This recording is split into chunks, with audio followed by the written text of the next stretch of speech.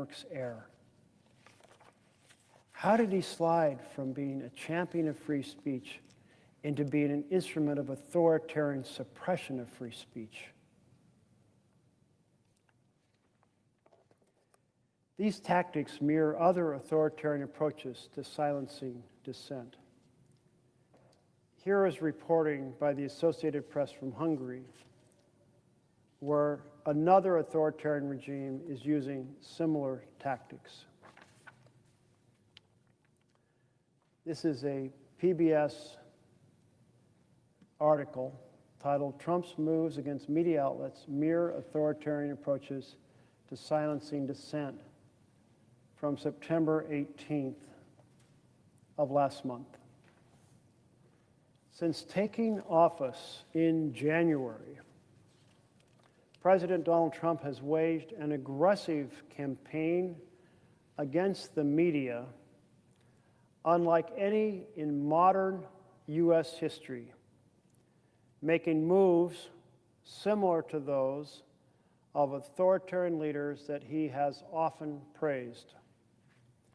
On Wednesday, Trump cheered ABC's suspension of Jimmy Kimmel's late-night show after the comedian made remarks about the assassination of activist Charlie Kirk.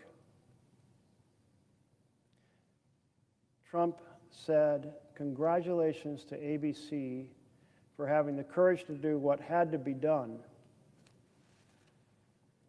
It was the latest in a string of attacks against news outlets and media figures that Trump believes are overly critical of him. Trump has filed lawsuits against outlets whose coverage he dislikes, threatened to revoke TV broadcast licenses, and sought to bend news organizations and social media companies to his will.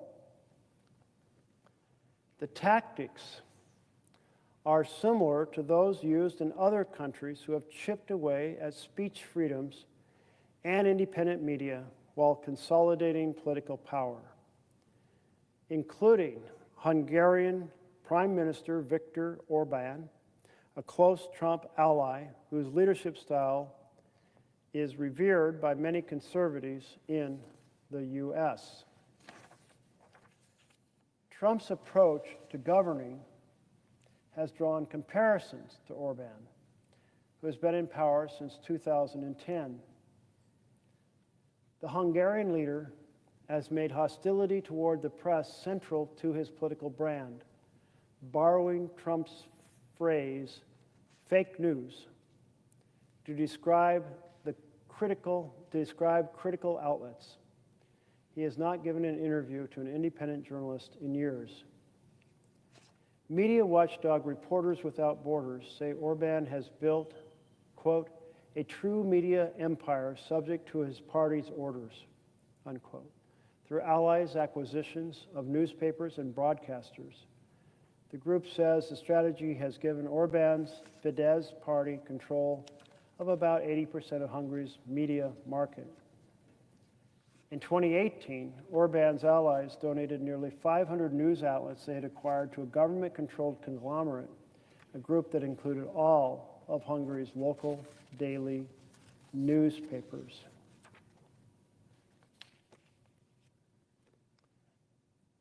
Continuing on another part of this article about Kimmel. Kimmel became the second late-night comic with a history of pillorying Trump to lose their show this year. CBS canceled Stephen Colbert's show just days after he criticized the network's settlement of a lawsuit filed by Trump over its editing of 60 Minutes. CBS said the July move was made for financial reasons, but Trump celebrated it nevertheless while appearing to foreshadow this week's developments. Quote, "I absolutely love that Colbert got fired. His talent was even less than his ratings," he wrote on his social media platform at the time. "I hear Jimmy Kimmel is next." And the president was right. ABC's suspension of Kimmel on Wednesday came after the Federal Communications Commission Chairman Brendan Carr made a pointed warning about the comedian on a conservative podcast earlier in the day.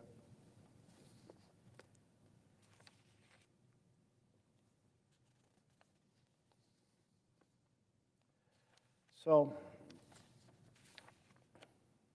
the attack on freedom of press is in full swing.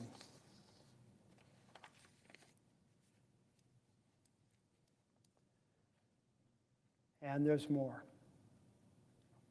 On July 18th, Trump sued Robert Murdoch and the Wall Street Journal for $10 billion after the newspaper published a story reporting on Trump's ties to convicted sex offender Jeffrey Epstein.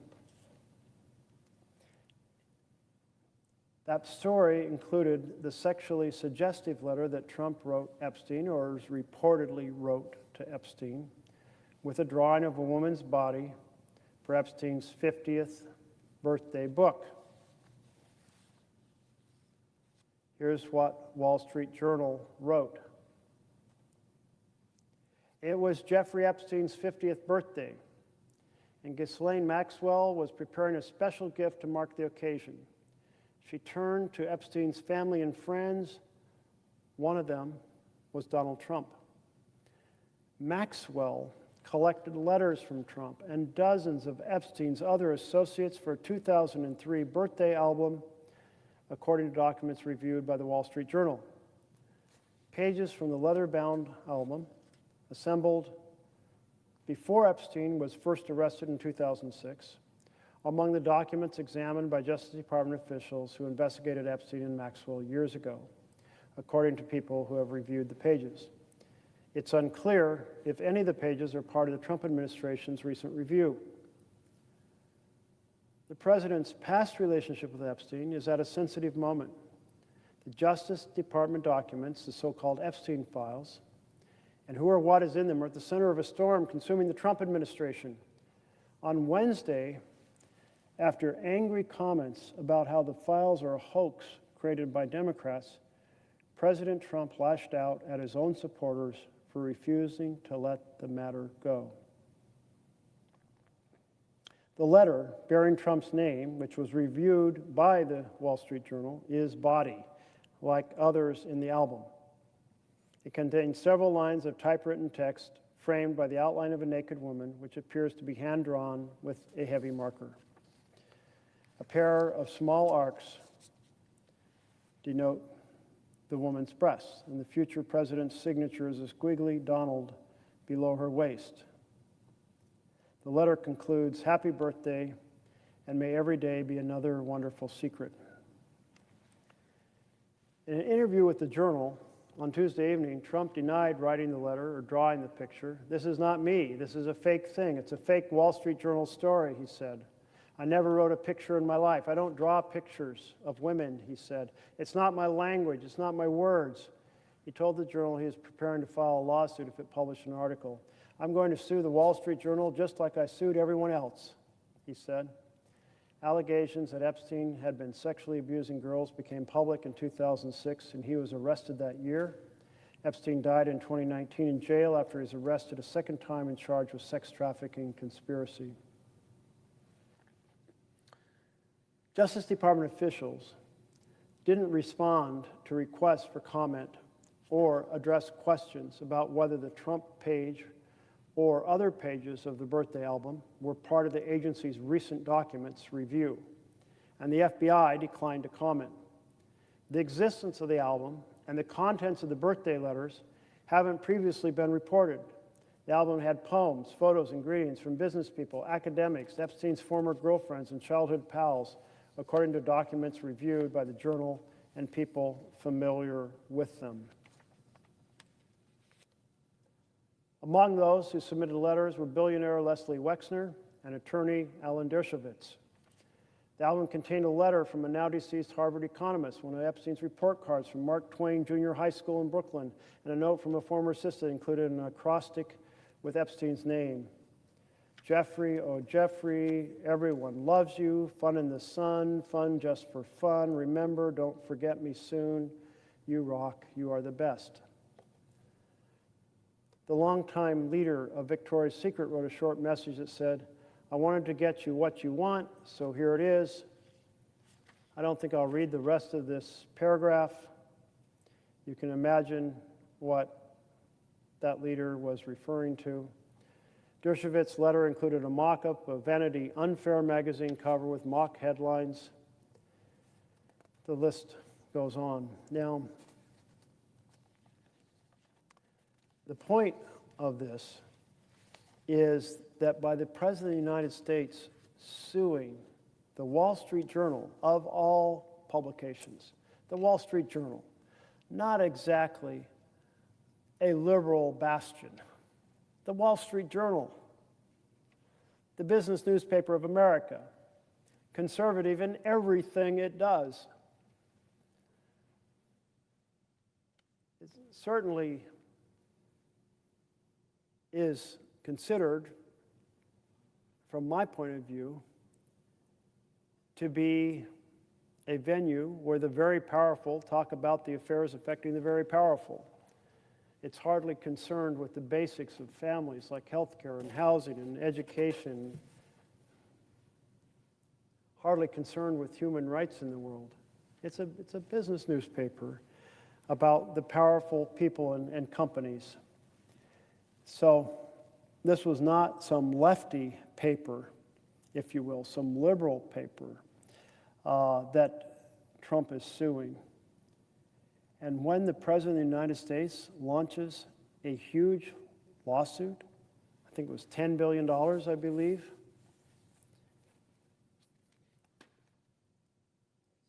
checking the number, make sure I had that right, $10 billion. Wow, that's a whopper, even for an establishment as large as the Wall Street Journal. That's an intimidating factor.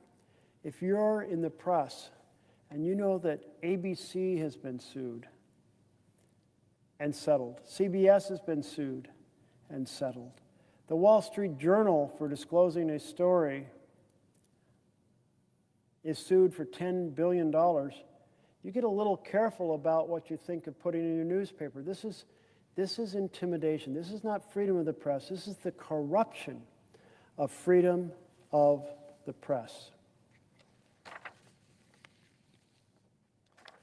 Now, at this moment, there is a discharge petition over in the House of Representatives.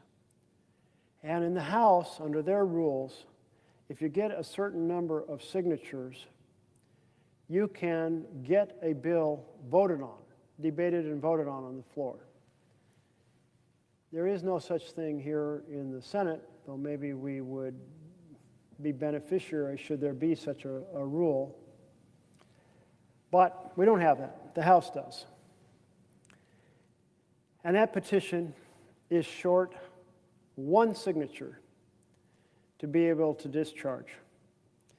And it so happens that there was an election, and in that election, the candidate who won is a Democrat and has pledged that when she is sworn in to the House of Representatives, she will sign that petition. That petition is to hold a vote on releasing the Epstein files. The House of Representatives left town in part to escape having to vote on disclosing the Epstein files. Because the President of the United States doesn't want them to vote. Now, that's not the way it should work under our Constitution. The collective opinion of the House about what they should do should prevail. They shouldn't simply just be a rubber stamp for the opinion of the President. So they have been out for a month, partly to avoid swearing in the winner of a by-election who, when sworn in, will provide a signature that could lead to a House vote on the Epstein files. Now, here in the Senate, we had a vote. There was a place in the amendment tree that was free. So the minority leader thought it was important that we vote on releasing the Epstein files, so he filed my bill, as it turns out, as an amendment, so that we would vote on it. And he called it up. So we did have a vote here. Only the vote wasn't directly on the amendment, it was on the motion to table the amendment. Nevertheless, it reflected the disposition, and more or less, it was a party line vote. Every Democrat voted against tabling so that we would, in fact, consider that Epstein file bill directly. And almost all Republicans voted to table. In other words, they wanted to kill this amendment rather than vote on it. And so we've had the vote in the Senate. I'd like to still see us have a vote directly, because if there is, in fact, evidence of crimes involving assaults and rapes on underage women in America, people should be held accountable. I would think 100 senators would say, if there is evidence of individuals who were involved in the rape of teenage girls, they should be held accountable. But the majority of the Senate decided not to hold the president accountable. And the president filed a $10 billion lawsuit over the release of just a single page of a drawing that he did for Epstein's 50th birthday book. That's how worried the president is about his association with Epstein. Trump has gone after a government-funded meeting as well. Do we have the list of states? Thank you. But before I turn to that, the assault on PBS and NPR, I want to note that the clock is turning midnight in Alabama and Arkansas and Illinois and Iowa and Louisiana and Minnesota and Missouri and Mississippi, Oklahoma, and Wisconsin, a great swath of American states. And since it's turning midnight for the second time in America, first time here on the East Coast, I'll turn again to this excerpt from Paul Revere's Ride. And do you have the full poem as well?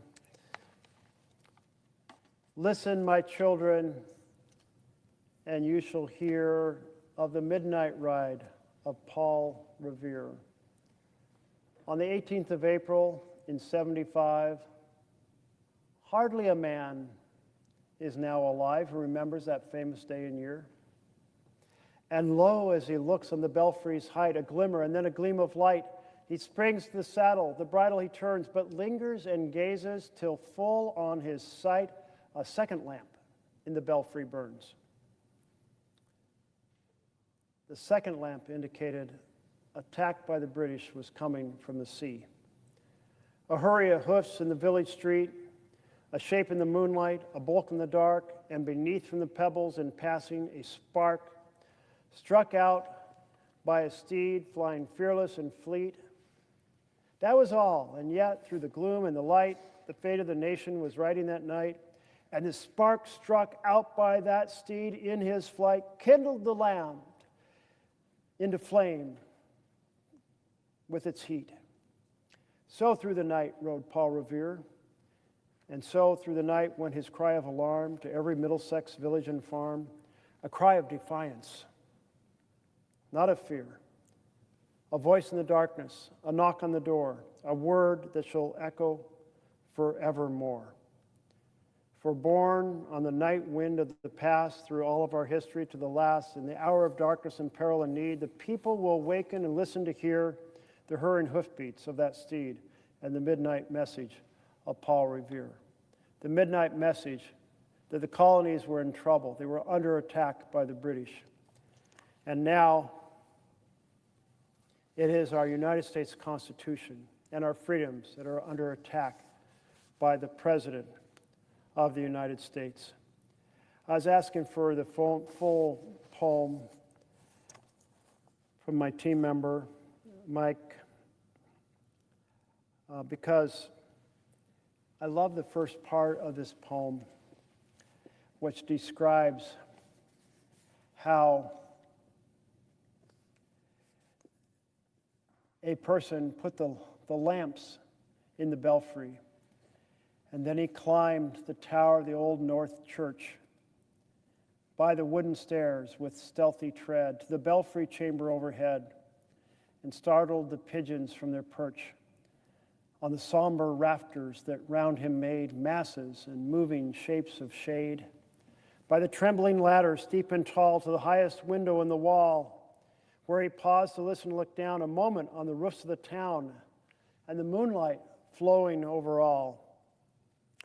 Beneath, in the churchyard, lay the dead in their night encampment on the hill, wrapped in silence so deep and still that he could hear like a sentinel's tread the watchful night wind as it went, creeping along from tent to tent and seeming to whisper, all is well.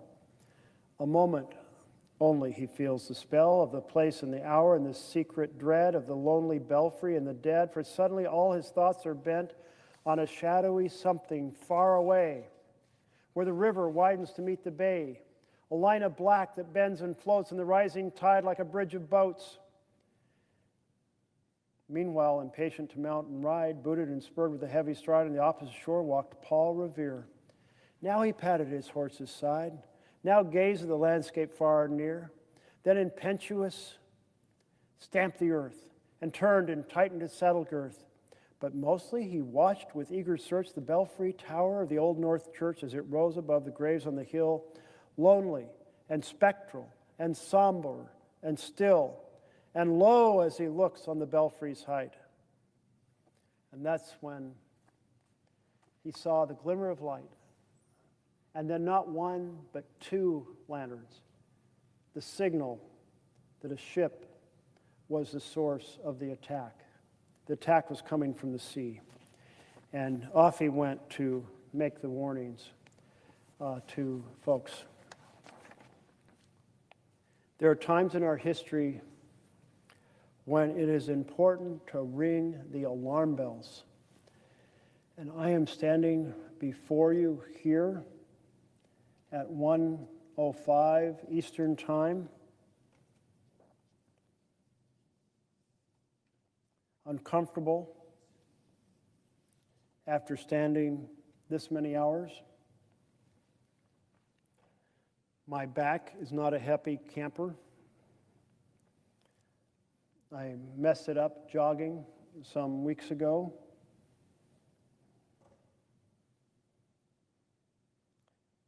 But I'm going to stand here for some time more to do all I can to ring the alarm bells, to sound the alarm that an authoritarian has taken control of our government and is brutally assaulting due process and freedom of speech and freedom of press, freedom of assembly, weaponizing the judiciary to go after the folks he considers to be his political enemies. That's what dictators do in far-flung countries. They lock up their opponents. You know, I was down in Nicaragua, my daughter, a few years ago. She was working for the summer, guiding treks through the volcanoes in that country. And while I was there was an election approaching. And what was happening?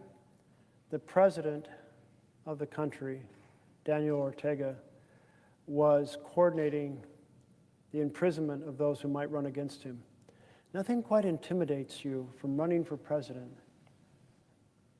like the existing president locking you up. Campaign over. No election held. And now we have a president with an enemies list who is targeting those he's disagreed with, those who have criticized him, for special strategy of persecution and prosecution. That is not the way we do things in America. That is injustice, not justice. It's a huge assault against the value that every child hears when they hear the law applies to the rich and powerful here, and it's administered with integrity, not with political vengeance.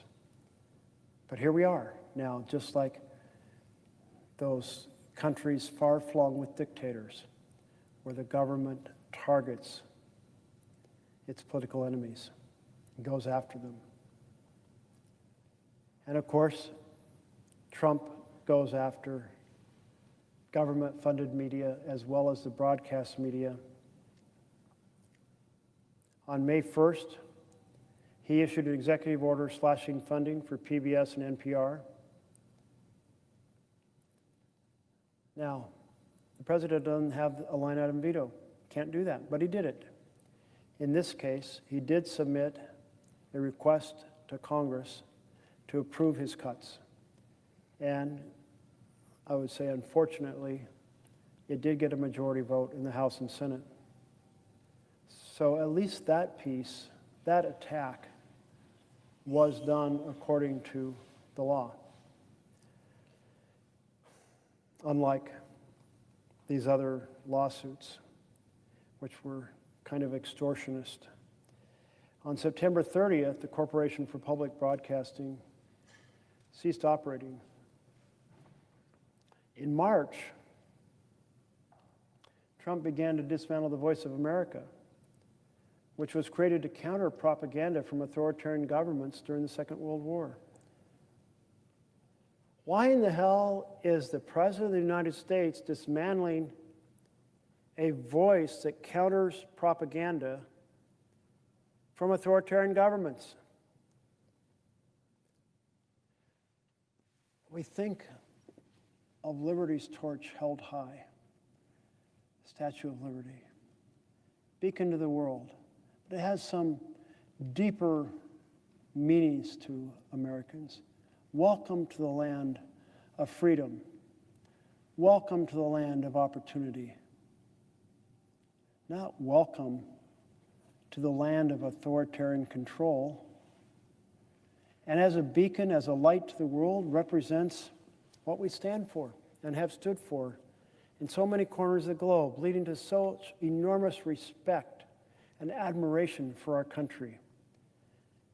But here is the President of the United States dismantling the Voice of America, which stood up for freedom around the world. Voice of America had become a powerful check on disinformation from authoritarian regimes, broadcasting in 49 languages to 360 million people every week. And now that powerful voice has been silenced. Authoritarians around the world celebrated these cuts, including the Chinese government, which quickly took over the radio frequencies. And let's not forget that on February 12th, Trump removed the Associated Press from the White House press pool because they refused to change the name of the Gulf of Mexico to the Gulf of America, controlling who can be in the press pool at the White House. So ABC attacked, CBS attacked, Wall Street Journal attacked, Voice of America attacked, Public Broadcasting attacked, Associated Press attacked. That's what an assault on freedom of the press looks like. Even the world's richest billionaires who own social media platforms and claim to champion free speech have fallen in line, to the point of literally falling in line behind Trump at his inauguration. To understand why, we only need to think back to 2016. At a rally in Fort Worth, Texas, in 2016, Trump threatened Jeff Bezos, who owns Amazon and the Washington Post, with an antitrust action, saying, if I become president, oh, do they have problems. They're going to have such problems. Little surprise then that the Washington Post editorial board did not endorse a presidential candidate in 2024 for the first time in 36 years after being threatened by Donald Trump. His threats have an impact because he's president of the United States. Nor did the Los Angeles Times endorse. And Trump has gone further, suppressing freedom of speech, taking control of the Kennedy Center and the Smithsonian museums, canceling programs, reviewing exhibits, firing employees, scrubbing federal websites of words he opposes. Censorship, alive and well.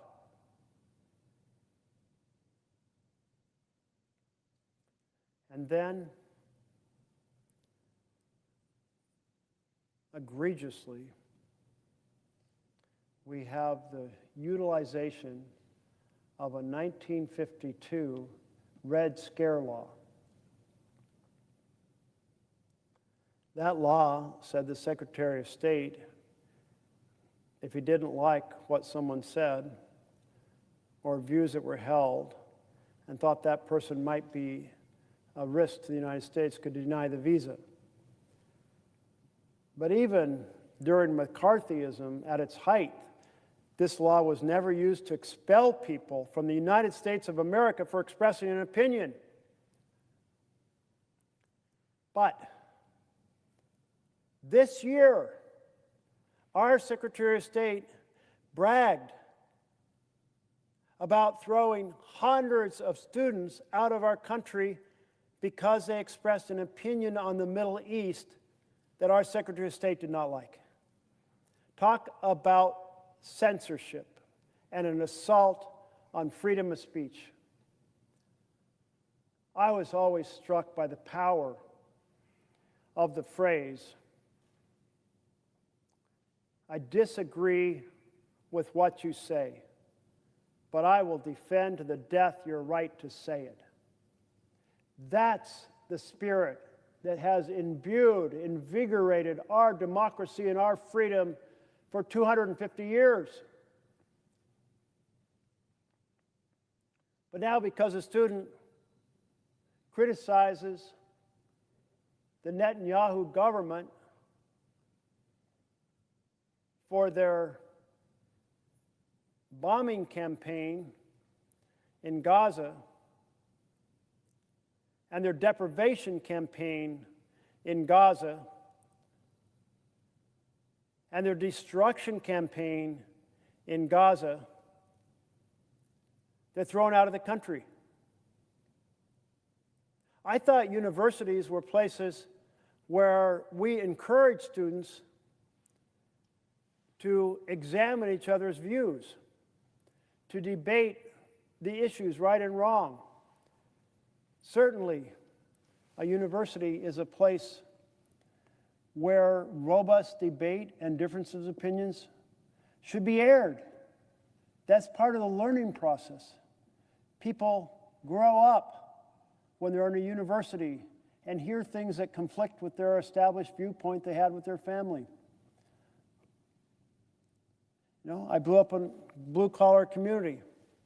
I didn't know people who had gone to college. Nobody in my family had gone to college. I go off to my first year of college, and I'm in classes about European history and American history, about international affairs. And I'm going, really? Things I'm hearing, the things I'm reading, they don't match the impressions I had growing up. A lot of those impressions came from Reader's Digest.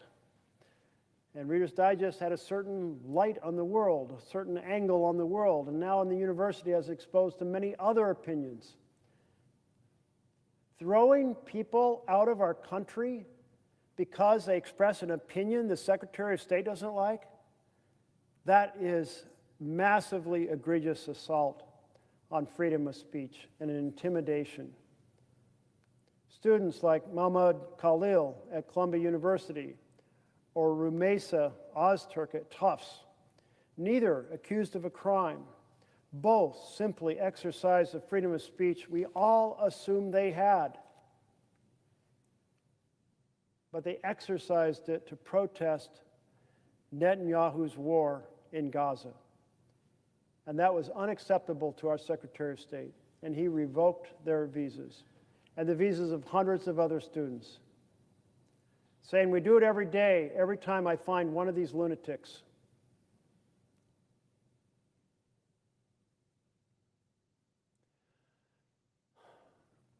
There's a lot of people I disagree with, but it's kind of just a cheap shot to dismiss their viewpoints by calling them a lunatic. They often have a whole set of arguments that are worth hearing and worth understanding. And that's what should be happening in the process of learning, the process of education, not throwing people out because they air a view you disagree with, that one person in our government, the Secretary of State, disagrees with. That law, we should get rid of it. We should have 100 senators here saying, amen, we're getting rid of that law. It says an alien can be excluded if the Secretary of State personally determines the alien's admission to the United States would compromise a compelling U.S. foreign policy interest. It doesn't even sound like that law authorizes someone being expelled from the United States. The alien's admission sounds like the alien's entry into the United States would compromise a compelling U.S. foreign policy interest. Well, extraordinarily vague standard for sure, extraordinary power to be invested in one person, to be chief censor of the United States of America, a chilling attempt to silence free speech that presents viewpoints out of favor with the administration. And now, the Trump administration is seeking complete control of press reporting at the Pentagon. Thankfully, all media outlets, or virtually all, I should say, have refused to submit to this new policy. I'll read and share a report from the Washington Post and a second from an NPR journalist. The first story, media, including Fox News, overwhelmingly reject Pentagon press policy, October 15th. So, hot off the press almost.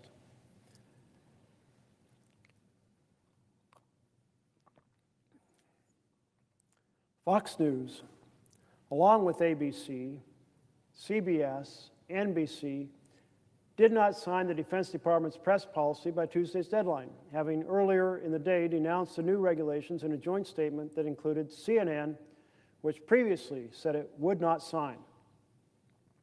Quote, today, we join virtually every other news organization in declining to agree to the Pentagon's new requirements, which would restrict journalists' ability to keep the nation and the world informed of important national security issues, the news networks wrote. Quote, the policy is without precedent and threatens core journalistic protections. We will continue to cover the U.S. military as each of our organizations has done for many decades, upholding the principles of a free and independent press.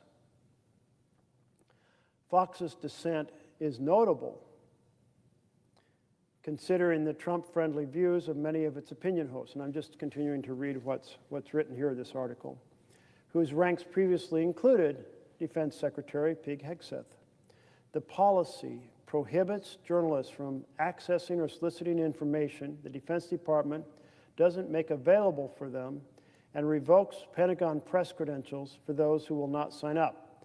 The new rules have drawn an anguished chorus of detractors across the ideological spectrum since they were announced last month. Censorship. Plain and simple. Reporters being told they cannot ask questions. They can only report the information that is handed to them in a press release. Well, so much for any story that matters. Press releases just toot the department's own horn. They're certainly not going to lay out the stories that Americans need to hear about. You know, I worked for 2 years in the Pentagon for Secretary Weinberger.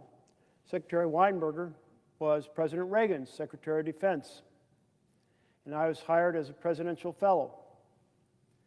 And I had the privilege in that role of interviewing about 50 offices throughout the building and then arranging to work for different offices, often for 3 to 4 months, and then rotating. So I worked a lot of different roles. My first assignment was to serve as the desk officer for Jordan for the Defense Security Assistance Agency. And the reason for that is one desk officer had previously covered Lebanon and Jordan, but then the tower the Marines were housed in Lebanon was blown up. A lot of Marines died. And in that moment going forward, Lebanon required whole attention. And yet Jordan, we were trying to get involved in the Middle East peace process. So there was an upcoming meeting to discuss military aid, and someone needed to staff and prepare. So that was my role in that first assignment. I was in a bunch of different assignments, most of them involving strategic nuclear policy. But one of the assignments was to be a budget analyst for a research and engineering section. And the way this worked is every program got a budget review. And I was assigned a long list of programs, and then I would hold a little hearing in which the colonel or whoever was in charge of that program would come in and we'd look through all the financial records and determine, is this program making sense? And I'd write up what was called a program budget decision, a PBD. And that program budget decision basically said things like, no, we can cut this program by X because they're carrying over funds. Or we can cut this program or eliminate this program because it's no longer serving the purpose it was intended. In fact, they didn't actually use the funds the previous year, or so on and so forth. But in the course of that, I saw a huge amount of waste in the Pentagon programs. And at that time, there were tons of stories being written about waste in the Pentagon. They still, to this day, can't account for the money that's given to them. You hear people on both sides of the aisle saying, even after all these years and all these requirements, that they have a vastly improved auditing system to be able to track where the money goes, they still can't do it. They still don't do it. And none of those stories would be written if you were just reporting on a press release, because they weren't flattering stories.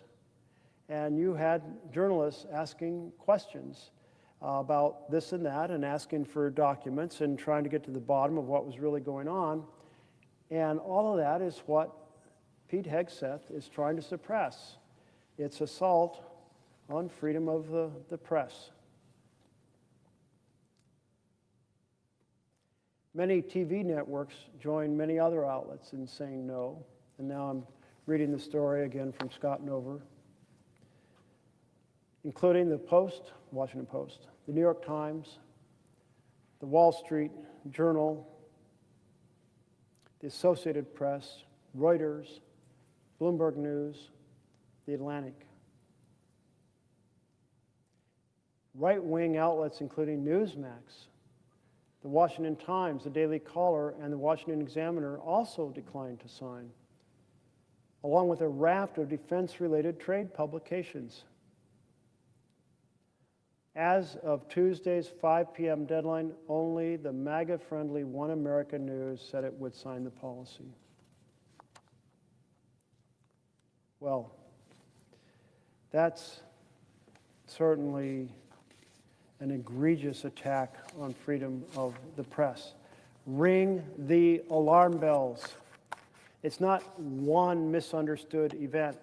It's ABC, it's CBS, it's the use of licenses and mergers to compel, lawsuits to compel. It's the Voice of America, and then it's all of these other news agencies being asked to stop doing basic reporting on military affairs. This is a page that has all of the groups that refused to sign and the one that did. One America News signed and approximately 35-ish organizations refused.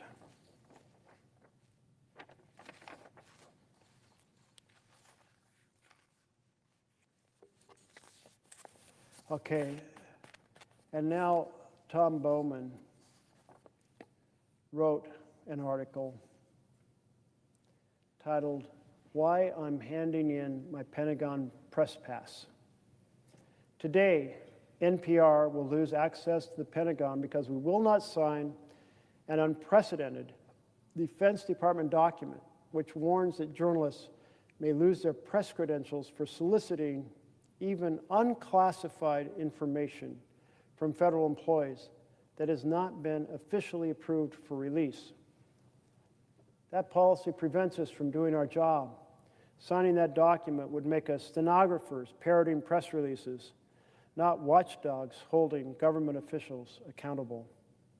No reputable news organization signed the new rule, not mainstream outlets like NPR, the Washington Post, CNN, the New York Times, nor the conservative Washington Times or the right-wing Newsmax, run by a noted ally of President Trump. Some 100 resident Pentagon press will be barred from the building if they don't sign by the end of the business day, Tuesday. I have held, this is Tom Bowman speaking, I've held my Pentagon press pass for 28 years. For most of that time, when I wasn't overseas in combat zones embedded with troops, I walked the halls, talking to and getting to know officers from all over the globe, times visiting them in their offices. Did I, as a writer, solicit information? Of course, that's called journalism.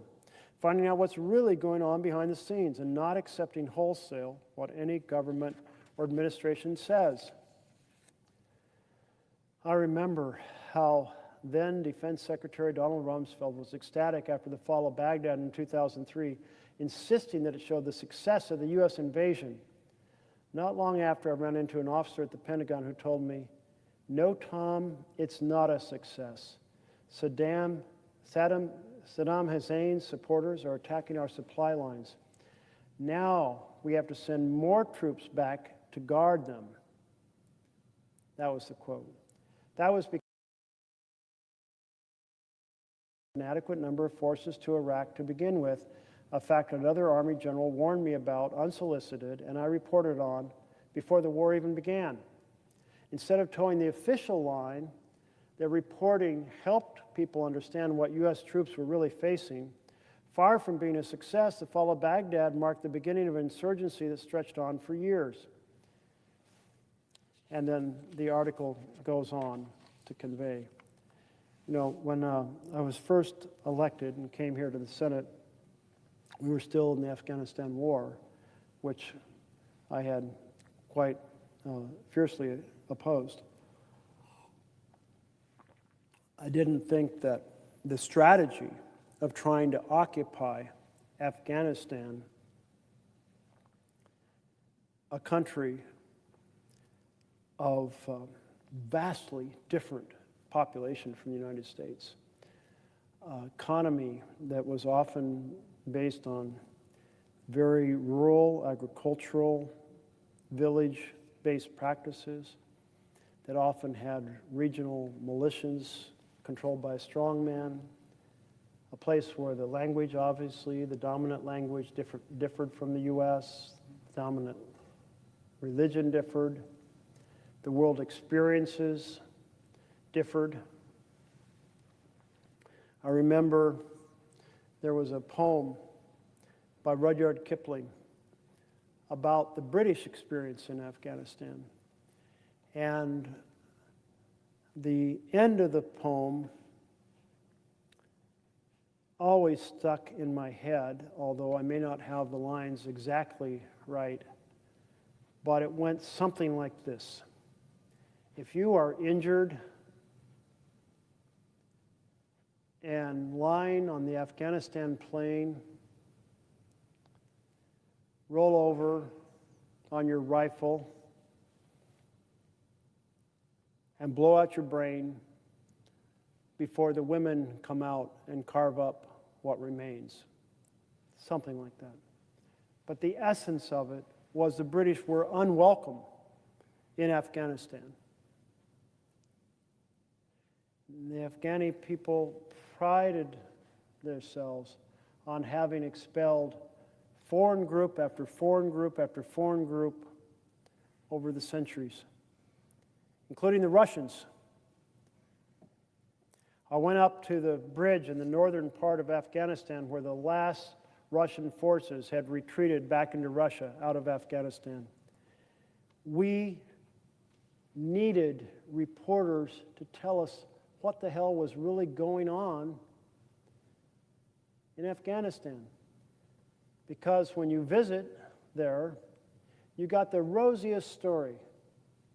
Oh, we have this great program in which people are signing up to be part of the army, and it's ending corruption in the society, and they are really taking to that training, and they're going to be able to defend themselves, and we won't be needed, and we have this new strategy of take and hold, because our old strategy of take and then leave didn't work, and so on and so forth. Reporters are essential to understanding the defense enterprise.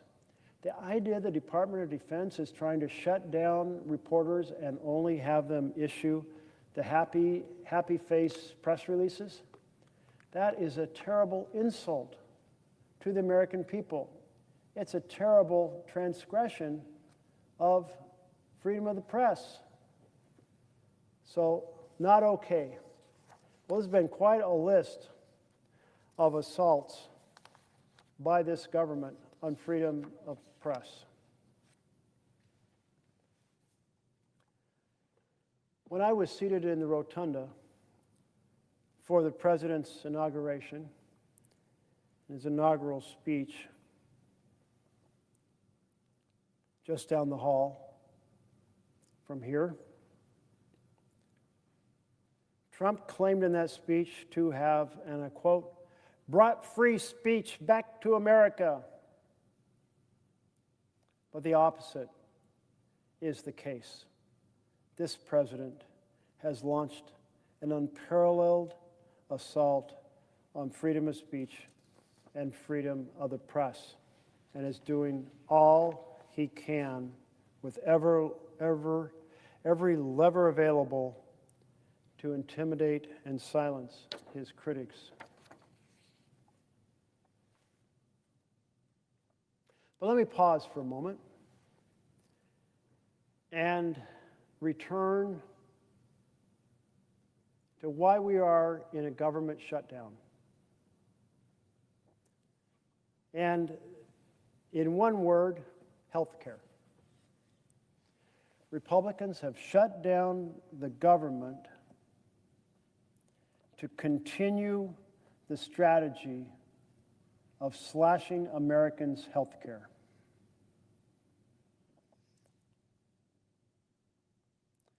Why did they pass this what they called the big, beautiful bill that was actually a big, ugly assault on Americans' health care. Why did they do it? Well, the short answer is to help fund tax breaks for billionaires.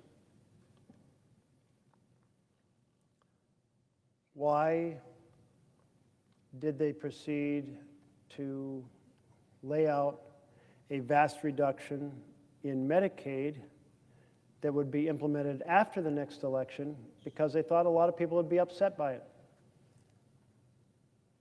Well, because it helps fund tax breaks for billionaires. Why did they cut nutrition programs for children? Well, because it's tax breaks for billionaires.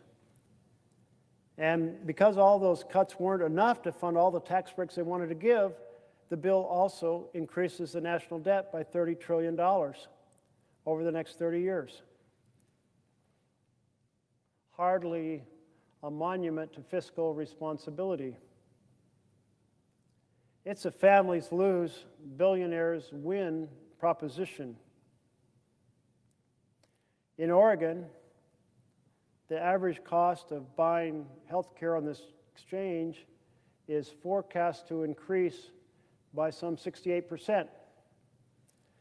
Now, we'll probably have some updates to that number because the new costs of the premiums and the new lower tax credits have been posted, and people are starting to get letters telling them what their policy will be. But estimated to be about $1,300 a person. Nationally, expected to skyrocket 114% on average, more than double. More than double. Not inflation of 3% or 4% or 5%. People might grumble about 3, 4, 5%, be pretty upset by 10%. But 68% or 114%, a doubling, more than doubling, that's an issue for families. And that's what's being done, slashing those credits. And people will be hurt. People will go without insurance. And their modest health care problems will become big health care problems. And their trips to the emergency room to address those big health care problems will be more expensive, both because of the emergency room and because the problem is now much larger. And the fact that they don't have insurance to pay the bill means there'll be a lot less revenue for those clinics and hospitals. The Shep Center estimates 300 plus rural hospitals will be forced to close by the drop in revenue from the attack on health care, including the attack on Medicaid. It's a red carpet for the billionaires. It is red tape for America's families. Make it hard to sign up for health care. I believe health care is so fundamental that it's a right. In any nation that seeks to provide a foundation for its families to thrive, basic health care is a given. And the health outcomes are better in virtually every other advanced nation around the world, developed nation around the world. They spend less and they have better health outcomes than our system. So our system is not perfect, but it was vastly improved under President Obama.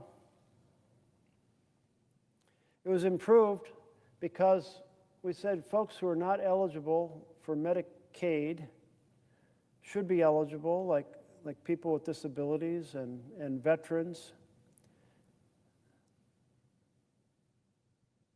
And we said the level at which you're eligible should be expanded upwards because the people outside of Medicaid are still too poor to buy insurance. And then we said, but middle-class insurance was too expensive, so we should provide some tax credits to help people buy those policies. And we should put it up on an exchange so people compare those private policies so they can pick the best policy for their family. In April of 2009, I'm a new senator. I'm here, and somebody hands me a copy of a piece written by Frank Luntz. And he was an advisor to the Republican Party. And what this said was, regardless of what Democrats propose under the Obama administration and the Democratic majority to improve health care, we will try to stop it. And we have done focus groups to find out the most effective way to stop it. And the most effective way is to call it a government takeover. And I was just stunned, just absolutely stunned by this presentation.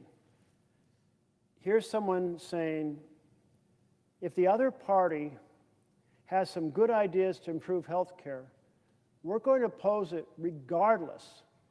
And no matter what it is, we'll call it a government takeover because that phrase makes people angry. Well, it was such a big lie. The proposal that came forward was modeled on a Republican governor who was later a senator here, Mitt Romney. When he was a governor for a Democratic state, he proposed giving tax credits to help people buy insurance policies from private companies. No government takeover at all. But here was this press release saying, here's our strategy. It wasn't even a press release. It was an internal document advising Republicans and Republican leadership on the best way to defeat a health care proposal, regardless of what the proposal was. And I just thought, aren't we all here working together to improve health care? Boy, did I feel naive. And what I found was something I had heard about but didn't really believe till I came here, which is we'd become trapped in entrenched warfare in which the minority party, instead of seeking to actually produce good policies, is mainly aiming at frustrating the majority party.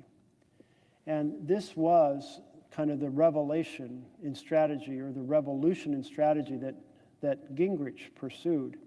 He said, you know, we here in the House have been striving every cycle to get our ideas into the majority's bills, and we get quite a few of them in, and we like that.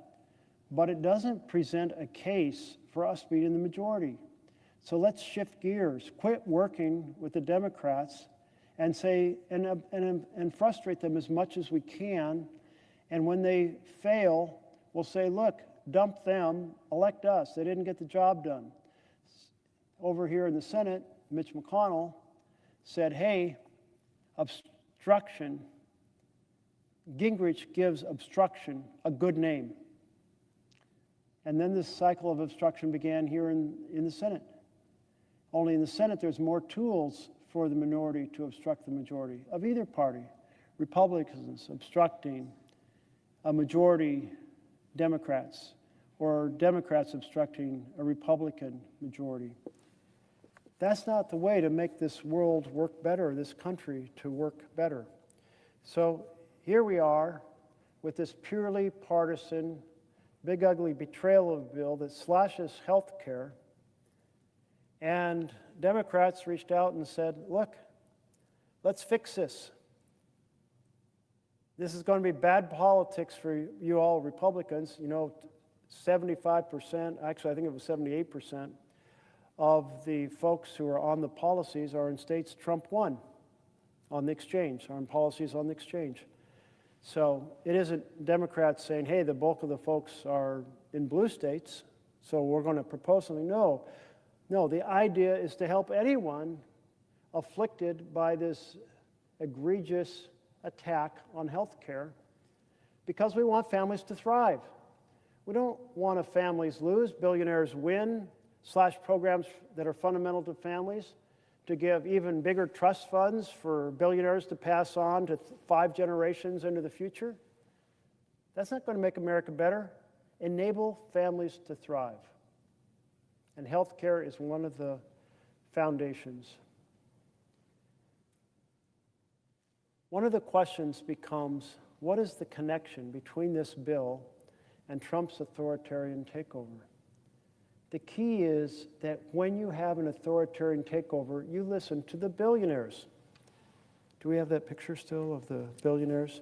Of the billionaires lined up behind the president at the inaugural address, the swearing in. Not champions for health care and housing and education and infrastructure investment and good paying jobs, but instead, folks like Elon Musk and Jeff Bezos and Mark Zuckerberg, the billionaires.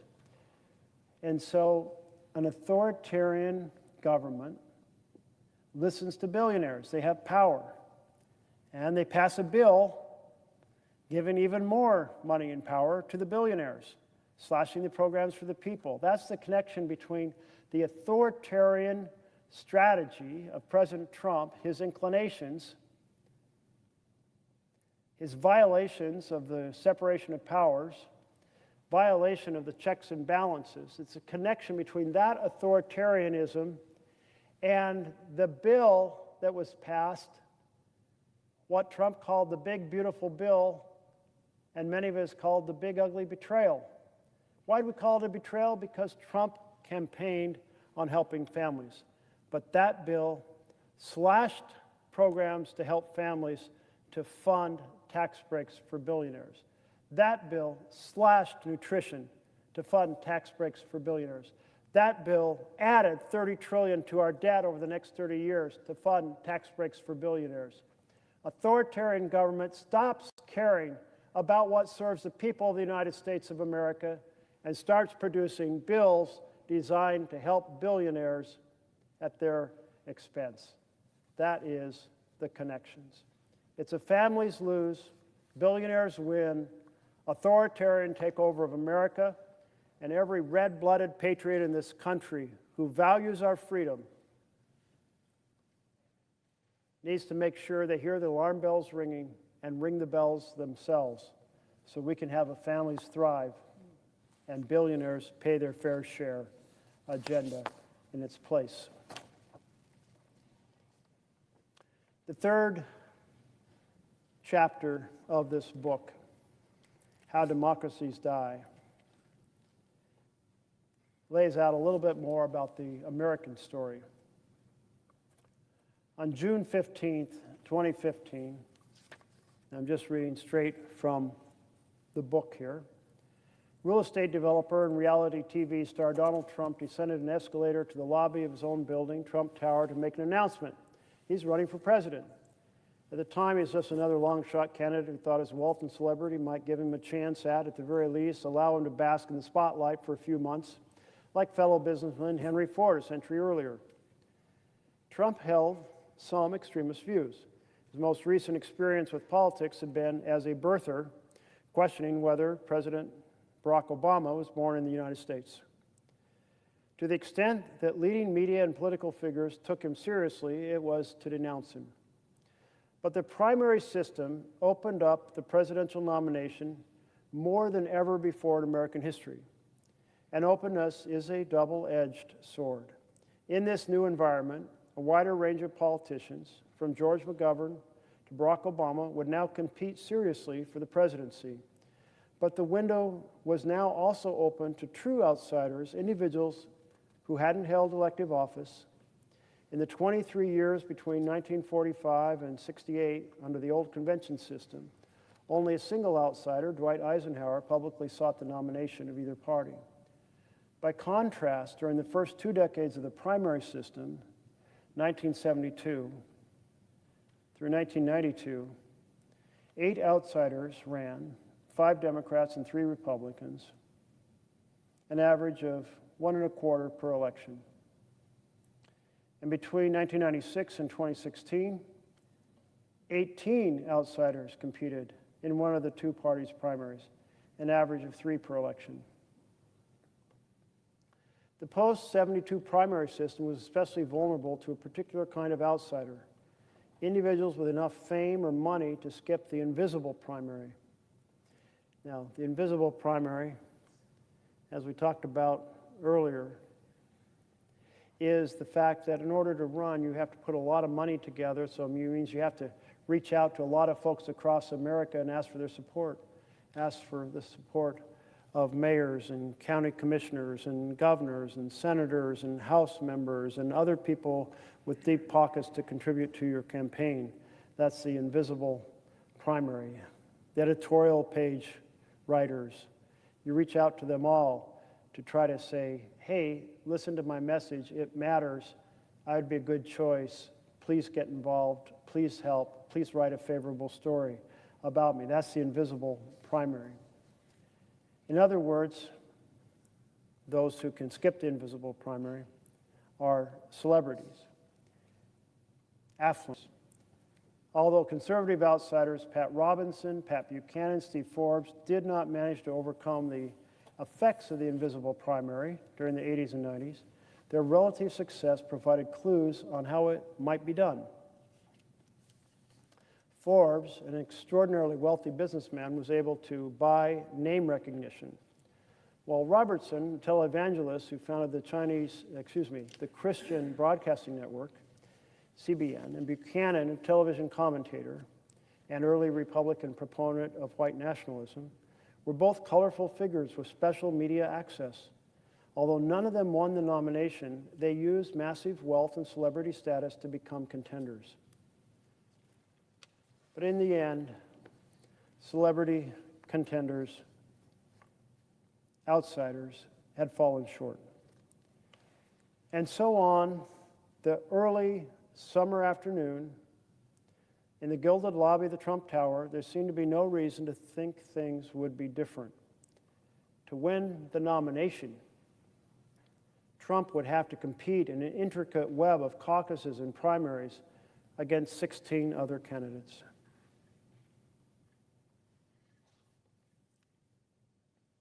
Many of his rivals boasted the kind of resume that had been the hallmark of successful candidates in the past. At the head of the pack was Florida Governor Jeb Bush, brother of the former president. There were other governors as well, including Wisconsin's Scott Walker, Louisiana's Bobby Jindal, New Jersey's Chris Christie, Ohio's John Kasich, and several other rising Republican stars, younger, media-savvy politicians, Senators Marco Rubio and Rand Paul, who hope to replicate Barack Obama's fast track to the presidency. Texas, home to 3 of the last 8 elected presidents, offered 2 more candidates, Senator Ted Cruz and former Governor Rick Perry. Besides Trump, 2 other outsiders threw their hats in the ring, businesswoman Carly Fiorina and neurosurgeon Ben Carson. Trump could not hope to win the support of the establishment. Not only did he lack political experience, but he wasn't even a lifelong Republican, where Bush, Rubio, Cruz, Christie, Walker, and Kasich all had deep Republican roots. Trump had switched his party registration several times and even contributed to Hillary Clinton's campaign for the Senate. Even after Trump began to surge in the polls, few people took his candidacy seriously. In August 2015, 2 months after Trump declared his candidacy, Las Vegas bookmakers gave him a 100-to-1 odds of winning the White House. In November 2015, as Trump sat high atop the Republican polls, Nate Silver, founder of 538 blog, whose uncannily accurate predictions in 2008 and 12 elections had earned him fame and prestige, wrote an article titled, "Dear Media, Stop Freaking Out About Donald Trump's Poll Numbers." The article predicted Trump's weakness among party insiders would spell his demise. Despite Trump's seemingly large lead, Silver assured us his chances of winning the nomination were considerably less than 20%. But the world had changed. Party gatekeepers were shells of what they once were. for two main reasons. One was a dramatic increase in the availability of outside money. That outside money accelerated, but hardly caused, by the Supreme Court's 2010 Citizens United decision. Now even marginal presidential candidates, Michelle Bachmann, Herman Cain, Howard Dean, Bernie Sanders, could raise large sums of money, either by funding their own billionaire financier or by finding their own billionaire financier or through small donations via the internet. The proliferation of well-funded primary candidates indicated a more open and fluid political environment. The other major factor diminishing the power of traditional gatekeepers was the explosion of alternative media, particularly cable news and social media. Whereas the path to national name recognition once ran through relatively few mainstream channels favoring establishment politicians, the news media environment made it easier for celebrities to achieve wide name recognition and public support practically overnight. This was particularly true on the Republican side, where the emergence of Fox News and influential radio talk show personalities, what political commentator David Frum calls the conservative entertainment complex, radicalized conservative voters to the benefit of ideological extreme candidates. This gave rise to such phenomena as Herman Cain, the former Godfather Pizza CEO and radio talk host, who rocketed to the top of the Republican polls in late 2011 before flaming out because of scandal. In short, the nomination process was now wide open. So this chapter lays out how in our modern system, the filters that were first envisioned by our founders, which was that people would elect local leaders that they trusted and admired to go to the Electoral College, and the Electoral College would make sure that the person in the White House was a person of character and qualities that suited the office, the responsibilities of the office, the demands of the office. Well, that was wiped out when the electors became bound to the party. And still, there was another factor that served as a bit of a filtering mechanism, and that's what the authors are calling the invisible primary. The fact that in order to run across a land as large as the United States, you have to find a lot of support, and you have to find a lot of support through an incredible number of meetings, phone calls, persuasion of mayors and state leaders and congressional members and news media commentators and so forth. And that invisible primary, you have to raise a lot of money as well. And that served as sort of a vetting mechanism that gave kind of folks who had been in the business of policy and politics some considerable influence. But the modern system in Citizens United, which allows massive donations, unlimited in size, allows anonymous donations, as long as those donations go not directly to the candidate, but to someone supporting a parallel campaign for the candidate. Now, I'm going to come back to this question of how Citizens United has proceeded to change the dynamics of American politics.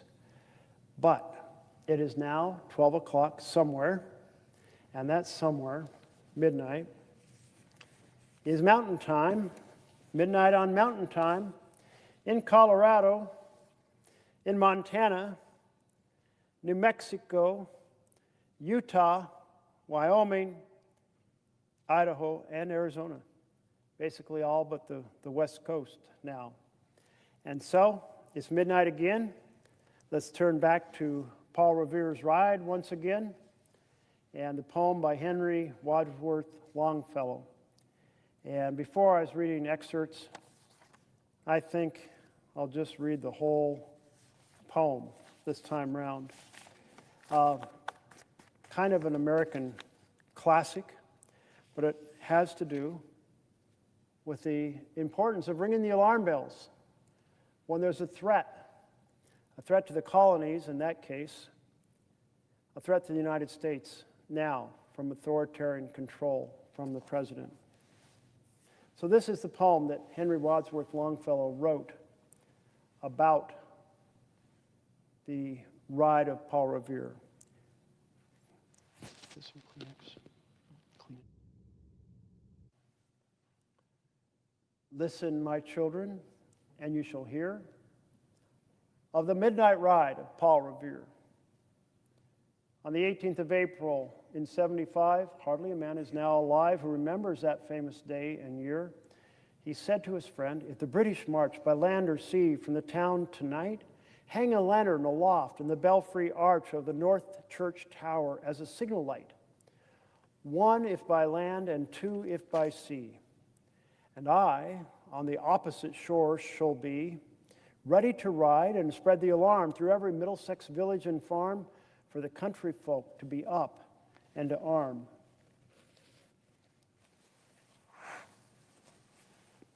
Then, good night, and with muffled oar, silently rowed to the Charleston shore, just as the moon rose over the bay, where swinging wide at her moorings lay the Somerset, the British man-of-war, a phantom ship with each mast and spar across the moon, like a prison bar, and a huge black hulk that was magnified by its own reflection in the tide.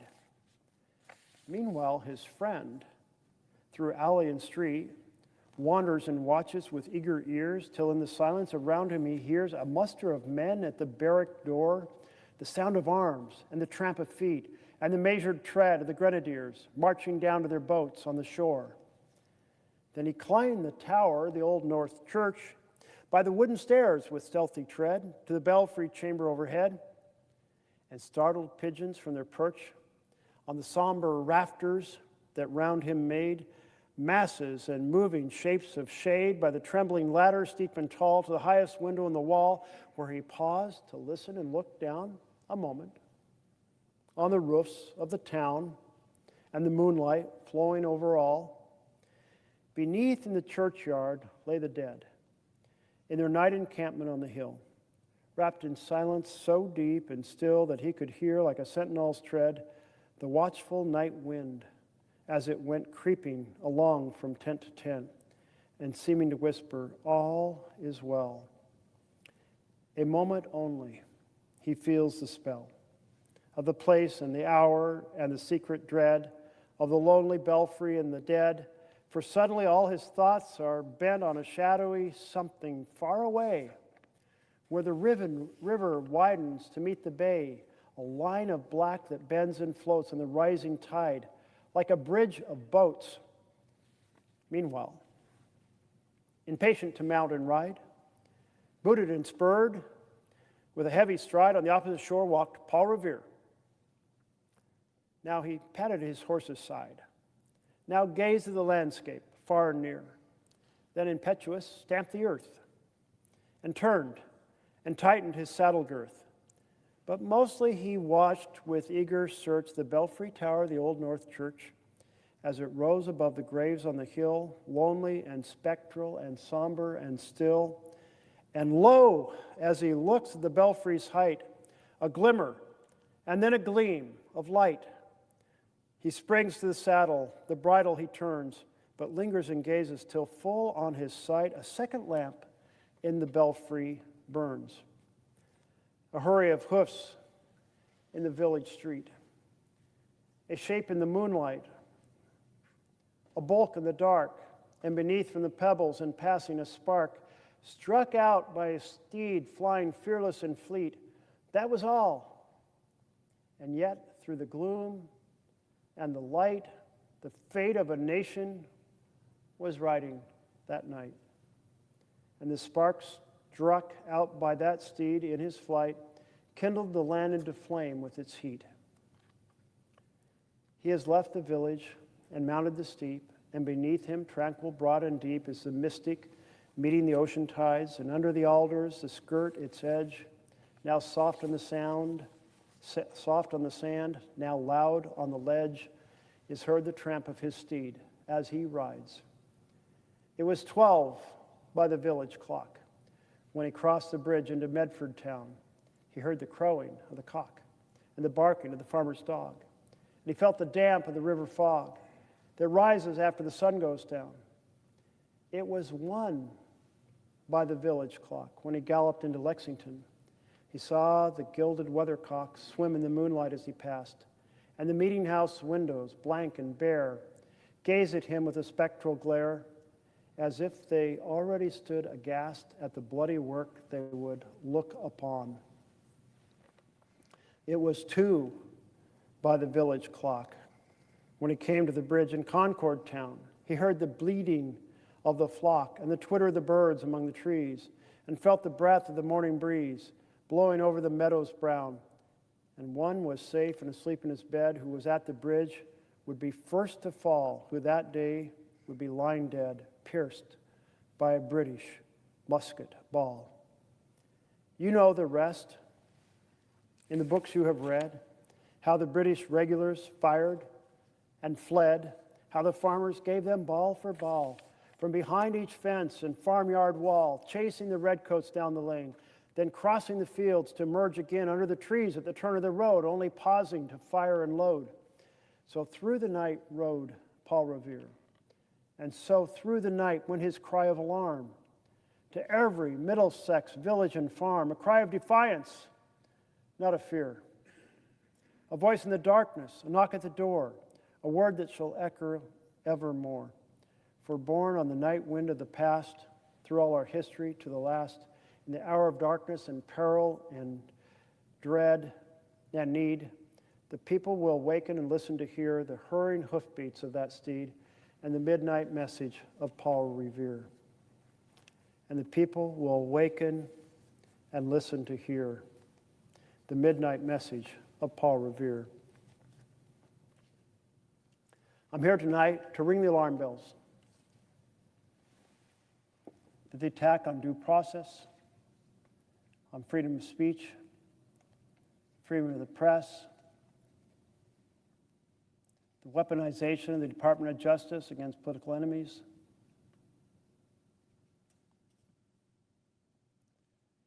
the assault on our fundamental constitutional separation of powers, particularly the power of the purse, and the effort to direct the military into our towns to assault peaceful protesters.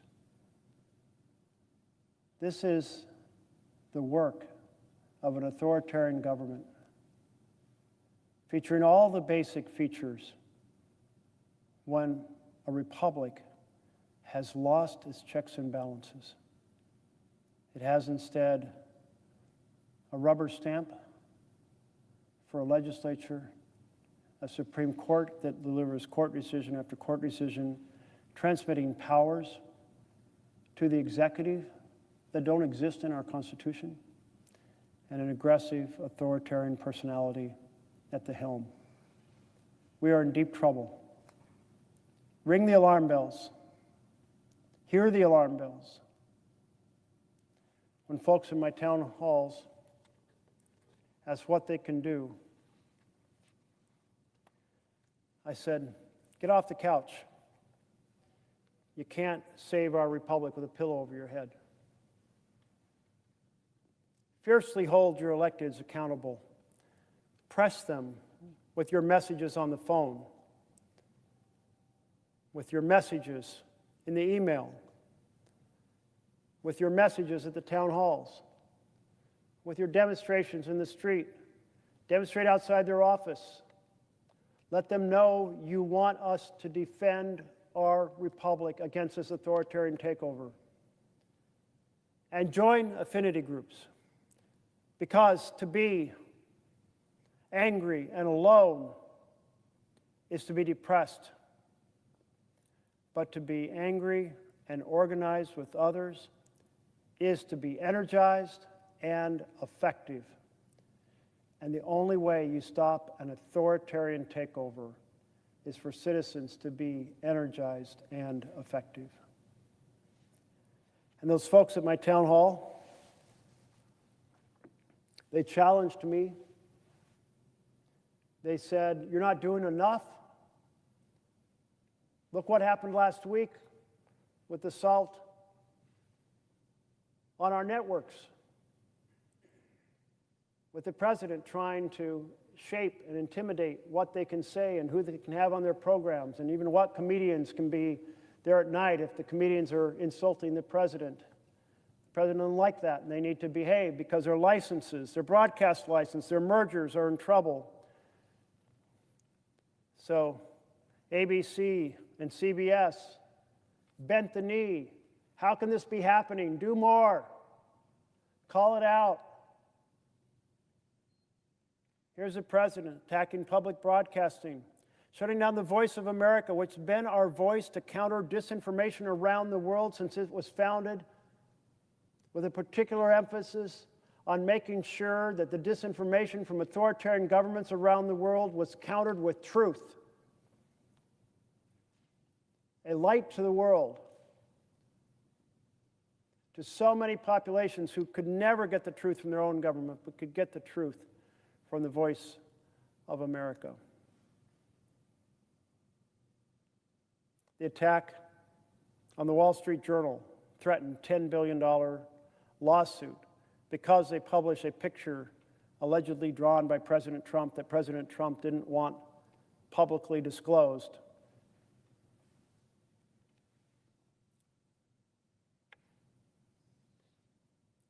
Collectively, we are in deep trouble. When Paul Revere wrote, the underlying sense was people heard him, and they responded, and they repulsed the British attack. Now we need Americans to make sure that they hear the voices expressed 7 million strong at 2,700 locations across the country on Saturday, saying, "We do not have a king. A president is not a king, and a law is not a suggestion, and a constitution is not optional." 7 million people taking the streets to hold us accountable, to hold the president accountable. Are we listening? Are we responding to the threat?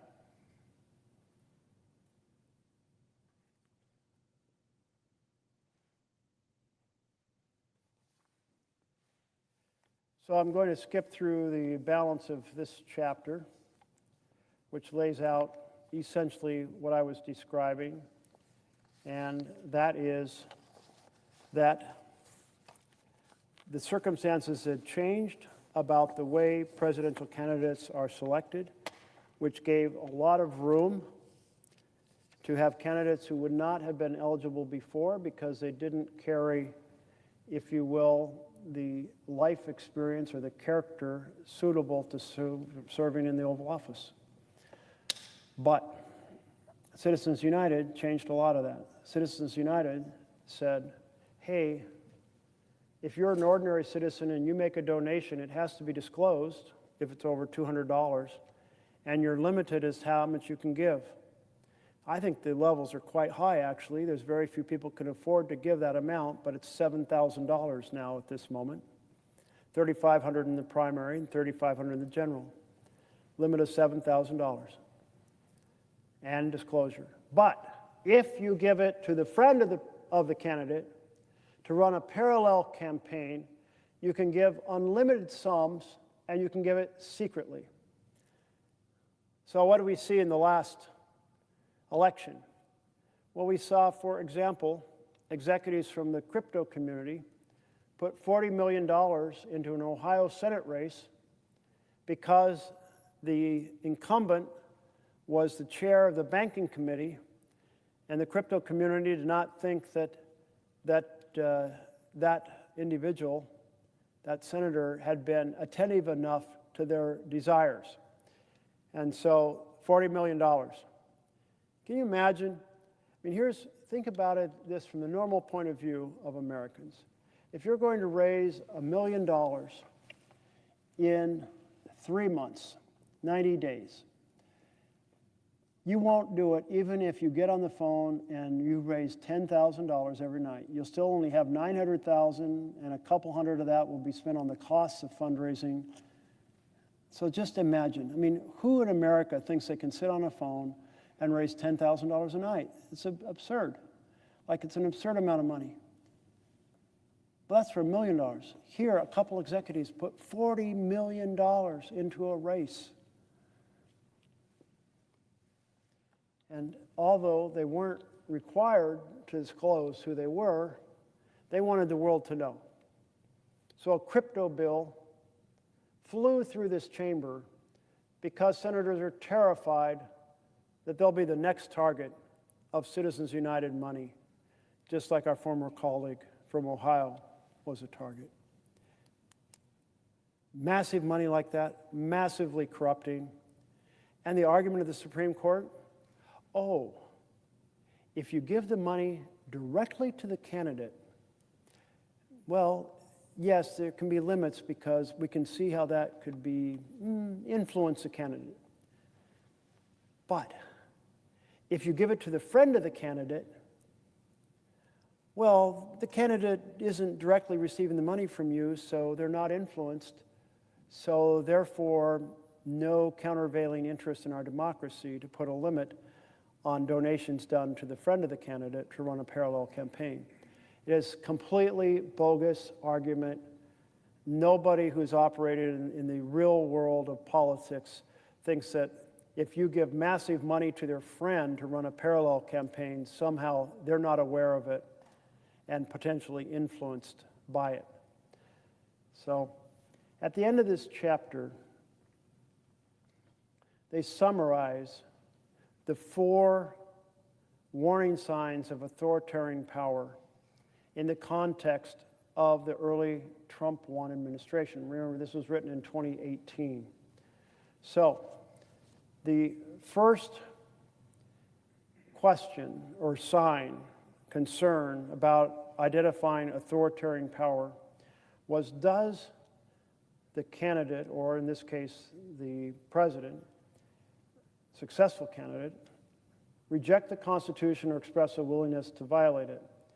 Do they suggest a need for anti-democratic measures such as canceling elections, violating or suspending the Constitution, banning certain organizations, restricting basic civil or political rights? Do they seek to use or endorse the use of extra-constitutional means to change the government, such as military coup, violent insurrections, or mass protests aimed at forcing a change in the government? Do they attempt to undermine the legitimacy of elections, for example, by refusing to accept credible electoral results?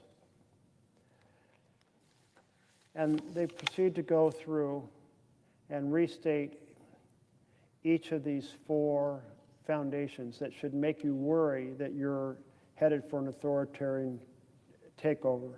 Number 2 was the denial of legitimacy of political opponents.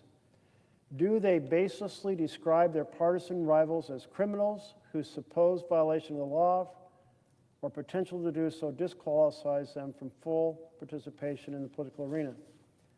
Well, lock her up. The cry, lock her up, answers that question. Number 3, toleration or encouragement of violence.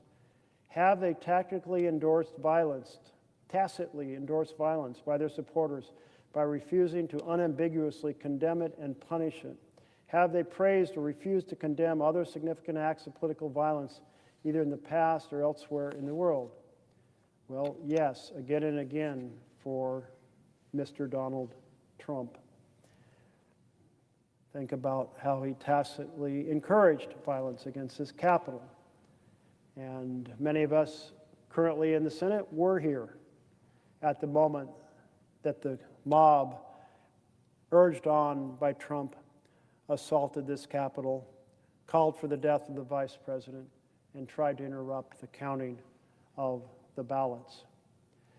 The fourth, readiness to curtail civil liberties of opponents, including media.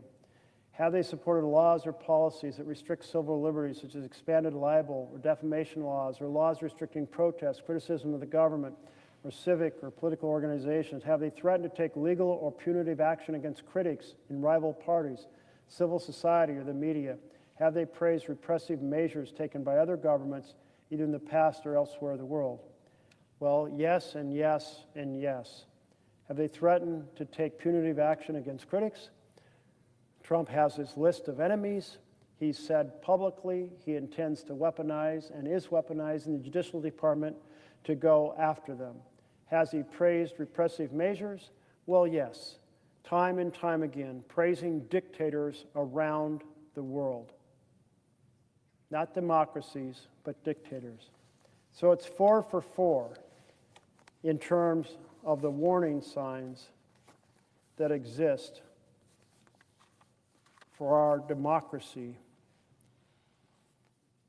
And that was before the straight-out actions that we're witnessing today.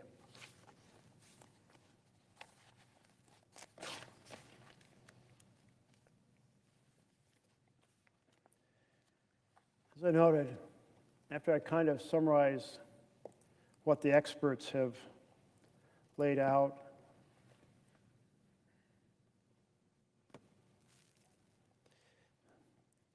in this book, How Democracies Die, the key point being that we may think democracies die through military coups, through men with guns. And yes, many democracies did die that way. But now, the way they're dying around the world is not men with guns. It's elected leaders who erode the boundaries of the checks and balances of the Constitution. That's the version in which we've seen republic after republic after republic slide into a strongman authoritarian state, and that's exactly what we're in the middle of right now here in the United States. So I addressed free speech. I addressed the violation of laws governing the executive. I addressed free press. But let's talk about how Trump is violating due process. Earlier, I noted how Secretary Rubio has used a McCarthyist 1952 law to silence the freedom of speech for foreign students who disagree with the administration over foreign policy. There was no due process for the students that Rubio disfavored, just as there was no due process for the Venezuelan immigrants Trump sent to El Salvador. Trump ignored the Supreme Court's 9-0 order to facilitate the return of Kilmar Abrego Garcia. Ignoring the Supreme Court's order is a huge, huge flag that we are deep into the authoritarian takeover of our country. Due process, the words, may sound like legal mumbo jumbo, but it is the guardian of our freedom. That before you can take away my freedom, you have to proceed in a certain fashion that gives me the ability to defend myself and not be simply tossed into a van and deported from the country or tossed into a prison cell. You must follow step by step. That's the due process, and that's what protects my freedom. The guardian of our freedom, due process, keeps any one of us from being locked up by an offended strongman. I want to read two pieces about the threats to due process and what they could mean for all of us. The first is titled, "The Emergency is Here." It's an Ezra Klein editorial or opinion piece, op-ed. The emergency is here. The crisis is now. It is not 6 months away. It is not another Supreme Court ruling away from what's happening. It's happening now. Perhaps not to you, not yet, but to others, real people. We know their names. We know their stories. The President of the United States is disappearing people to a Salvadoran prison for terrorists. a prison known by its initials, CECOT. A prison built for disappearance. A prison where there is no education or remediation or recreation, because it's a prison that does not intend to release its inhabitants back out into the world. It's a prison where the only way out, in the words of El Salvador's so-called justice minister, is a coffin. On Monday, President Trump said in the Oval Office, in front of the cameras, sitting next to President Nayib Bukele of El Salvador, that he would like to do this to U.S. citizens as well. Donald Trump, word for word. If it's a homegrown criminal, I have no problem. Now we're studying the laws right now. Pam is studying. If we can do that, that's good. And I'm talking about violent people. I'm talking about really bad people, every bit as bad as the ones coming in. He told Bukele that he'd need to build 5 more of these prisons because America has so many people Trump wants to send. Trump said, why? Do you think there's a special category person? They're as bad as anybody that comes in. We have bad ones too, and I'm all for it because we can do things with the president for less money and have great security. And we have a huge prison population. We have a huge number of prisons, and then we have the private prisons, and some are operated well, I guess, and some aren't. The Trump administration held the view that anyone they send to El Salvador is beyond the reach of American law. They have been disappeared from our country. They have been disappeared from our system and from any protection or process that system affords. Again, this is Ezra Klein's article. In our prisons, prisoners can be reached by our lawyers and by our courts and by our mercy. In El Salvador, they cannot. Names, stories. Let me tell you one of their names, one of their stories, as best we know it. Kilmar Armando Abrego Garcia is from El Salvador. His mother, Cecilia, ran a pupuseria in San Salvador. A local gang, Barrio 18, began extorting the business, demanding monthly and then weekly payments. If the family didn't pay, Barrio 18 threatened to murder Kilmar's brothers, Caesar, or rape their sisters. Eventually, Barrio 18 demanded Caesar join their gang, at which point the family sent Caesar to America. Then Barrio 18 demanded the same of Kilmar, and in Kilmar, at age 16, was sent to America too. This was around 2011. This was what we mean when we say he entered illegally, a 16-year-old fleeing the only home he's known, afraid for his life. Abrego Garcia's life here seems to have been a life, and not an easy one. He lived in Maryland. He worked in construction. He met a woman. Her name is Jennifer, a U.S. citizen. She had 2 children from a past relationship. One had epilepsy. The other had autism. In 2019, they had a child together. That child, now 5, is deaf in one ear and also has autism.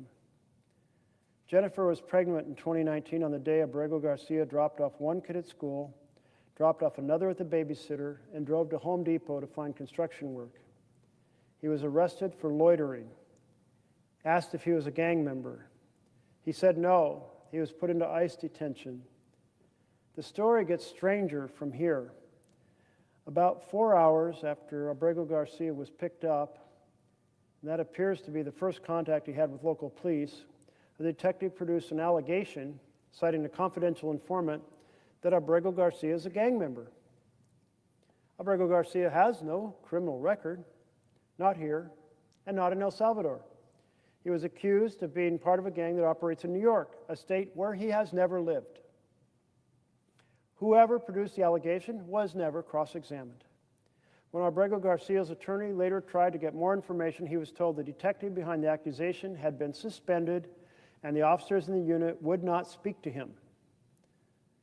Abrego Garcia's partner, Jennifer Stefania Vasquez Sura, said she was shocked when the government said he should stay detained because Kilmar is an M13 gang member. Kilmar is not and has never been a gang member. I'm certain of that, she said.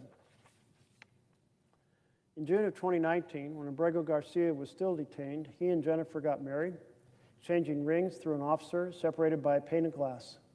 Later that year, a judge ruled that Abrego Garcia could not be deported back to El Salvador because he might be murdered by Barrio 18, that his fear was credible. Abrego Garcia was then set free. Each year since then, he has checked in with immigration authorities. He has been employed as a sheet metal apprentice.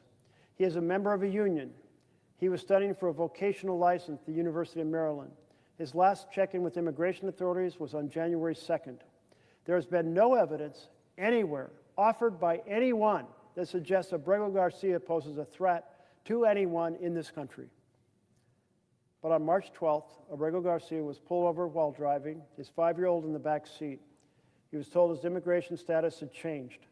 On March 15th, in defiance of the 2019 court ruling, Abrego Garcia was flown to El Salvador and imprisoned at CCOT as a terrorist. That's the prison that was described earlier. The only way out is a coffin. The Trump administration, in its own legal filings, has said this was an administrative error. They themselves said they should not have done this, that it was a mistake. This is not just my opinion, and by my opinion, I mean the opinion of Ezra Klein, who's writing this article. I want to read to you from an editorial from the National Review, probably the country's leading conservative magazine. Here is the first sentence. The court fight over Kilmar Armando Abrego Garcia is a most unusual one in that no one denies that the government violated the law in deporting him. This case has made its way to the Supreme Court, and the Supreme Court ordered that the administration facilitate Abrego Garcia's release from custody in El Salvador to ensure that his case is handled as it would have been had he not been improperly sent to El Salvador. I feel I do not have the proper words to describe the next part, how grotesque it all is. The Trump administration does not deny that they deported Abrego Garcia unlawfully. What they deny is that they have the authority to bring him back. That authority, they say, lies with President Bukele. But President Bukele says he cannot send him back. Again, you don't have to take it from me. I want to quote from the National Review, which writes, "This is a ridiculous pretense because the president of El Salvador, Bukele, will clearly do anything we ask.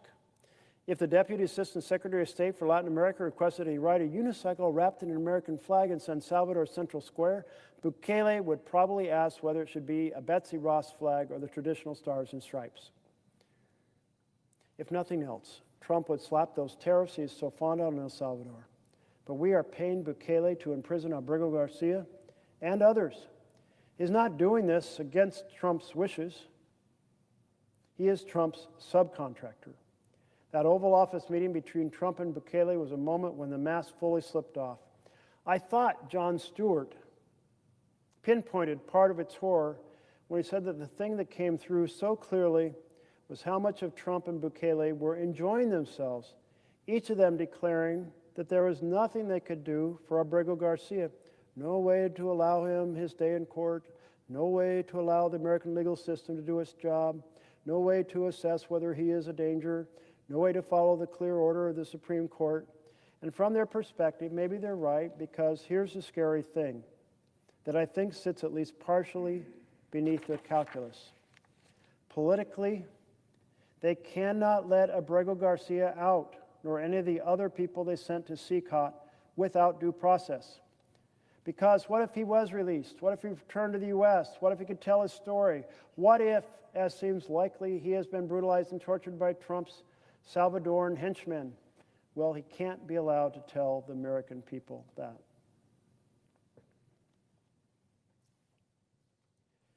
The article went on to say, we're only 100 days, we're not even 100 days in this administration, and we are already faced with this horror. And I can feel the desire to look away from it, even within myself. What all of this demands is too inconvenient, too disruptive. But Trump has said it all plainly and publicly. He intends to send those he hates to foreign prisons beyond the reach of U.S. law. He does not care. He will not seek to discover if those he sends into these foreign hells are guilty of what he claims, because this is not about their guilt. It is about his power.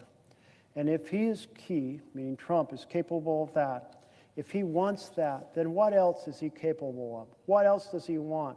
And if the people who serve him are willing to give him that, to defend his right to do that, what else will they give him? What else will they defend? This is the emergency. Like it or not, it is here. A second piece from The Atlantic was titled, "A Loophole That Would Swallow the Constitution." If we want to preserve freedom, we better make sure that due process is vigorously defended and restored. By Jonathan Chair, he starts out by saying, if Donald Trump can disappear people to El Salvador without due process, he can do anything.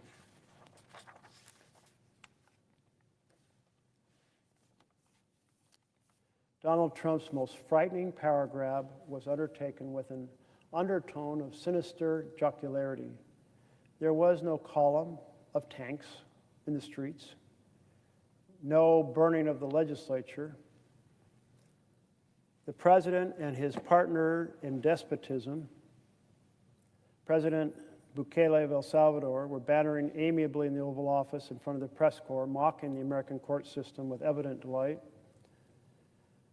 Trump's ploy is almost insultingly simple.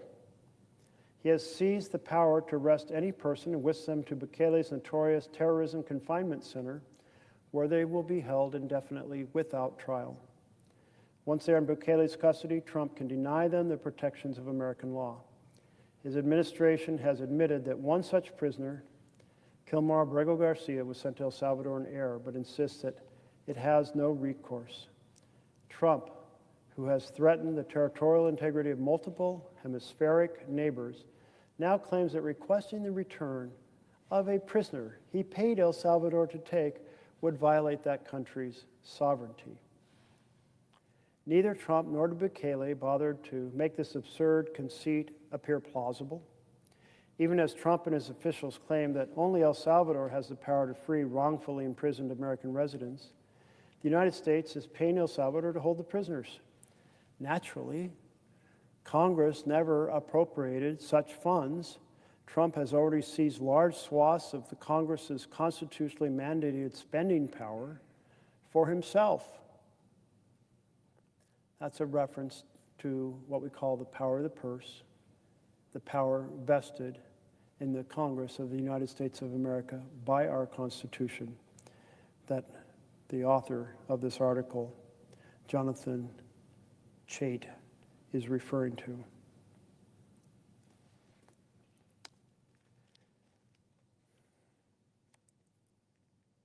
I don't have the power to return him to the United States, Trump said, not even attempting to maintain the pretense that the two countries were somehow at an impasse. He told his counterpart, "You are helping us out, and we appreciate it." Well, this article goes on, much like the first one, to note that when due process is abandoned, the freedom of all is endangered. Sure, it may be someone else today, but it might be, well, you, or you, or you tomorrow. And that's why we collectively have the responsibility to defend due process for every single person.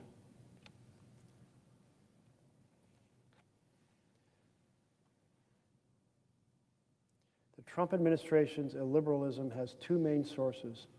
One is the personality at the center of its cult.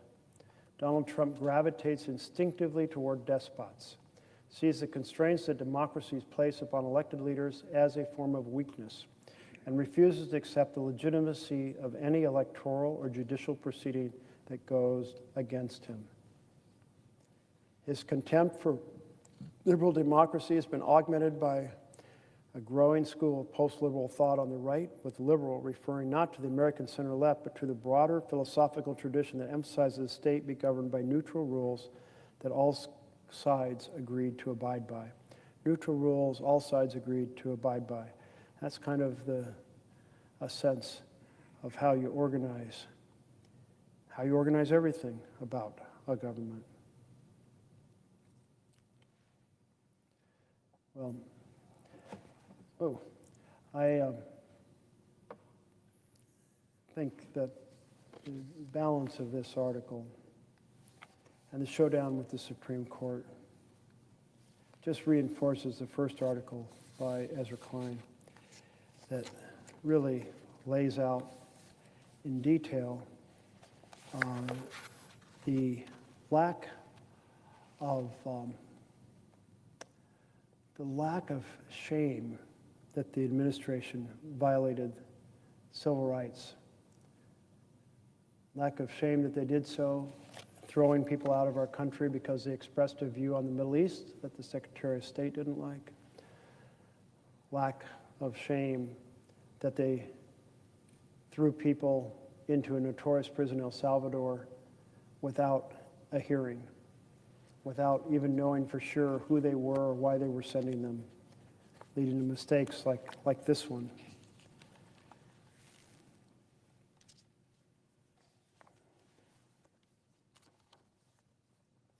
This leads us to Chapter 4, Subverting Democracy.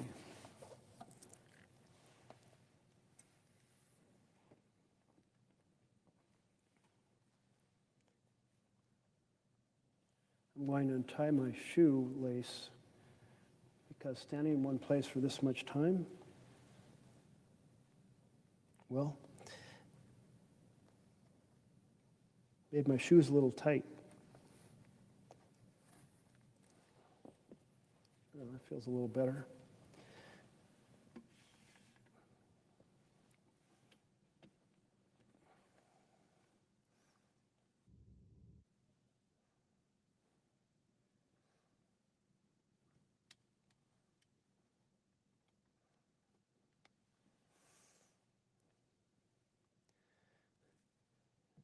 In general, I don't recommend standing through the night and talking. Not a healthy pursuit. But I'm standing here to ring the alarm bells as loudly as I possibly can, using the privilege of serving in this chamber. You know, I never envisioned that I would have this opportunity in life. In fact, if you'd told me I'd be an early passenger to the moon colony, I would consider that more likely than I'd be able to serve here in the Senate. And yet, here I am, sworn to uphold our Constitution, with an obligation to the constituents who sent me here to do all I can to protect our freedom and to raise the alarm when an authoritarian is destroying our democracy. The first hint that I might have some association with this chamber was when I was a sophomore in college and someone mentioned that the possibility of internships here. And earlier I mentioned that one of the people I applied to was Hubert Humphrey, and that I was not accepted, nor by any of the other 4 Democrats, but I was accepted by Senator Hatfield. And I had a lot of respect for Senator Hatfield. Senator Hatfield had taken a courageous stand as a governor and as a U.S. Senator against the Vietnam War, at a time it was not popular to oppose the Vietnam War. He had been one of the first members of the armed services into Hiroshima following the nuclear bomb. He had seen the utter destruction. he had seen the shadow of a person emblazoned on a wall because the flash of the light is so bright that it changed the color of the wall around the silhouette of the individual. And he understood that many wars were fought for reasons that made no sense, and that you had to be very diligent in examining the arguments that a government might put forward for a war, something that I thought a lot about during that summer as his intern.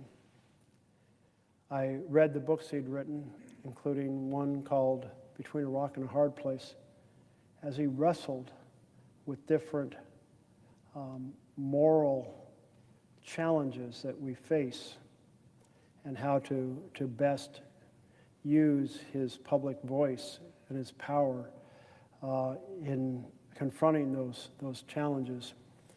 One of the things that he was deeply dedicated to was trying to reduce the risk of nuclear weapons. Out in the walk, if you go outside the doors of the Senate and you're staring at the Supreme Court, so you're going out these south doors and you take the curved path through the Capitol grounds towards the Russell Office Building, there's a tree, and it has a plaque on it, and it says the Hatfield Peace Tree. And this tree was planted by Senator Hatfield and Senator Kennedy. And the way that tree came to be there is that there was an intern named Sean O'Halloran. And since Hatfield liked to walk outside, he often would have the intern accompany him. I had this privilege when I was covering this floor for Senator Hatfield in 1976. But in I think it was 85, Sean O'Halloran was an intern, and when Senator Hatfield started talking about the trees, this intern said, "Senator Hatfield, you love these trees so much, you should plant one." And he said, "Well, that will be your job as an intern." So I wrote to the intern prepared, and Hatfield sent a letter to the architect of the Capitol and said, "I want to plant a tree." But the tree he wanted to plant is referred to as a dawn redwood.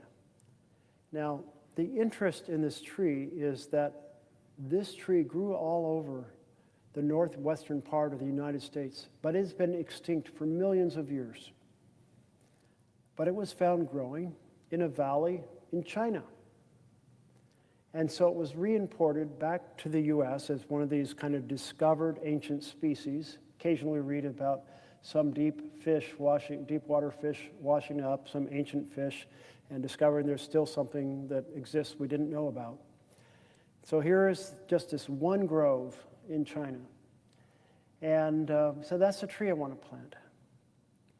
And the architect of the Capitol responded and said, "Well, the brothers who designed the landscape plan for the Capitol didn't have that tree in their plan, so sorry."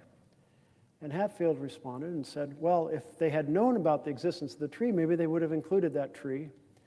You know, it was considered extinct, so they didn't know about it, so maybe it should get a special exemption, be able to plant the tree." Well, eventually, Hatfield knocks on the door of the architect, takes him out, and says, "Here's where I want to plant the tree." And the architect says, "Okay." As they're preparing to plant the tree, his team sees Senator Kennedy. And so they go and get Senator Kennedy and say, "Hey, you may want to plant this tree with Senator Hatfield." And the two of them had worked so closely on the nuclear freeze movement, trying to reduce the risk of nuclear war in the world.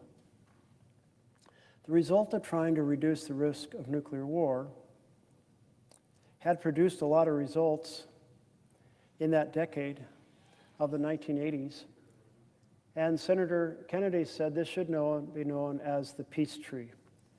And so the peace tree is out there as a memorial to the effort to reduce one of the major risks to humankind, nuclear war, but also as a memorial to a Democrat and Republican working closely together on a significant challenge. And that is a vision all of us should embrace, trying to find on each issue a partner across the aisle. Because we may disagree on 7 out of 10 things, but that means we agree on 3 out of 10. Why not work together on those 3 out of 10 issues? Well, I did end up, through this internship, coming here in 1976. It was our bicentennial summer, 200-year celebration. And oh my goodness, there was so much going on here. They had just opened the first part of the Metro underground system. It had only a couple stops from Union Station going north on the Red Line. And the Union Station itself, the train station, had been refurbished as a National Visitor Center. And so that was a center of activity.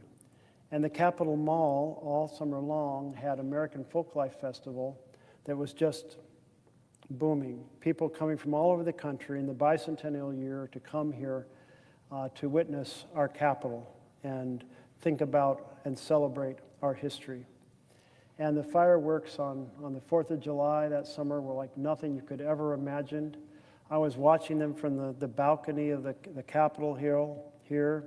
And then in the middle of it, this is back when I was in good shape and a good runner, I said, I want to run down and be right underneath the fireworks as they're going off.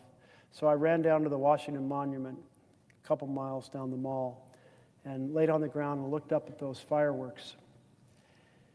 And it seemed America was on a course that year in which we were emerging from Watergate, we were emerging from the Vietnam War, we had just passed major provisions to try to clean up our air, clean up our water. These were done under the Nixon administration. Gerald Ford was president by virtue of Nixon's resignation. He was running for president for Jimmy Carter. And I recall being in an elevator with Senator Hatfield. The reason I saw a fair amount of him was I was assigned to cover this floor for the Tax Reform Act of 1976. And at that time, there was no television here in the chamber. There were often very long speeches, and Wayne Morris of Oregon particularly enjoyed doing long speeches, although he was no longer the senator at that moment. He had died in 1974 of a heart attack. But even without television, people came and delivered long statements that were often, they were printed in the Congressional Record, they were followed by people across the country. But because there was no television, and no fax machines had been invented, and no cell phones, each senator had somebody here monitoring the floor of the Senate. And then when the vote came, that area out there outside these doors on the southern side, where now reporters gather, you would have those individuals who represented the senators standing, waiting for the senators to come out of the elevator, grab their senator, brief them on what the debate had been, brief them on what the folks back home said as they came in to vote, and then you'd run up to the staff gallery to cover the next amendment. There were 125 votes on that Tax Reform Act of 1976, all of them by simple majority.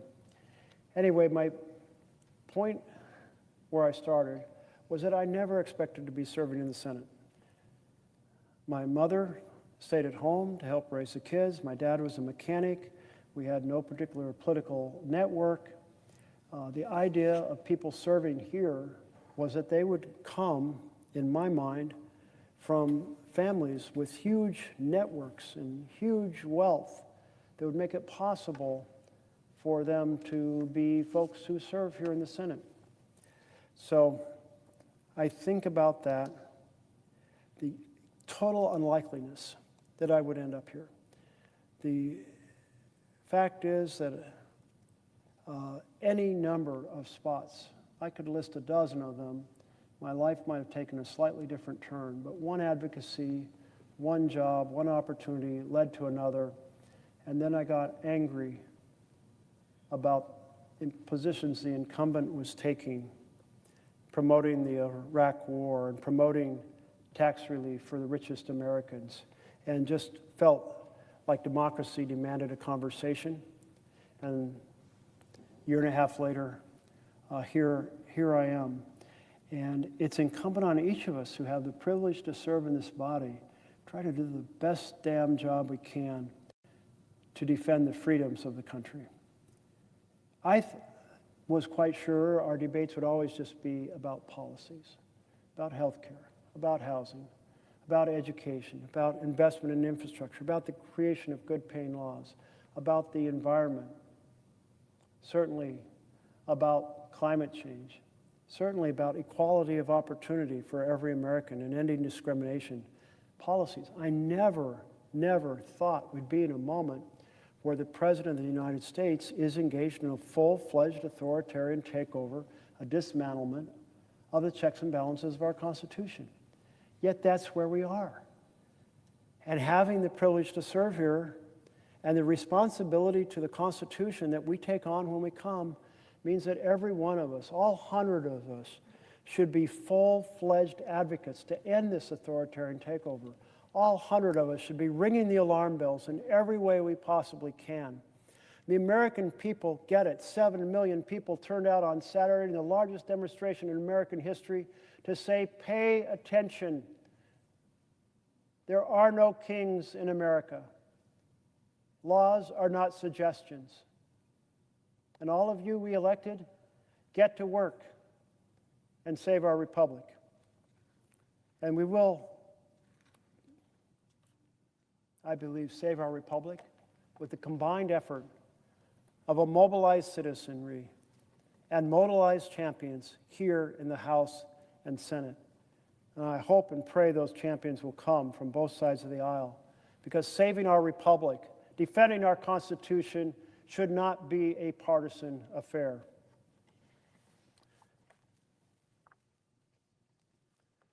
We are now at the 4th time midnight has been struck in America. This time, midnight is arriving in Washington and Oregon and Nevada and California. And in another couple hours, Alaska, and then Hawaii, which my team will track.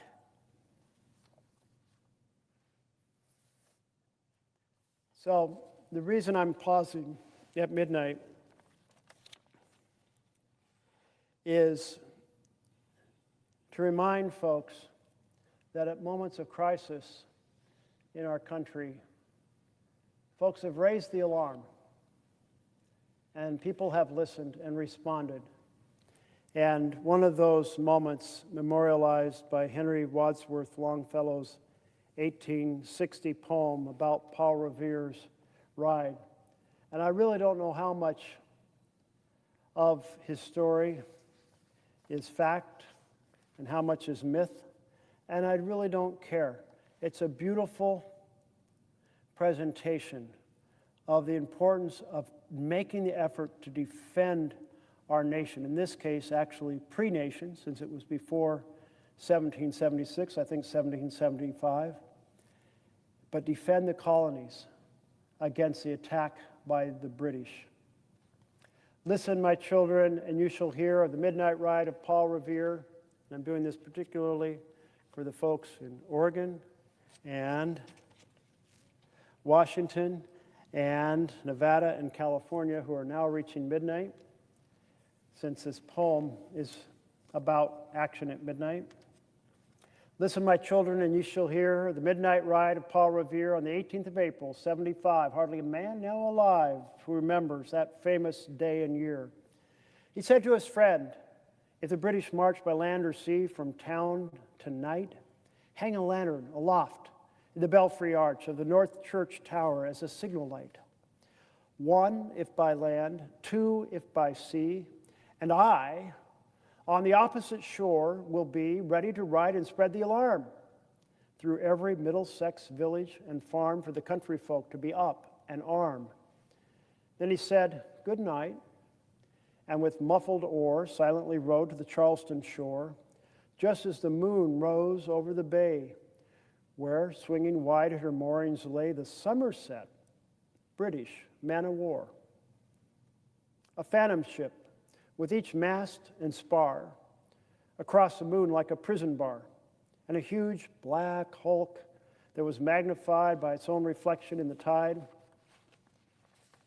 Meanwhile, his friend through alley and street wanders and watches with eager ears till in the silence around him he hears the muster of men at the barrack door, the sound of arms, the tramp of feet, the measured tread of the grenadiers marching down to their boats on the shore. Then he climbed the tower of the Old North Church by the wooden stairs with stealthy tread to the belfry chamber overhead, and startled pigeons from their perch on the somber rafters that round him made masses and moving shapes of shade by trembling ladders steep and tall to the highest window in the wall, where he paused to listen and look down a moment on the roofs of the town and the moonlight flowing over all. Beneath in the churchyard lay the dead in their night encampment on the hill, wrapped in silence so deep and still that he could hear like a sentinel's tread the watchful night wind as it went creeping from tent to tent and seeming to whisper, "All is well." A moment only he feels the spell of the place and the hour and the secret dread of the lonely belfry and the dread and the dead. For suddenly all his thoughts are bent on a shadowy something far away, where the river widens to meet the bay, a line of black that bends and floats on the rising tide like a bridge of boats. Meanwhile, impatient to mount and ride, booted and spurred with a heavy stride, on the opposite shore walked Paul Revere. Now he patted his horse's side, now gazed at the landscape far and near, then impetuous stamped the earth and turned and tightened his saddle girth. But mostly he watched with eager search the belfry tower of the Old North Church as it rose above the graves on the hill, lonely and spectral and somber and still. And lo, as he looks on the belfry's height, a glimmer, and then a gleam of light. He springs to the saddle, the bridle he turns, but lingers and gazes till full on his sight a second lamp in the belfry burns. A hurry of hoofs in a village street, a shape in the moonlight, a bulk in the dark, and beneath from the pebbles in passing, a spark. Struck out by a steed, flying, fearless and fleet. That was all, and yet through the gloom and the light, the fate of a nation was riding that night. And the spark struck out by that steed in his flight, kindled the land into flame with its heat. He has left the village and mounted the steep, and beneath him, tranquil and broad and deep, is the mystic meeting the ocean tides. And under the alders that skirt its edge, now soft on the sand, now loud on a ledge, is heard the tramp of his steed as he rides. It was 12 by the village clock when he crossed the bridge into Medford town. He heard the crowing of the cock and the barking of the farmer's dog, and felt the damp of the river fog that rises after the sun goes down. It was 1 by the village clock when he galloped into Lexington. He saw the gilded weathercock swim in the moonlight as he passed, and the meeting house windows, blank and bare, gaze at him with a spectral glare, as if they already stood aghast at the bloody work they would look upon. It was 2 by the village clock when he came to the bridge in Concord town. He heard the bleating of the flock and the twitter of birds among the trees, and felt the breath of the morning breeze blowing over the meadows brown. And one was safe and asleep in his bed, who at the bridge would be first to fall, who that day would be lying dead pierced by a British musket ball.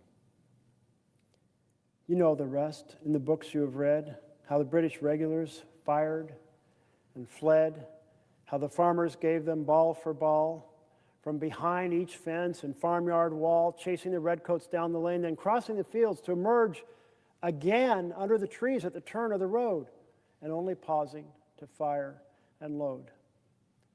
So, through the night rode Paul Revere, and so through the night went his cry of alarm. To every Middlesex village and farm, a cry of defiance and not of fear, a voice in the darkness, a knock at the door, and a word that shall echo forevermore. For born on the night wind of the past, through all our history to the last. In the hour of darkness and peril and need, the people will waken and listen to hear the hurrying hoofbeats of that steed and the midnight message of Paul Revere. That last stanza, through all of our history, to the last, in the hour of darkness and peril and need, the people will waken and listen to hear the call to action because we are threatened. And we are threatened now by the authoritarian takeover of President Trump of our Constitution.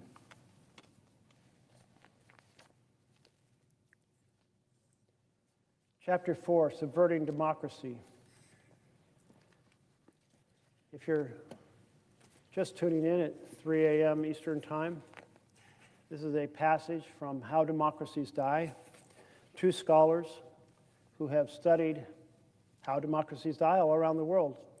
They say, you know, we think of democracies dying because of men with guns. And certainly there's been many military coups, and in many cases democracies have perished in that fashion. But he said that's rare. That's now rare. They say this is not the way democracies are dying now. They're now dying because elected leaders decide to take authoritarian powers onto themselves, and that they get away with it when they are aided by a rubber-stamped legislature like we have right now, and by a Supreme Court that gives them more power like we have right now, and there's a well-planned, aggressive, authoritarian president like we have right now. We're 3 for 3, and that's why we're in the middle of this crisis for our republic, the most perilous moment for our nation, most perilous moment for our Constitution, most perilous moment for our republic since the Civil War. And 100 of us here in the Senate have the responsibility, because we are serving now, to take on this threat, to ring the alarm bells, and then take collective action. And taking action will require bipartisan work. So we need bipartisan bell ringing. We need bipartisan advocacy. We need bipartisan recognition that the problem exists in the first place. And it's not just a tiny problem. It's not a wrinkle to be ironed out. It goes to the very heart of our Constitution and our separation of powers.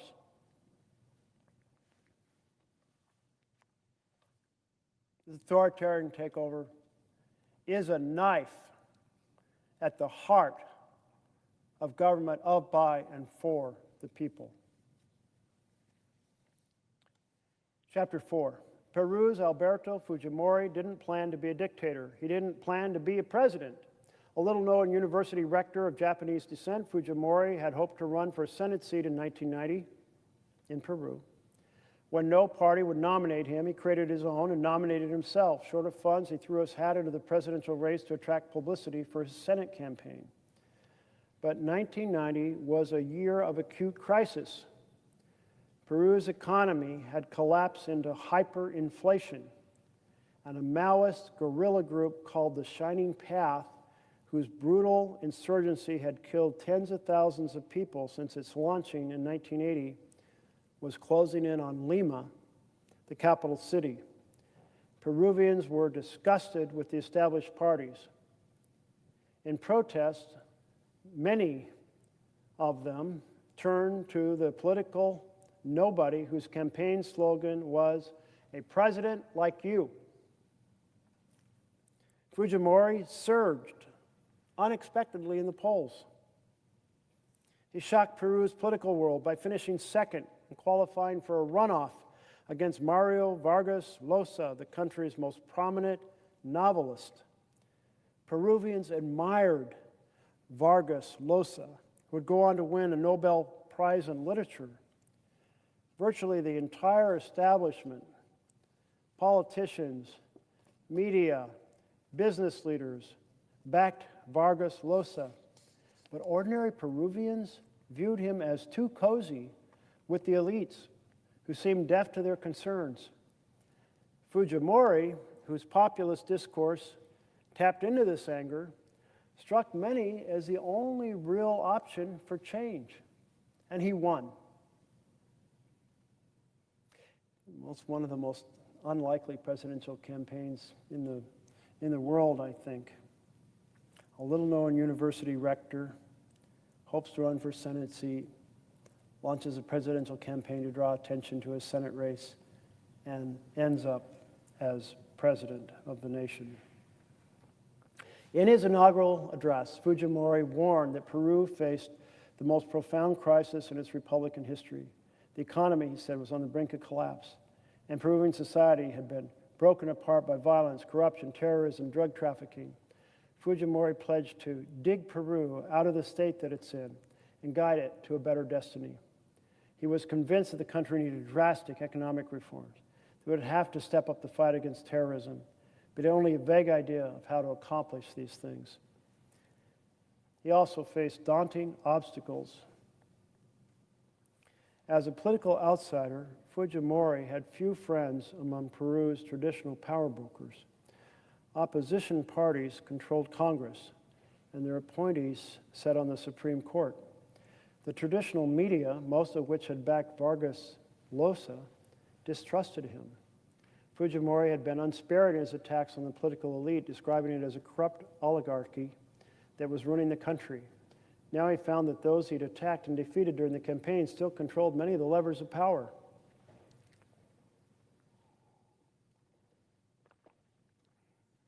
He got off to a rocky start. Congress failed to pass any legislation during his first months in office.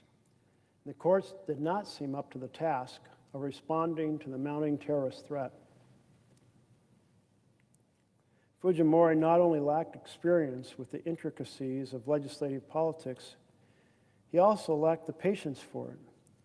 As one of his aides put it, Fujimori couldn't stand the idea of inviting the president of the Senate to the presidential palace every time he wanted Congress to approve a law.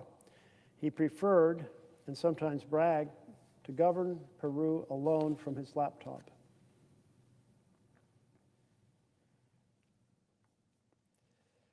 So the article, this chapter goes on with an extensive recap of Fujimori's rise to authoritarian status. Started with an election, ended up as an authoritarian.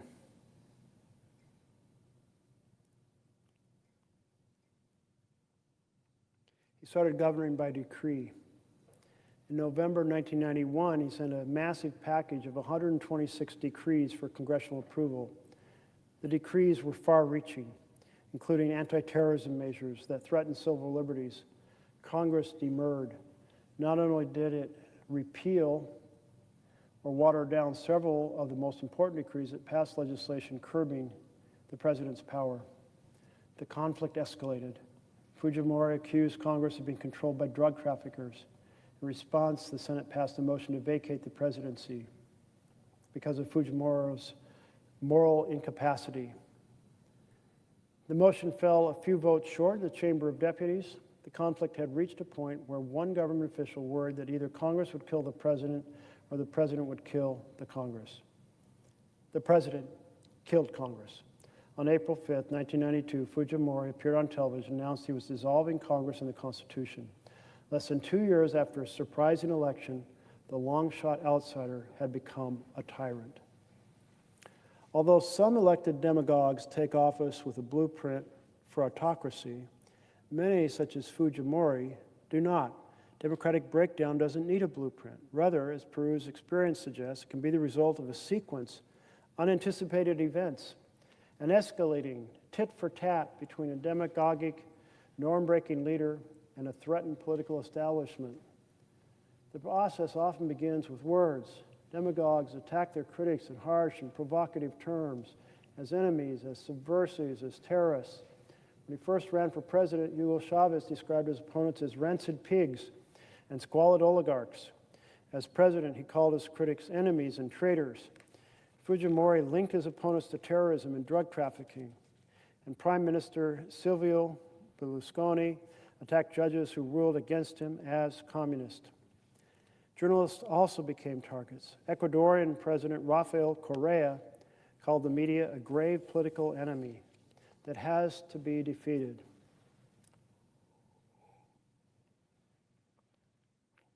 Turkey's Erdogan accused journalists of propagating terrorism. These attacks can be consequential. If the public comes to share the view that opponents are linked to terrorism and the media are spreading lies, it becomes easier to justify taking actions against them. And the assault rarely ends there. Though observers often assure us that demagogues are all talk and their words should not be taken too seriously, a look at demagogic leaders around the world suggests many of them do eventually cross the line from words to action. This is because a demagogue's initial rise to power tends to polarize society, creating a climate of panic, hostility, and mutual distrust. The new leader's threatening words often have a boomerang effect. If the media feels threatened, it may abandon restraint and professional standards in a desperate effort to weaken the government, and the opposition may conclude that for the good of the country, the government must be removed via extreme measures, impeachment, mass protest, even a coup. You know, when I read this, I think a little bit about Guatemala.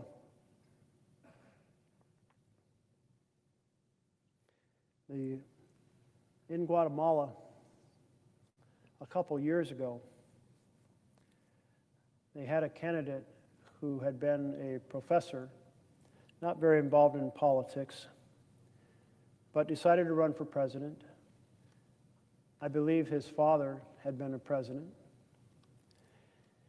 And he was 8th in the polls. But he talked about fighting for all the people of Guatemala, which included the indigenous population. And the indigenous population is often absolutely overlooked. And the government is often run by and for the non-indigenous population. And then some young folks proceeded to hear his talk about strengthening the country for all. They got very excited about him, and they started using modern social media. And in a few weeks' time, kind of reminds me a little bit of the response in Peru with Fujimori. He became just a phenomenon, and he took second place. And then there was a runoff with the establishment candidate, and he won, but the establishment was so aggressive against him that they wanted to keep him out of power. And so he came up here to Washington, D.C. and met with a few of us. And after listening to him, and I said, you know, what would be the most helpful thing we could do to support democracy in Guatemala? And he said, well, of course, I'd appreciate your support. So I said, well, it sounds like you're worried that you may never even make it to be installed as president because of the opposition of the establishment and the potential effort to invalidate the election by the establishment. And he said, yes, that was his concern. And I said, what if a group of us go down to Guatemala before you're installed to just sow support for the democratic process. And he said that would be the single best thing you could do. And Senator Kaine, Tim Kaine of Virginia, one of our best Spanish speakers and also chair at that time of the Latin American section of the Foreign Affairs Committee, I talked to the next day, and he liked the idea. And so we went. And two of the people we went with were Guatemalans who had been elected to Congress, to the House. And so that was pretty cool. I think we had a delegation of 6 members. And sure enough, while we are there, the Attorney General of Guatemala declares the elections to be null and void. We immediately held a press conference to say, by all the international standards, these elections were fair, and the United States stands strongly on the side of democracy. And then the outgoing president, and my memory is that the Guatemalan president had a term limit, so he was not running for re-election. The outgoing president, by the end of the day, said yes, he supported the peaceful transition and the respect for the elections. And the Europeans had weighed in. And what very much struck me is the difference between Guatemala 2 years ago and Guatemala when I passed through there as a student of foreign affairs back in the summer of 1980. In that summer, Guatemala was in a full-fledged civil war. The military was going town to town, killing young men for fear they'd become future combatants in this civil war. The roads to some of the towns were shut down by the military. In fact, we heard at one of the stops that the reason it was shut down was for the army to go town to town, and I thought, and kill as many young men as they could. And I didn't really believe it. And then it turned out when I got back to the United States, we got more information. That was exactly what was going on. There were a lot of assassinations going on. And when we were in Guatemala City,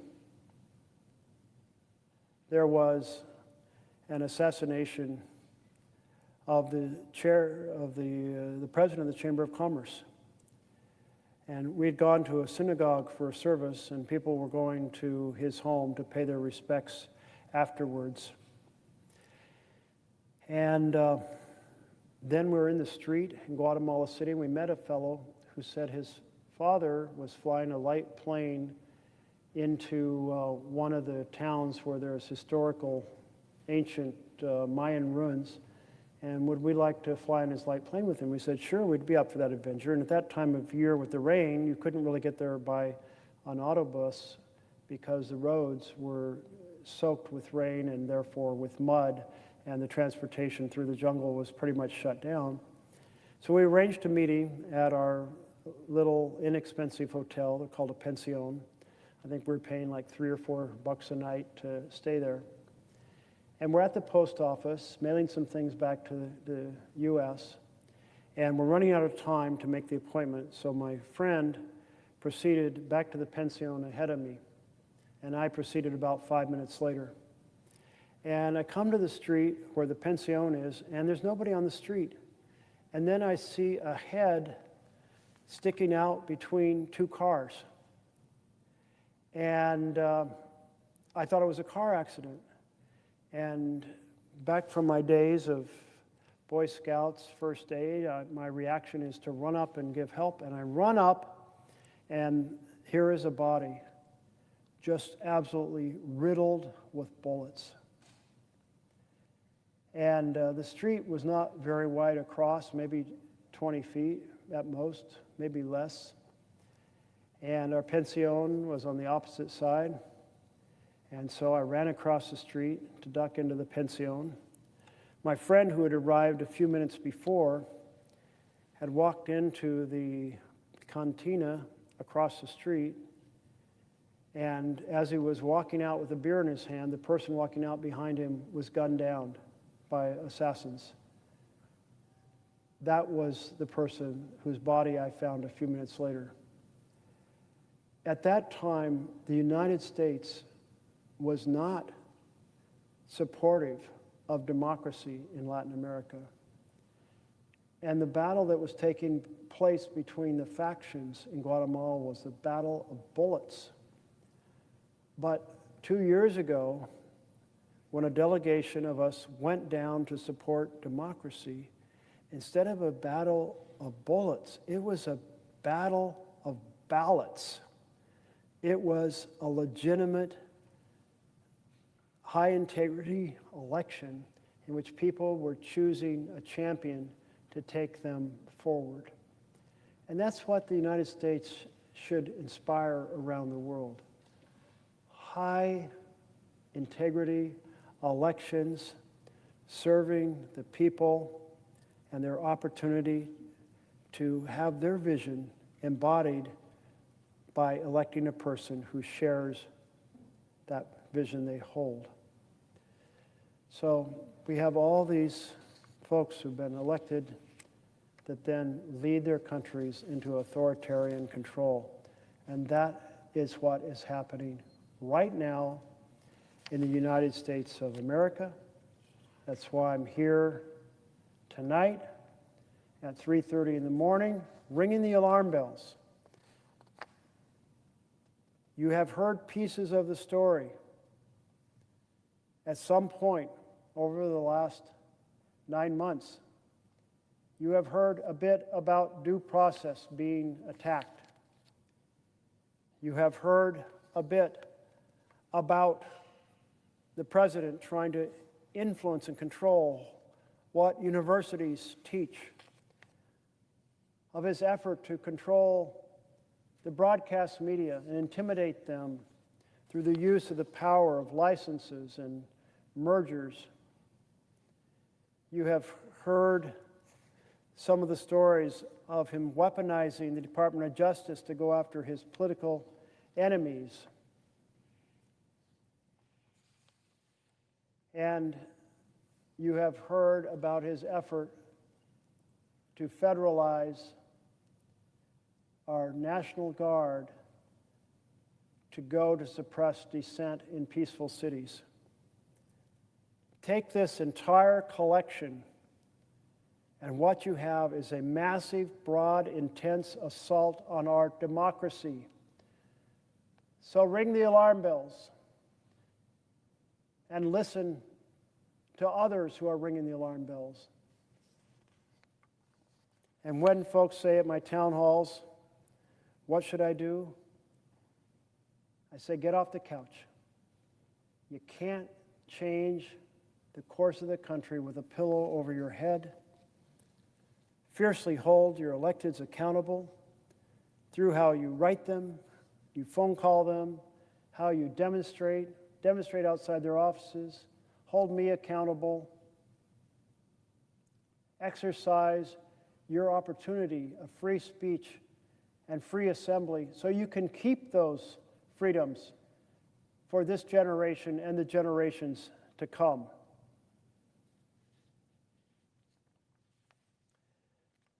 And join an affinity group, because to be angry and alone is to be depressed. But to be angry and organized with others is to be energized and effective. And we need Americans to be energized and effective in order to save our republic. So, this chapter goes through the various countries, including Malaysia, through many other countries. But then it turns a little bit to the United States. So let me pick up at that point. Perhaps the most striking example of rewriting the rules to lock in an authoritarian advantage comes from the United States. The end of post-Civil War Reconstruction in the 1870s led to the emergence of authoritarian single-party regimes in every post-Confederate state. Single-party rule was not some benign historical accident, Rather, it was a product of brazenly anti-democratic constitutional engineering. During the era of Reconstruction, the mass enfranchisement of African Americans posed a major threat to Southern white political control and to the political dominance of the Democratic Party.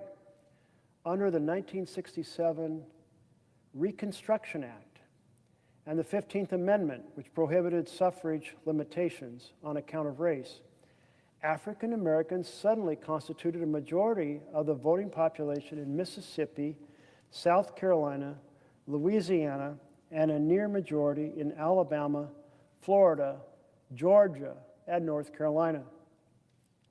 Federal troops oversaw the mass registration of black voters throughout the South.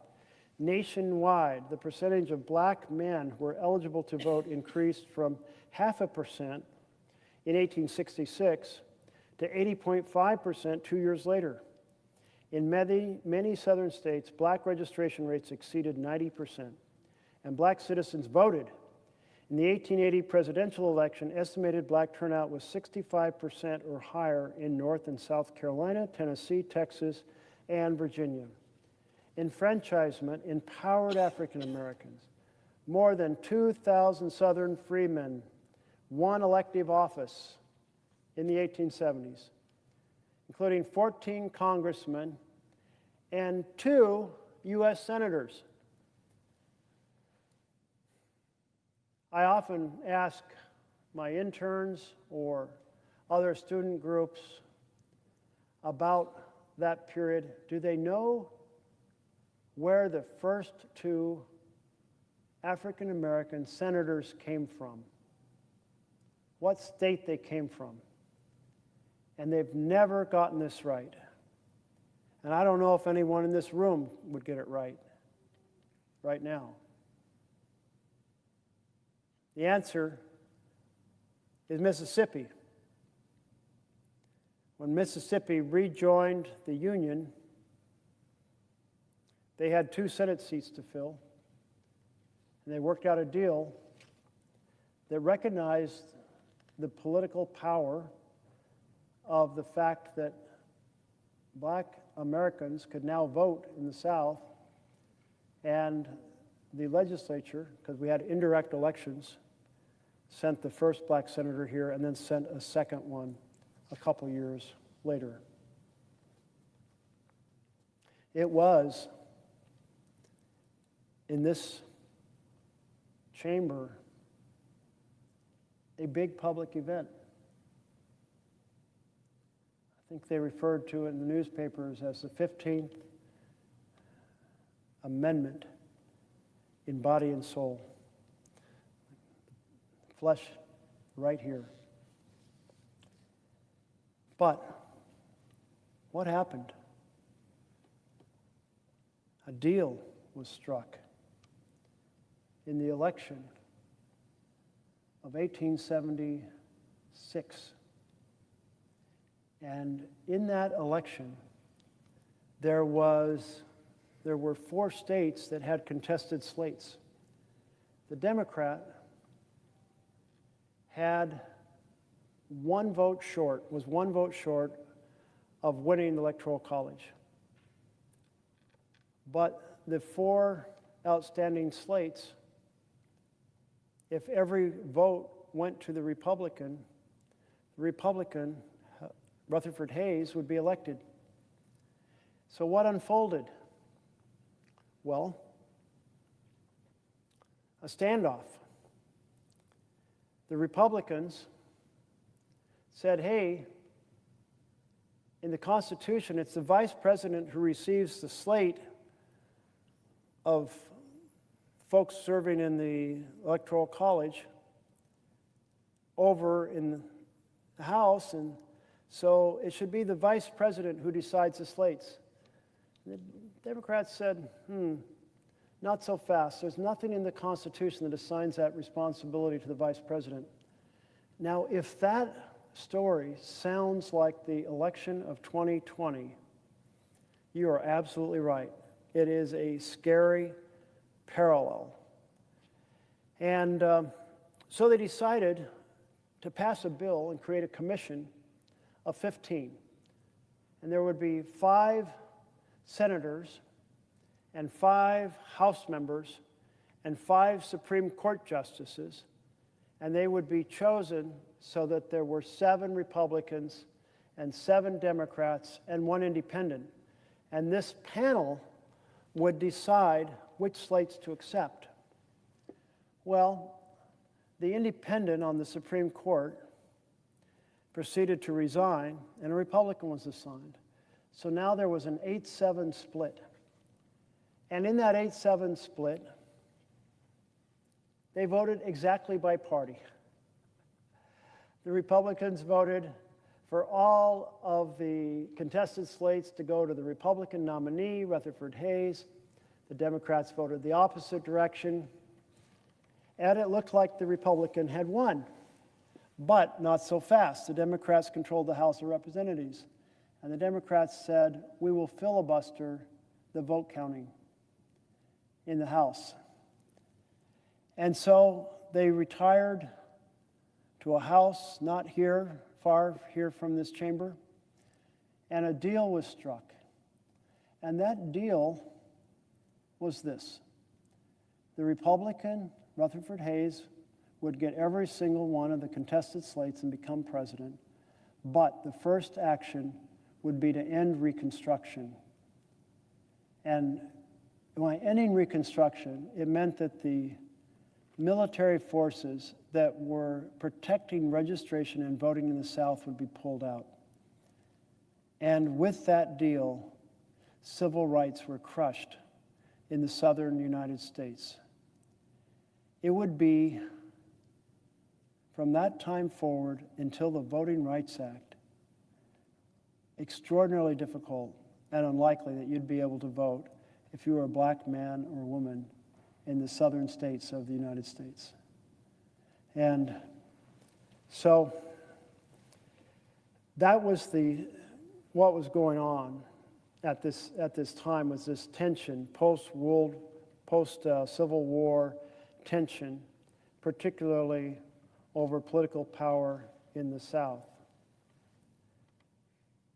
The Democrats, as a result of the elections that included the newly registered black citizens, lost power in North Carolina and Tennessee and Virginia in the 1880s and 1890s. They nearly lost it in Alabama, Arkansas, Florida, Georgia, Mississippi, Texas. If Democratic elections continued, political scientist V.O. Key Jr. observed, it would have been fatal to the status of black belt whites. So they changed the rules and did away with democracy. Give us a constitutional convention and I will fix it so that the Negro shall never be heard from, said former Georgia Senator Robert Toombs, declared as Reconstruction was coming to an end. Between 1885 and 1908, all 11 post-Confederate states reformed their constitutions and electoral laws to disenfranchise African Americans. To comply with the letter of the law as stipulated in the 15th Amendment, no mention of race could be made in efforts to restrict voting rights, so states introduced purportedly neutral poll taxes, property requirements, literacy tests, complex written ballots. The overarching aim of all these restrictions, historian Alex Kessett observed, was to keep poor to illiterate blacks from the polls. And because African Americans were overwhelmingly Republican, their disenfranchisement could be expected to restore the Democrats' electoral dominance. The goal, as the state senator from North Carolina put it, was to write a good, square, honest law that will always give a good Democratic majority.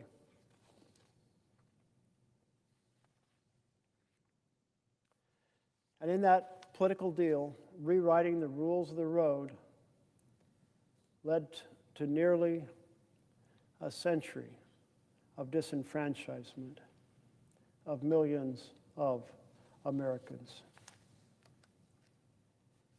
And one of the things that these scholars point out is you really just have two significant opportunities to stop the entrenchment of an authoritarian state. So we're in the middle of an authoritarian state. And what are these two ways that we have to keep it from becoming entrenched and to save our republic? And one is a significant protest during the first year. Because if people don't respond to the fact that these freedoms are being attacked, freedom of the press, freedom of assembly, the weaponization of the jurisdiction against political enemies list, the doing away of due process that protects our freedom from an overbearing government, the effort to be able to send the military into our cities. If people don't pay attention, there's no outcry, then people become accustomed to believing, well, perhaps these things aren't that far off from the norm. Perhaps they aren't that much of a breaking of the law.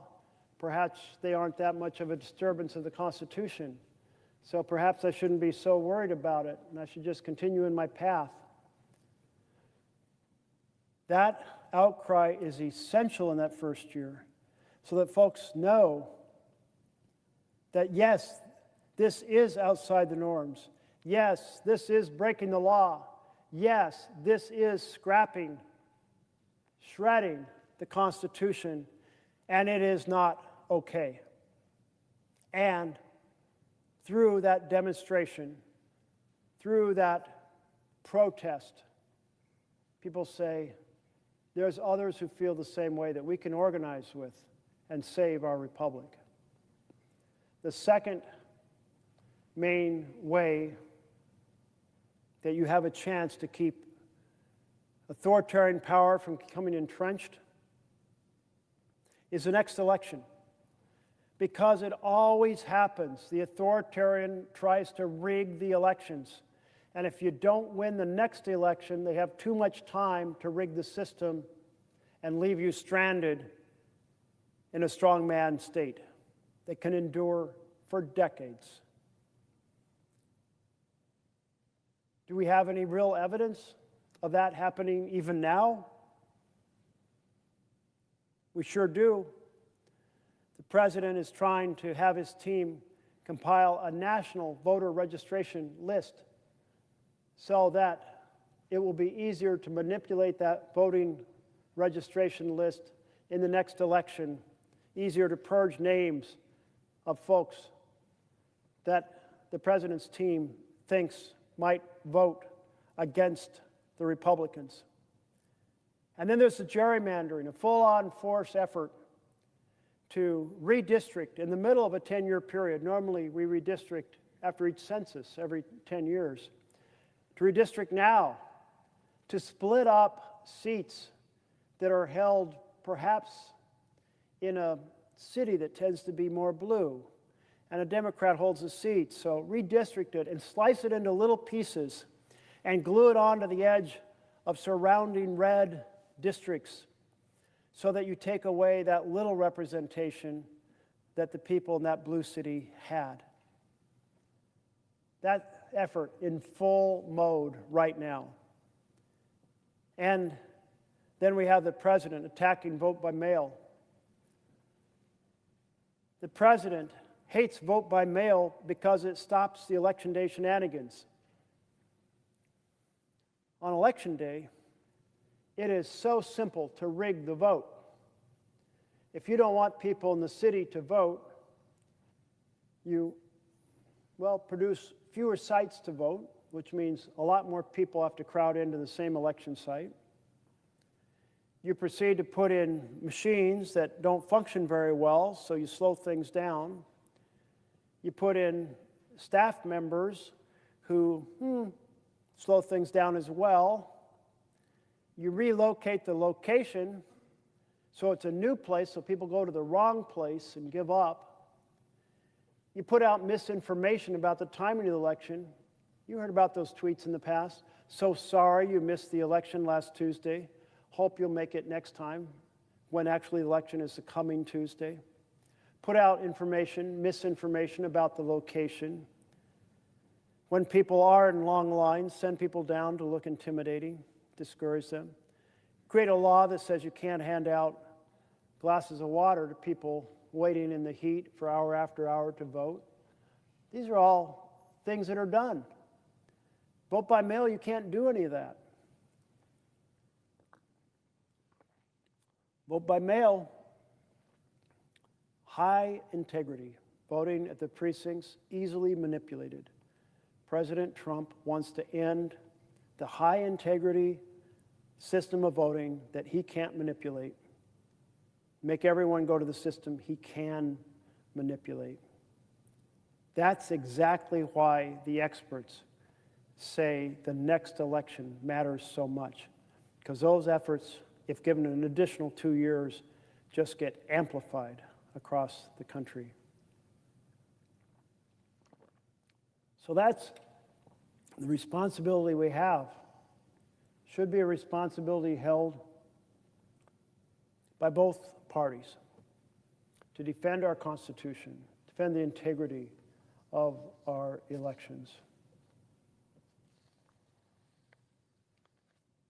Most constitutions, I'm reading back to chapter 4, Subverting Democracy, most constitutions permit the expansion of executive power during crises. As a result, even democratically elected presidents can easily concentrate power and threaten civil liberties during war. In the hands of a would-be authoritarian, this concentrated power is far more dangerous. For a demagogue who feels besieged by critics and shackled by democratic institutions, crises open a window of opportunity to silence critics and weaken rivals. Indeed, elected autocrats often need crises. External threats offer them a chance to break free, both swiftly and very often legally. And I think it's appropriate to note here that this inclination of authoritarians to create artificial crises is on full display in the United States of America right now. The President of the United States tried to federalize the Oregon National Guard, saying that there were uncontrolled riots and war-ravaged zones in downtown Portland. Well, nobody visiting Portland could see anything of the kind. If you go back some 2.5, 3 months, there were, over a course of weeks, a few dozen arrests of protesters, but nothing not easily handled by the local police, which they did. And at the time Trump was actually focused on Portland, that had gone away. There were virtually no arrests. And what you did have was people protesting in a manner particularly special to Portland, and that is protesting with joy and whimsy. So here's Trump claiming that there is a war-ravaged zone and you need to federalize Oregon's National Guard to address it. And there's no such thing. So when the district judge hears the case, because the local state, the state of Oregon, led by Dan Rayfield, Attorney General, challenged it, the judge wrote, "The case presented by the administration is untethered from the facts. They made up that there was a crisis in Portland in order to federalize the military against the American people." Now, I can tell you, you'll see some interesting things if you go down outside the ICE building. You'll see women coming down in a pastries and pajamas demonstration, in their pajamas handing out pastries. You might catch a glimpse of the unipiper, the man who plays his bagpipes on a unicycle as he makes his way through the zone. You might get to witness a wedding, because one was held. They rolled out a red carpet and had a little wedding outside the ICE building. You might get to witness a whole bunch of folks with their puppy dogs in a Keep Your Paws Off Portland demonstration, or a Pause for Peace demonstration, you might get to see a whole bunch of people in inflated frog outfits, the Frog Squad. Why did the frog become so popular? It's a demonstration of joy and whimsy. There's people dancing. They're doing the cha-cha slide. They're handing out flowers, putting candles on the ground. And the reason they're protesting in this fashion is because they know what Trump wanted to do. He lied to the public that there was a crisis in Portland. And then he wanted to create a crisis because if there isn't one, create one. And so he had his federal agents go out and attack peaceful protesters. Well, they did not engage. They backed off. And then he had his agents stage a fake riot in which he had the agents back up the protesters 3 blocks, which they did without altercations. They followed instructions. And behind the federal agents were videographers. And upon command, the federal agents threw down flashbangs. They sound like gunfire going off. They threw down tear gas. So there's clouds of tear gas. They shot pepper balls. And the combination was to create chaos for the videographers to do a video of, maybe to convince a judge that there had been a riot, maybe to convince the American people watching some far-right news channel that was claiming, look, there's a riot in Portland. Or maybe they're just replaying from 2020 when there actually was significant disturbances in Portland. A government that is faking a riot in order to persuade a court to give the president the power to use the military against the people, shouldn't that disturb every single member of the U.S. Senate?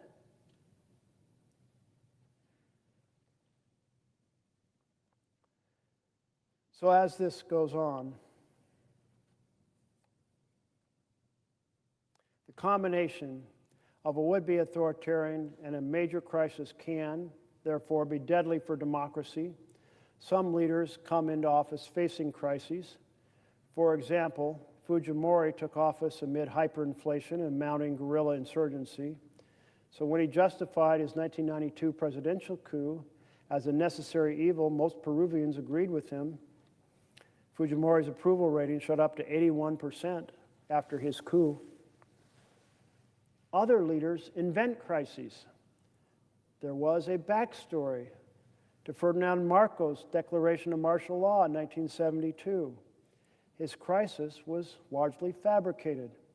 Acutely aware that he needed to justify his plan to skirt the Constitution's 2-term limit in the presidency, Marcos decided to manufacture a, quote, communist menace. Facing only a few dozen actual insurgents, President Marcos fomented public hysteria to justify an emergency action. Marcos wanted to declare martial law as early as 1971, but selling his plan required an act of violence, a terrorist attack that generated widespread fear. That would come the following year when the Manila bombings, which U.S. intelligence officials believed to be the work of the government forces themselves, and the assassination attempt on Defense Secretary Enrile, which Enrile later admitted was a sham. In fact, he said he was nowhere near the scene of the reported attack. So Marcos manufactured a crisis in order to accentuate his authoritarian control.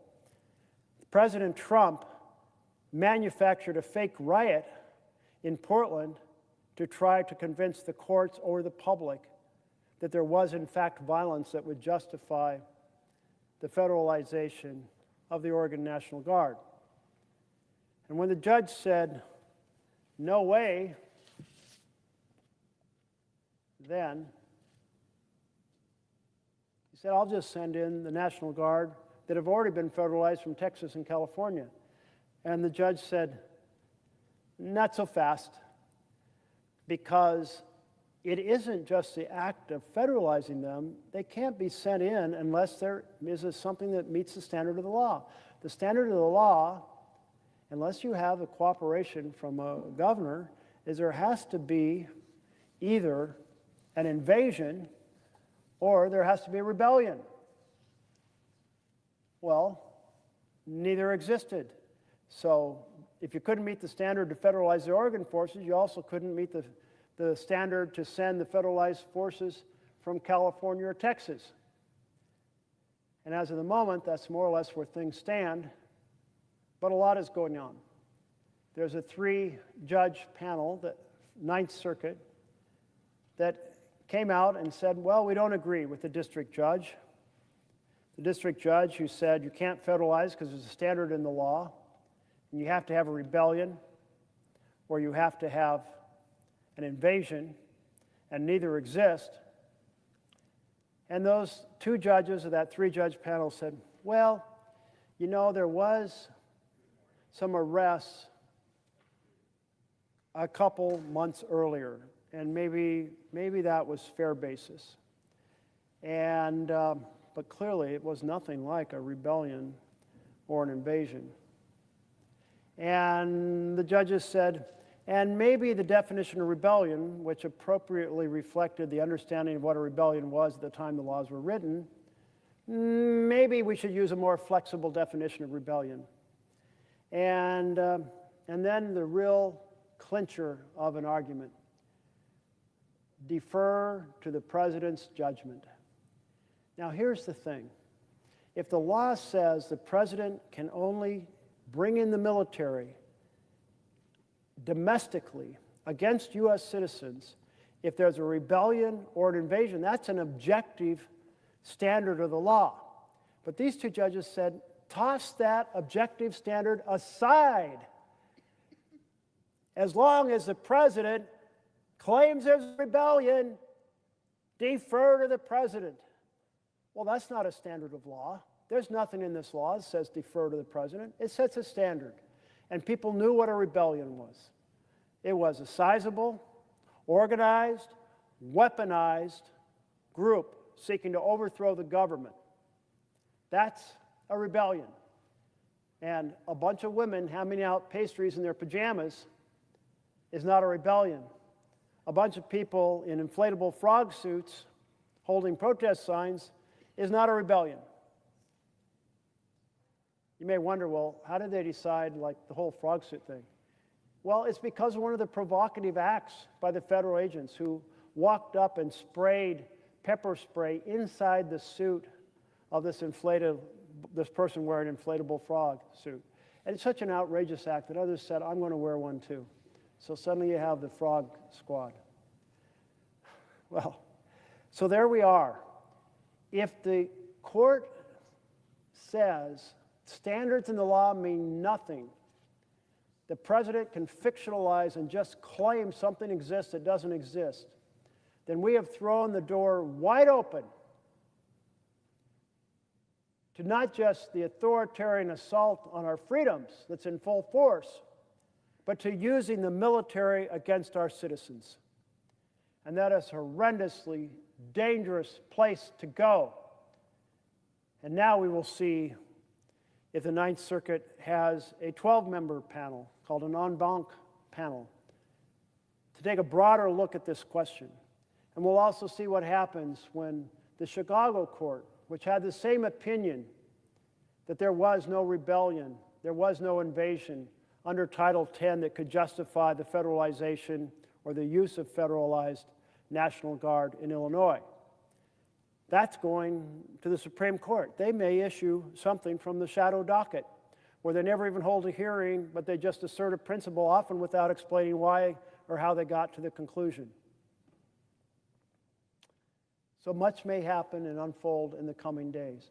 But I'm ringing the alarm bells to say this is an extraordinarily dangerous moment right now in which a couple judges have said the standards required in the law can be cast aside and just give full deference to a fictionalized story told by a president. The courts are to hold the president accountable to the law, hold all of us accountable to the law. If the courts simply roll over and say whatever the president says goes, and this chamber is just a rubber stamp for whatever the president says, then we have an authoritarian state, and that's what we have right now. Well, we've arrived at another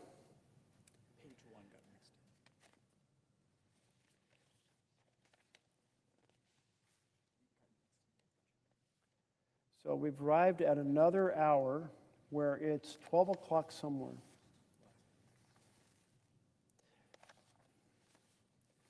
And somewhere in this pile, I have the first page of Henry Wadsworth Longfellow's poem on Paul Revere's Ride.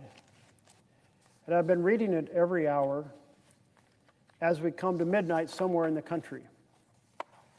And this will be the 5th reading.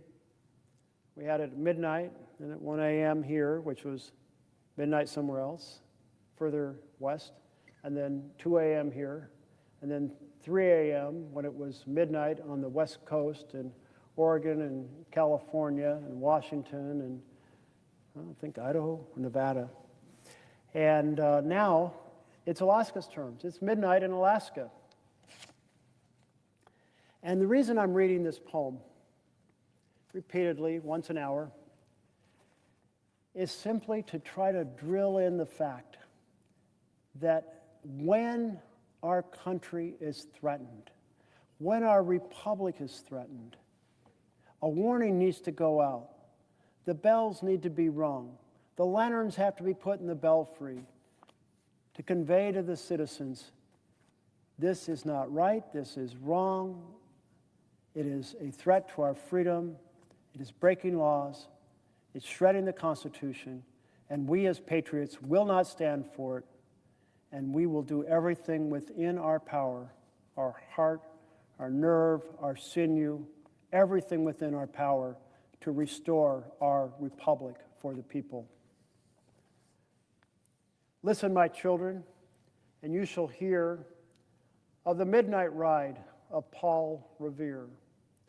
On the 18th of April in 75, hardly a man is now alive who remembers that famous day and year. He said to his friend, if the British march by land or sea from the town tonight, hang a lantern aloft in the belfry arch of the North Church Tower as a signal light. 1, if by land, or 2, if by sea, and I on the opposite shore will be ready to ride and spread the alarm through every Middlesex village and farm for the country folk to be up and to arm. Then he said, good night, and with muffled oar, silently rowed to the Charlestown shore, just as the moon rose over the bay, where swinging wide at her moorings lay the Somerset, British man-of-war, a phantom ship, with each mast and spar across the moon like a prison bar, and a huge black hulk that was magnified by its own reflection in the tide. Meanwhile, his friend, through alley and street, wanders and watches with eager ears till the silence around him he hears the muster of men at the barrack door, the sound of arms, the tramp of feet, the measured tread of the grenadiers marching down to their boats on the shore. Then he climbed the tower of the old North Church by the wooden stairs with stealthy tread to the belfry chamber overhead, and startled the pigeons from their perch on the somber rafters that round him made masses and moving shapes of shade by the trembling ladder, steep and tall, to the highest window in the wall, where he paused to listen and look down a moment on the roofs of the town and the moonlight flowing over all. Beneath in the churchyard lay the dead in their night encampment on the hill, wrapped in silence so deep and still that he could hear, like a sentinel's tread, the watchful night wind as it went, creeping along from tent to tent and seeming to whisper, all is well. A moment only he feels the spell of the place and the hour and the secret dread of the lonely belfry and the dead, for suddenly all his thoughts are bent on a shadowy something far away, where the river widens to meet the bay, a line of black that bends and floats on the rising tide like a bridge of boats. Meanwhile, impatient to mount and ride, booted and spurred with a heavy stride, on the opposite shore walked Paul Revere. Now he patted his horse's side, now gazed at the landscape far and near, then impetuous stamped the earth and turned and tightened his saddle girth. But mostly he watched with eager search the belfry tower of the Old North Church as it rose above the graves on the hill, lonely and spectral and somber and still. And lo, as he looks at the belfry's height, a glimmer and then a gleam of light. He springs to the saddle, the bridle he turns, but lingers and gazes till full on his sight a second lamp in the belfry burns. A hurry of hoofs in the village street, a shape in the moonlight, a bulk in the dark, and beneath, from the pebbles in passing, a spark struck out by a steed flying fearless and fleet. That was all, and yet, through the gloom and light, the fate of the nation was riding that night. And the spark struck out by that steed in his flight kindled the land into flame with its heat. He has left the village, mounted the steep, and beneath him, tranquil and broad and deep, is the mystic meeting the ocean tides.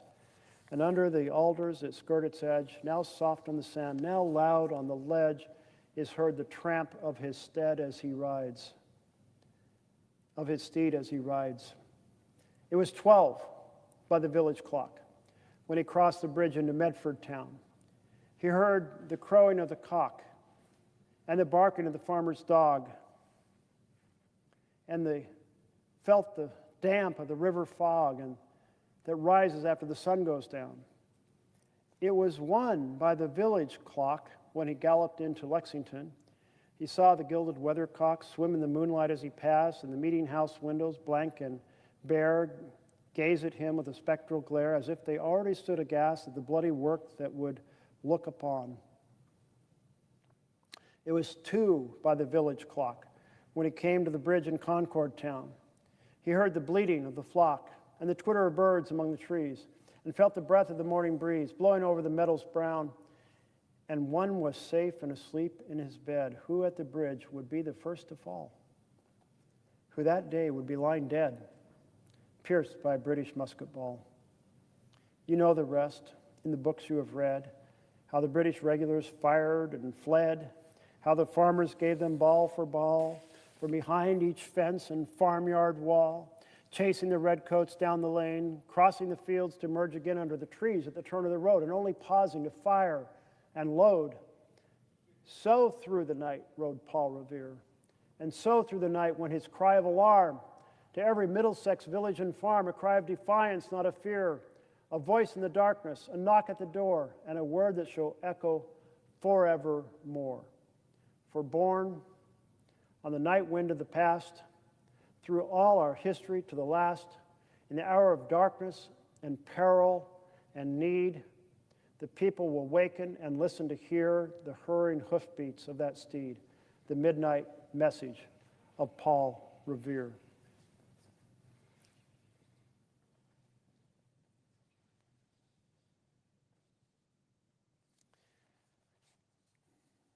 When the colonies were threatened,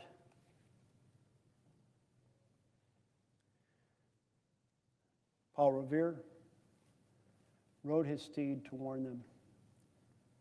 2 lanterns in the belfry window.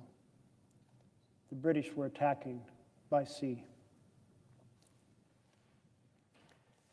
And we here in America have had a phenomenal 9 months in which an authoritarian has grabbed the Oval Office and proceeded to attack liberty after liberty after liberty, including the weaponization of the Department of Justice, including taking an effort to fake a riot to justify deploying the National Guard into Portland, Oregon, deploying and federalizing the National Guard in Southern California, trying to send them into Chicago, trying to get the courts to set the standard that he's seeking. And 2 justices off the Ninth Circuit have already granted that standard. And what is that standard? That if the president says there's a rebellion, then he's justified in sending in troops just because he says so, even if it's untethered to the facts. Well, that is about as phony of argument in terms of defending the integrity of the law as anything I've ever heard. Did this chamber or the House chamber set a standard and then say it's up to the president, and if he invents a fake demonstration that's not even a rebellion, doesn't come close to the definition, he's still justified in doing this even if he hasn't met the standard? No. The words meant something when this chamber voted for that law, Title 10. They meant something when the House voted. Only in the case of a rebellion, a significant, organized, weaponized effort to overturn the government, that's a rebellion. That's the standard this chamber set in the law. And for 2 justices from the Ninth Circuit to sweep that away and say, no, just give deference to the president. Are we already such an authoritarian government that our justices just say, defer to the president? That's an authoritarian nation right there. Extremely, extremely troublesome if you cherish liberty, if you cherish freedom, if you cherish the right to free speech and free assembly and free press and due process. Those words should terrify you. The book goes on to say, other leaders invent crises. There was a backstory to Ferdinand Marcos' declaration of martial law, and I read this paragraph in which it notes that there was a fake assassination attempt. It was faked. Even the person who was supposedly, the effort was made to assassinate him, actually wasn't on the location and ever in that location and said so. But Marcos wanted to declare martial law, and so his plan required an act of violence, and if faking it was the way to go, that's what he did. The President of the United States faking a riot in Portland to try to justify the federalization of the National Guard is in shocking parallel, not an exact parallel, maybe not quite rise to the same level as a faked assassination or a faked terrorist attack, but the fact that it was a faked riot to try to persuade a quarter of the people that there was violence when there was not, that is pretty damn scary. I don't know of any other instance in the history of the United States where a president faked a riot. Whether real or not, I'm returning to the script of the book here, whether real or not, would-be authoritarians are primed to exploit crises to justify power grabs. Perhaps the best-known case is Adolf Hitler's response to February 27, 1933 Reichstag fire, just a month after he sworn in as chancellor. The question of whether a young Dutchman with communist sympathies started the fire in the Berlin Parliament building or whether the Nazi leadership itself did remains a matter of debate among historians. Whatever the case, Hitler and Hermann Göring and Joseph Goebbels arrived at the burning Reichstag and immediately used the event to justify emergency decrees that dismantled civil liberties. This, along with the Enabling Act 1 month later, destroyed all opposition, consolidating Nazi power until the end of the Second World War. A security crisis also facilitated Vladimir Putin's authoritarian turn. In September 1999, shortly after Putin was named prime minister, A series of bombings in Moscow and other cities, presumably by Chechen terrorists, killed nearly 300 people. Putin responded by launching a war in Chechnya and a large-scale crackdown. As in the case of Nazi Germany, there is some debate over whether the bombings were committed by Chechen terrorists or by the Russian government's own intelligence service. What is clear, however, is that Putin's political popularity received a major boost with the bombing. The Russian public rallied behind Putin, tolerating, if not supporting, attacks on the opposition over the months and years that followed. Most recently, the Erdogan government in Turkey used security crises to justify his tightening grip on power.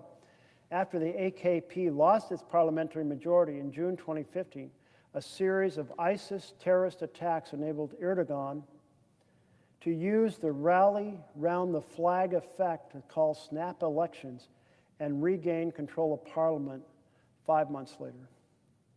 Even more consequential was the July 2016 coup attempt, which provided justification for a wide-ranging crackdown.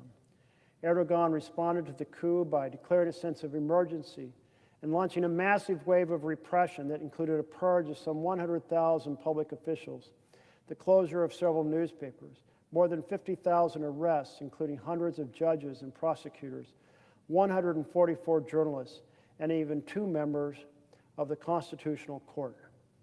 Erdogan also used the coup attempt as a window of opportunity to make the case for sweeping new executive powers. The paragraph culminated in the April 2017 passage of a constitutional amendment that demolished checks on presidential authority.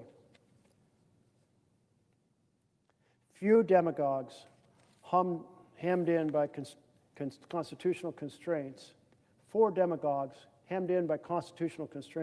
a crisis represents an opportunity to begin to dismantle the inconvenient and sometimes threatening checks and balances that come with democratic politics. Crises allow autocrats to expand their room to maneuver, protect themselves from perceived enemies. But the question remains, are democratic institutions so easily swept away? So, in we ring our alarm bells as we understand these numerous assaults on our freedoms, as we recognize the weaponization of the Justice Department against a public enemies list, as we see the president doing everything in his power to try to get the courts to allow him to federalize the National Guard when any facts he's presenting are untethered to reality. As we see his effort to create a fake riot to persuade the press or the judges or the public that there really was a crisis to be addressed, as we understand that his goal is to provoke violence in order to justify greater authoritarian control. This is straight out of the authoritarian playbook.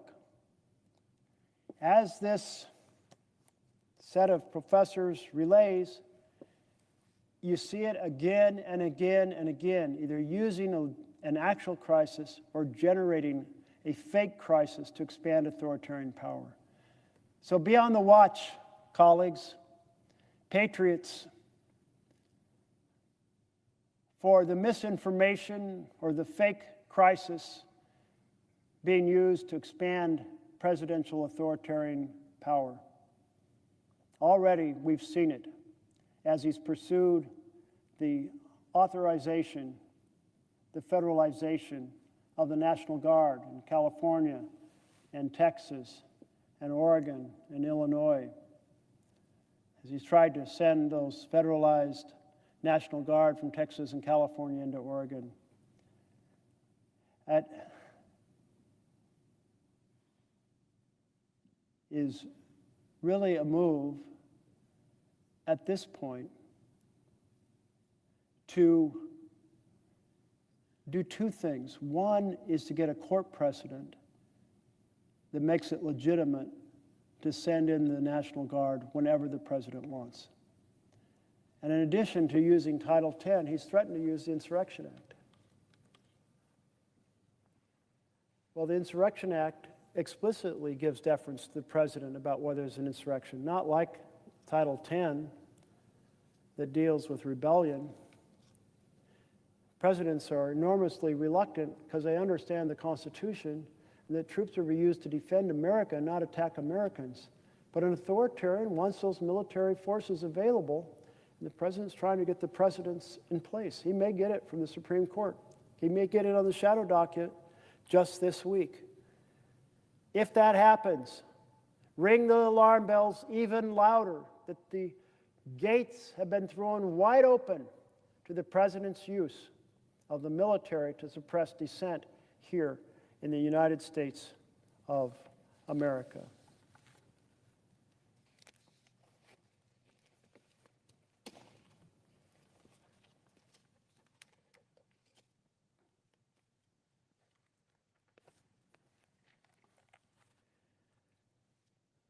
In between each chapter discussion of these different elements of authoritarian power, I'm laying out some of what's happening here in America.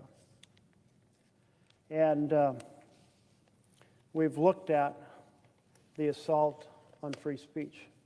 We've looked at the assault on free press. We looked at the assault on due process. We looked at the deliberate and willful rejection of accountability to the laws that govern the executive. And now we turn to his attack on law firms. Another of Trump's strategies is to go after those who enforce the law. So Trump has attacked a host of major law firms, in some cases hamstringing the firms by suspending their national security clearances. We talked about how the FCC was using their power over licenses and mergers to intimidate the networks on the programming they provide, even down to the comics they employ. And here we have the government using access to national security clearance to attack the ability of law firms to defend their clients. He has done this to punish their past association with individuals or cases that threatened his power, and to dissuade them from using their skills in new efforts that threatened his power. The attacks have generated some results.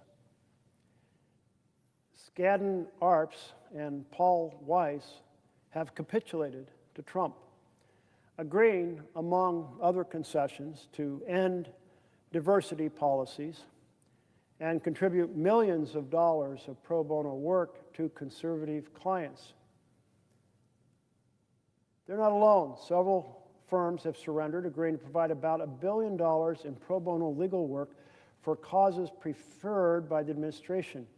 Now, can you imagine the outcry that would have happened in this chamber if President Biden had proceeded to use security clearances against conservative law firms and then said they had to use their services for progressive organizations preferred by Democrats? Every single member across the aisle would be down here screaming. I'd be down here screaming too, because it's wrong. This is authoritarian abuse of government power. It should never be contingent on who's being attacked. So put yourself through the test, dear colleagues. Ask yourself, why are you not down here making an issue out of this? If you would have made it an issue if President Biden had done it, why aren't you making it an issue now? I'll look forward to your answer. But other firms have fought back. challenging Trump's action. Perkins Coie, Jenner and Block, Wimmer Hale. Impressively, more than 500 other firms have stood with them, signing briefs denouncing Trump's actions. Trump's actions are having real-world consequences. Let me read you a report from Reuters published on July 31st. It is titled, "How Trump's Crackdown on Law Firms is Undermining Legal Defenses for the Vulnerable." When the Texas Civil Rights Project needed lawyers to help dozens of people arrested during U.S. President Donald Trump's immigration crackdown, legal director Dustin Reinders turned to a familiar strategy. He contacted major law firms that for decades had provided free legal service to nonprofits like his. On that April day in Houston, he called his usual contacts, many at firms that had previously handled challenges to Trump's immigration policies. Before Trump's return to the White House, they typically offered swift pro bono or free legal help, a standard public service provided by elite firms. This time, they all declined. "We are just handling the cases ourselves at this point," Reinders said.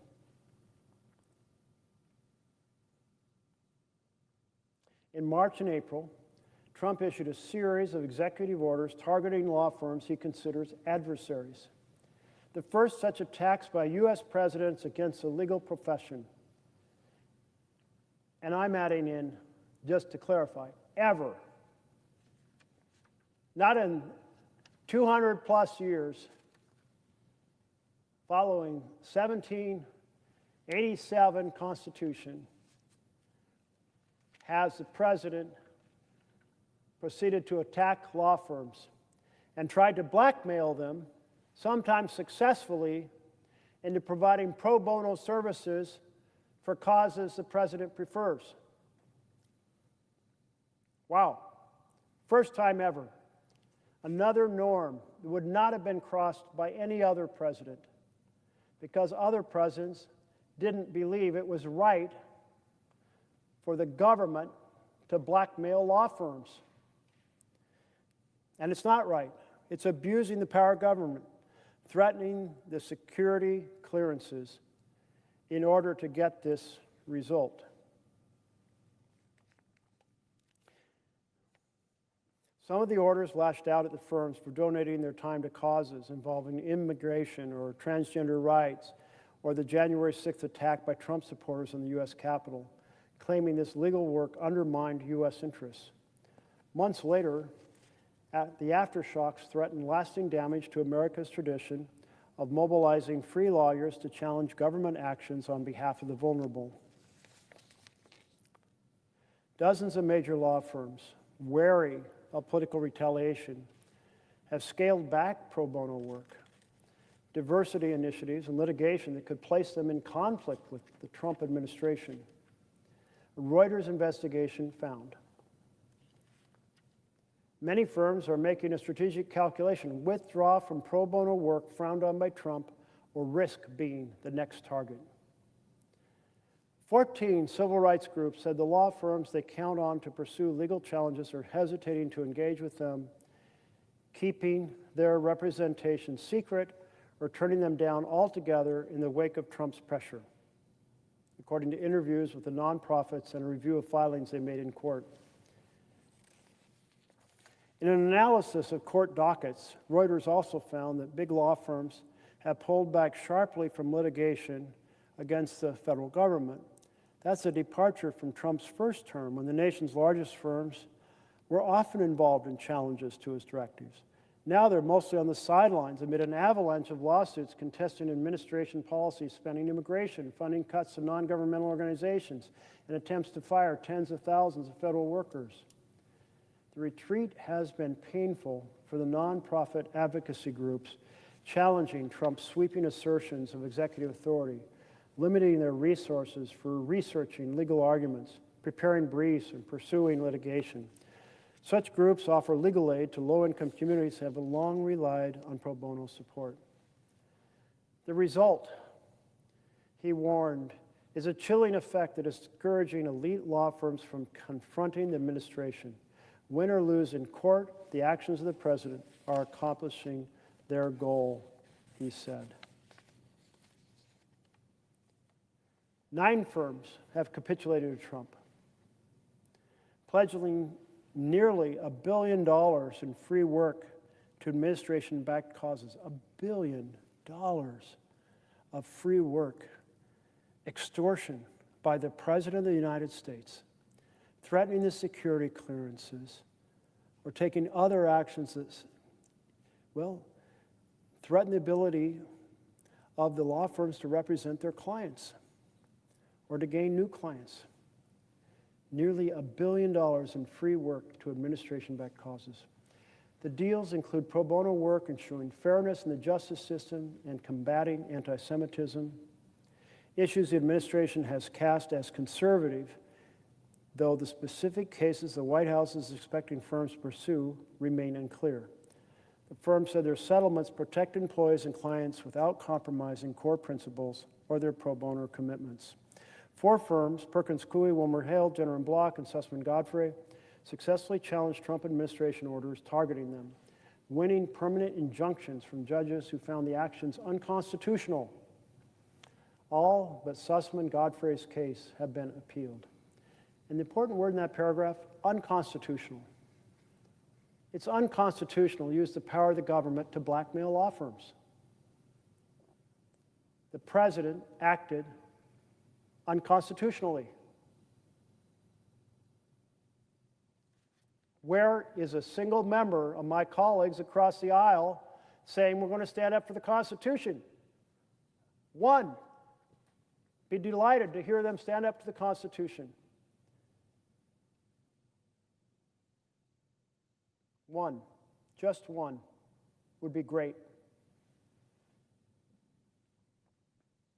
Beyond these rulings, Trump's directives are reshaping the profession in subtle but significant ways. A Reuters review found 46 of the 50 top grossing U.S. firms have removed or altered website references to diversity, equity, and inclusion. 17 revised pro bono descriptions to omit contentious areas like immigration and racial justice. 3 added language highlighting work aligned with Trump's agenda, such as supporting veterans and fighting anti-Semitism. Court records show a sharp decline in major firms challenging government policies, according to a Reuters analysis of dockets in the legal database Westlaw, a unit of Thomson Reuters. Well, that's a pretty fundamental conclusion that this strategy is pretty effective. 20 of the nation's 100 highest grossing law firms sued the Trump administration during his first term, often over politically sensitive issues such as immigration regulation, but have not filed similar cases so far in his second term, a Reuters review of federal district court dockets found. Very effective strategy. Threaten the success of a law firm by threatening their security clearances, and you get 2 effects. Either you get a settlement in which they have to donate, now it's totaled $1 billion of free legal services to whoever the president wants, or, in addition, I should say, you also get intimidation that has law firms changing their practices. They won't represent clients that might make them a target of the administration's blackmail extortion strategy. They won't put up on their website causes that they've been involved in that might disagree with the president's agenda. It's an effective strategy, and it's wrong. It's unconstitutional. The government should never be in the business of providing a strategy to extort services out of the law firms or to basically intimidate them into not doing the function that they would choose to do in a normal world. This is true on both sides of the aisle. No Democratic president should ever intimidate a law firm that wants to represent a pregnancy center from getting that representation. It's not the role of government to coerce private enterprises choosing what they want to do for pro bono activities. It's a form of freedom at the corporate level, yes, to be sure, somewhat different than the individual level, for their lawyers to represent groups that they care about according to their philosophy, either individually or as a firm.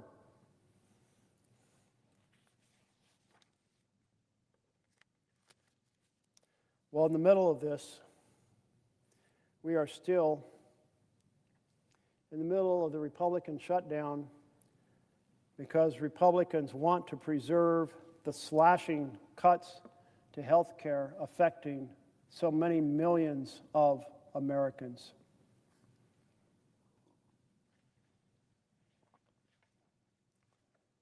Where is the connection between the authoritarian strategies of this administration and the bill, what Trump called his big beautiful bill and others call the big ugly betrayal?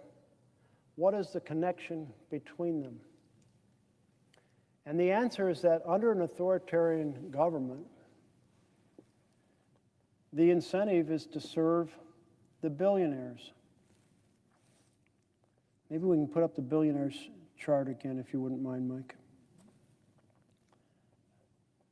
That was clear from day one when Trump proceeded to be sworn into office, give his inaugural speech just down this hallway in the rotunda. And there he was, not giving a traditional speech. In a traditional speech, he would have been saying, here in America, I was elected for a vision. And my vision had these key elements to make America better. And now I'm going to work with Congress and get the vision enacted. Instead, he simply announced in his speech, one after another, fiats, as some countries call them. More formally, here they're called executive orders. Executive order this, executive order that.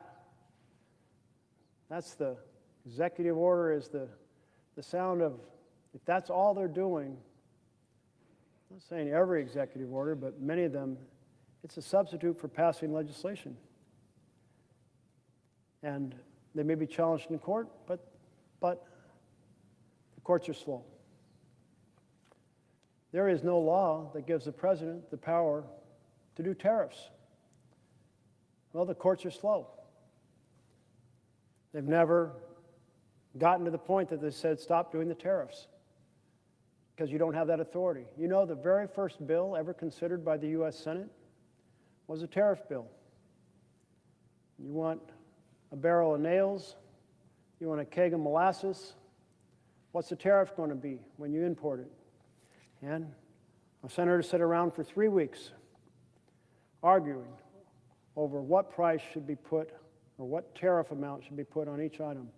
Always been done by legislation until this administration. So if the law gives no authority to the president to do tariffs, then how is the president doing all these tariffs day and night? It's because he's acting as an authoritarian outside the law. That's how. And because the courts are too slow, too timid, too something, too overloaded to say, hell no, you can't exercise authorities. You don't have authorities long invested in Congress to be done by law. But if authoritarianism is essentially about billionaires being empowered and too bad for the families, then it's a perfect fit for the bill passed by this chamber in the House of Representatives, the bill Trump called the big beautiful bill. Because what was the theory behind that bill? It was run up the debt of the United States an additional $30 trillion over the next 30 years. It does grind on me every time I hear someone who voted to run up the debt 30 trillion over the next 30 years talk about they're a fiscal conservative, because nothing could be further from the fact. And they slashed the tax credits that support affordable health insurance on the exchange to fund tax breaks for billionaires. And they slashed child nutrition to fund tax breaks for billionaires. And they slashed Medicaid to fund tax breaks for billionaires. Makes the billionaires pretty happy. Here they are, stand behind the president on day one. Mark Zuckerberg, Jeff Bezos, Elon Musk, government buying for the billionaires in the inaugural speech, in the inaugural picture, and in the president's big agenda bill. It's all the same. It flows from this authoritarian sense of taking control of the country to enhance the power of the powerful and toss the people under the bus. Its families lose and billionaires win. And if we were actually functioning now as a republic, we wouldn't see legislation that is families lose and billionaires win. We would see legislation for families to thrive and the billionaires or mega millionaires to pay their fair share. No, we're raised to believe that we have a fair chance at legislation that supports the people when everyone has a vote. But here is the challenge. We have a massive inequality in this country, I think at the highest level since the 1920s. And in that inequality is a power differential, because those with huge amounts of assets, they can afford lawyers who work 365 days a year to get the result they want. They can afford media campaigns to mislead the American people. I remember early in my time here in the Senate, back when I took the light rail, the metro, up to Tacoma Park, the big clean coal campaign. You know, coal massively damaging to the environment. But no, this clean coal media campaign to make something that is so damaging appears like a good option. So they've got the lawyers, they've got the media campaigns, they have the lobbyists. When I arrived here 17 years ago, it was said there were 2 pharma lobbyists for every member of Congress. That's a lot. It's said now there are 3 pharma lobbyists for every member of Congress. 3. 3 of them, pharma lobbyists, for each one of us. So they've got the lawyers, they've got the media campaigns, they've got the lobbyists, then they are rich enough to do big campaign donations on the official side, and then, of course, they've got the dark money. Oh, yeah. So the court had this very interesting case called Citizens United. And in that case, they said, you know what? Limits on individual donations can be capped because the candidate may experience corruption by knowing that a large amount of the money came from a few individuals with particular interests. Makes sense. You win your campaign because it was financed, well, who knows? Let's say the car industry. So you're going to be pretty favorable towards that car industry. Maybe it was financed by the clean energy community. So you're going to be more favorable to solar and wind. Maybe it was financed by the fossil industries. You're going to be more sympathetic to keeping coal mines operating or massively subsidized the way that they are now. And so, yeah, the court said, that's okay. Yeah, we see the point. That's corrupting of good government serving the people. They said, but if the donation is made to the friend of the candidate, somehow that will erase all the corrupting influence, because somehow the candidate will never notice that this massive amount of money got them elected because it was given to the friend of the candidate to run a parallel campaign rather than the candidate. What a pile of bullshit that story is from the Supreme Court. Do you think any candidate who got massive funding from any of the big dark money groups doesn't know exactly where that money came from? And worse yet, it's almost universally used to slander the person that they don't want to win. And they put fancy names on it, like the next generation or happiness for America or something like that. They hide who they are sometimes. Other times they don't hide who they are because they want everyone to know. The crypto industry put $40 million into an Ohio Senate race. They wanted everybody to know they did it.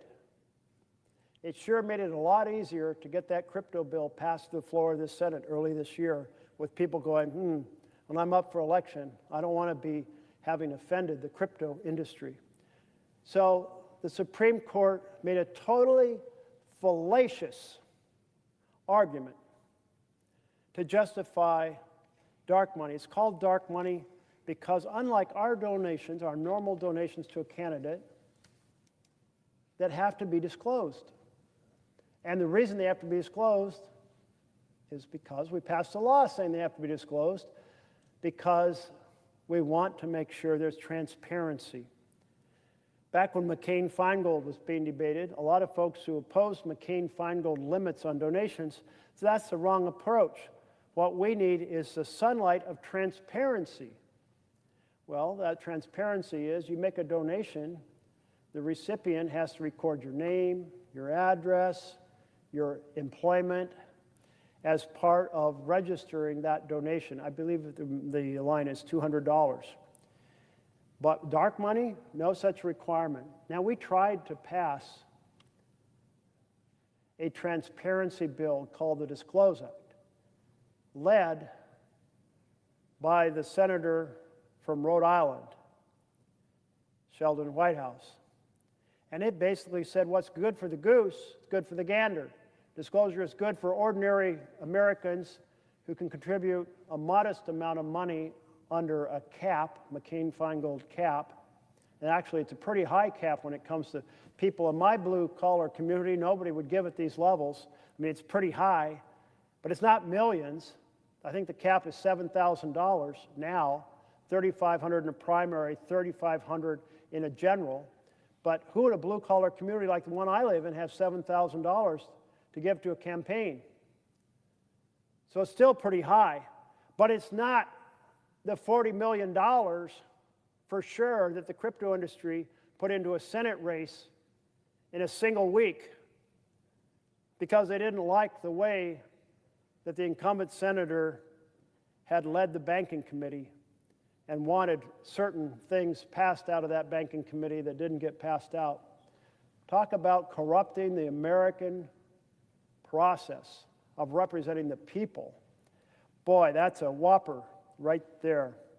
But that's where we are, with the powerful having so much maldistribution of wealth. They can employ the lawyers, the lobbyists, the media campaigns. They can proceed to give large regular donations and massive dark money donations. All of that means there is no such thing as an equal playing field in America. All of that means the government operates more for the powerful than for the people. And then we have the amplification of that disparity by an authoritarian government that isn't even trying to address the fundamentals for the people, not even trying to address health care, not even trying to address housing or education, could care less about good-paying jobs. And that's where we're at now, with the amplified authoritarian government by and for the powerful. Welcome back to the presiding officer, who's returned for another shift. So maybe I should start another chapter of the book. And this chapter addresses the guardrails of democracy. And again, these chapters are taken from How Democracies Die. Two professors wrote this book in 2018. They've studied how democracies die all around the world. What are the warning signs of authoritarian power? How is it exercised? How does it grow? How is the effort in a democracy made to filter the candidates so that you actually end up someone at the head of the executive branch who has the qualities of character and the capabilities appropriate to the office? And how do you lose that, as we have now? And hopefully, how do you repair it? This chapter, chapter 5, the guardrails of democracy. For generations, Americans have retained great faith in their Constitution as a centerpiece of a belief that the United States was a chosen nation, providentially guided, a beacon of hope and possibility to the world. Although this larger vision may be fading, trust in the Constitution remains high. A 1999 survey found 85% of Americans believe the Constitution was the major reason America has been successful during the past century. Indeed, our constitutional system of checks and balances was designed to prevent leaders from concentrating and abusing power.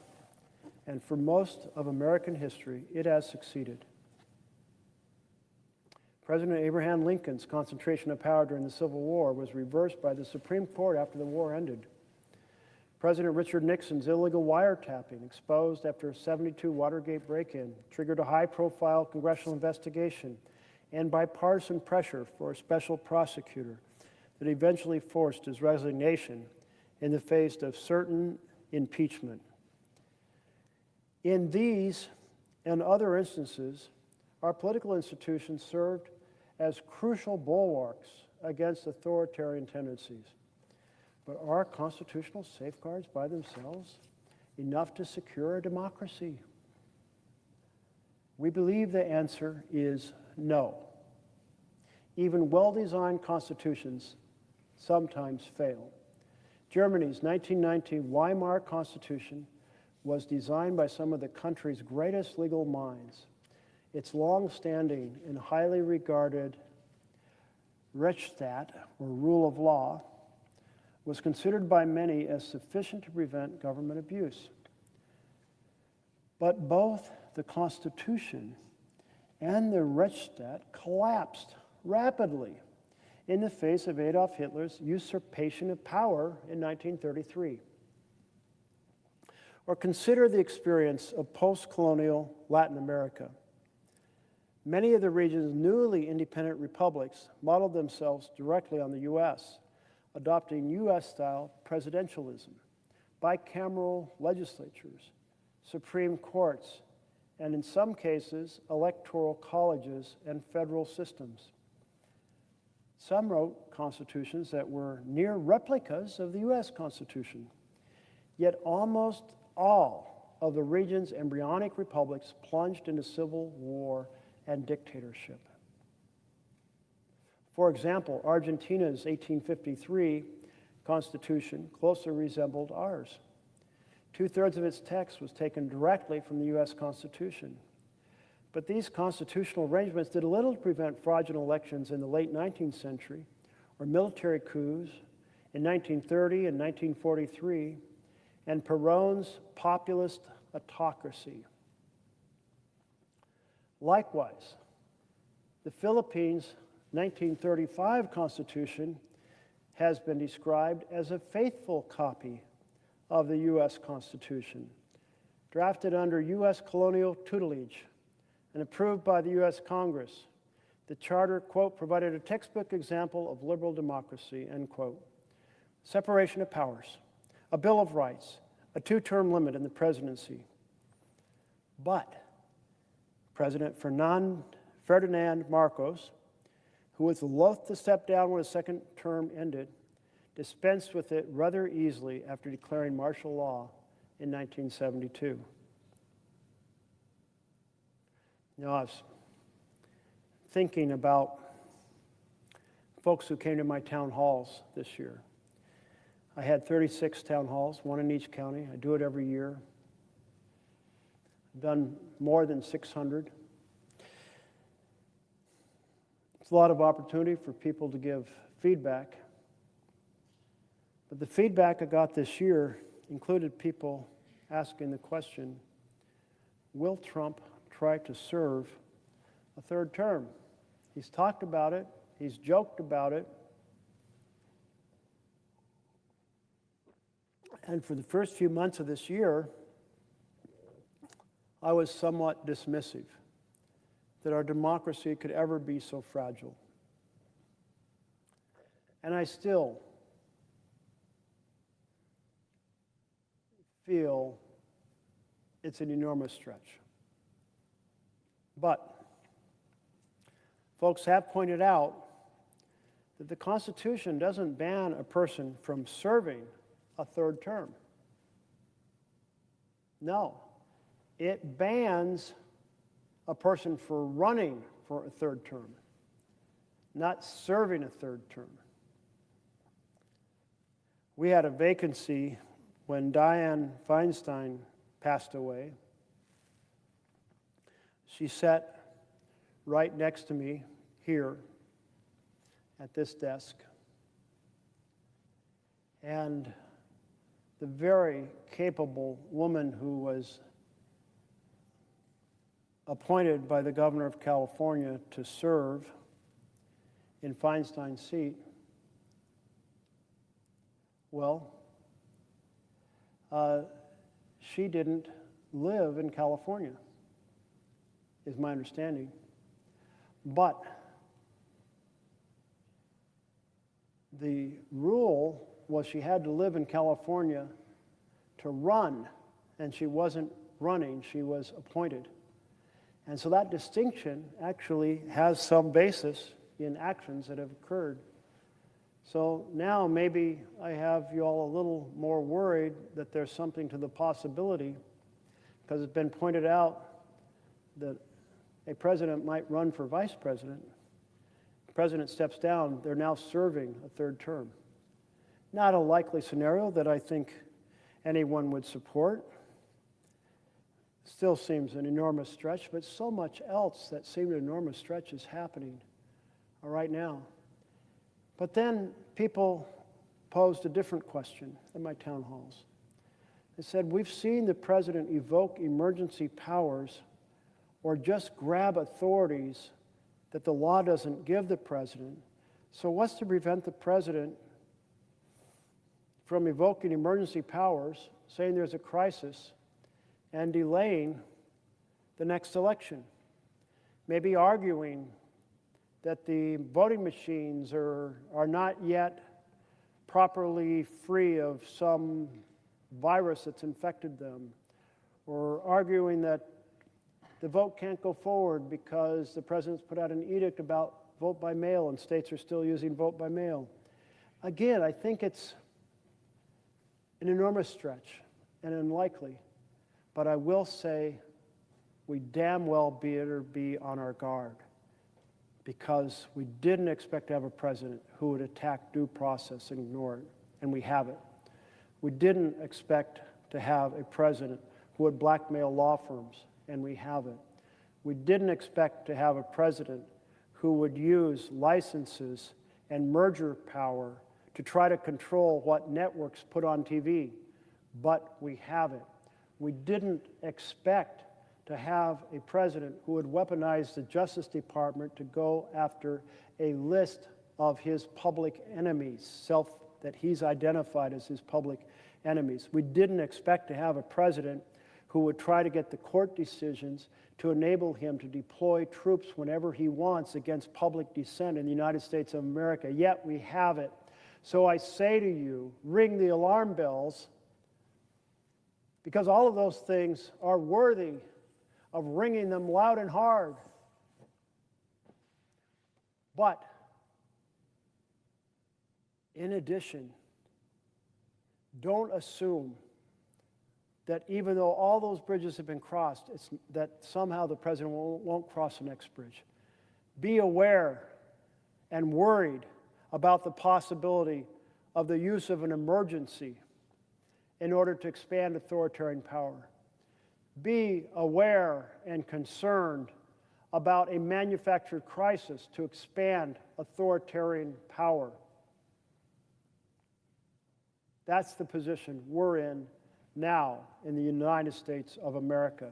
Authoritarianism in complete control of the nation, with a rubber-stamped Congress, a court that's delivering more and more power to the executive, and an executive who has a well-planned strategy, thanks to Project 2025, to turn our country from a government by and for the people into a government by and for the richest and most powerful people in the land.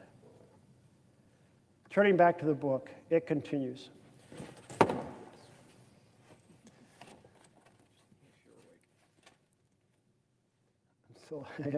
I'm still awake. Even without a chart following on me, I'm awake. So they asked the question, are constitutional safeguards by themselves enough to secure democracy? They said, we believe the answer is no. Even well-designed constitutions sometimes fail. And they lay out how the Weimar Constitution, well-designed, lapsed rapidly in the face of Adolf Hitler's power grab in 1933. And then they continue, or consider the experience of post-colonial Latin America. Many of the region's newly independent republics modeled themselves directly on the United States, adopting U.S.-style presidentialism, bicameral legislatures, Supreme Courts, some cases electoral colleges and federal systems. And they point out that many of the constitutions were near replicas of our Constitution. But that fact did a little to prevent fraudulent elections in the late 19th century, or military coups in the 1930 and 1943, and Perón's populist autocracy. And the Philippines, a faithful copy of the U.S. Constitution, but it was dispensed with rather easily after declaring, he dispensed it rather easily after declaring martial law in 1972. If constitutions were enough, if constitutional rules were enough, then figures such as Perón, Marcos, or Brazil's Vargas, all of whom took office after or under U.S.-style constitutions that contained an impressive array of checks and balances, would have been one- or two-term presidents rather than notorious autocrats. Even well-designed constitutions cannot by themselves guarantee democracy. For one, constitutions are always incomplete. Like any set of rules, they have gaps and ambiguities.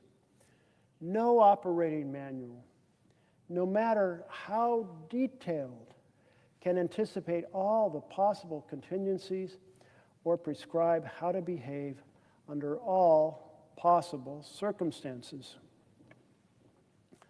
Constitutional rules are also always subject to competing interpretations. What exactly does advice and consent entail when it comes to a U.S. Senate role in appointing Supreme Court justices? What sort of threshold for impeachment does the phrase crimes and misdemeanors establish? Americans have debated these and other constitutional questions for centuries. If constitutional powers are open to multiple readings, they can be used in ways their creators didn't anticipate. You know, these words for advice and consent was not laid out clearly when the Senate came in power. We had a responsibility. The idea we had to agree, consent to a nomination. But how was that to be done? And so it was really the early practices that were adopted became the precedents and guided us until we changed those practices. We had a major change this year. Except when done by unanimous consent, nominations have been done by a single vote on each person, so that you can't put a bad nominee in with a batch of good ones and somehow get them approved. But this year, this body engaged in what's known as a nuclear option and proceeded to change the rule in order to do large groups of nominees in a single vote. And so, is that still advice and consent? Well, not if you believe that it applied to each individual, because each individual isn't being voted on. But there's ambiguity, as these authors say. There's uncertainty. And each thing depends upon kind of the good faith of the principle involved. And if that good faith isn't there, if that kind of matrix of social understandings that affirm the rule is missing, then the words themselves, well, won't carry the same value in preserving our freedom, our checks and balances. So returning to the script here of the book, finally, the written words of a constitution may be followed to the letter in ways that undermine the spirit of the law. One of the most disruptive forms of labor protests is a work-to-rule campaign, in which workers do exactly what is asked of them in their contracts or job descriptions, but nothing more. In other words, they follow the written rules to the letter. Almost invariably, the workplace ceases to function. Because of the gaps and ambiguities inherent in all legal systems, we cannot rely on constitutions alone to safeguard democracy against would-be authoritarianism. God has never endowed any statesman or philosopher, or any body of them, wrote former U.S. President Benjamin Harrison, with wisdom enough to frame a system of government that everybody could go off and leave. And that includes our own political system.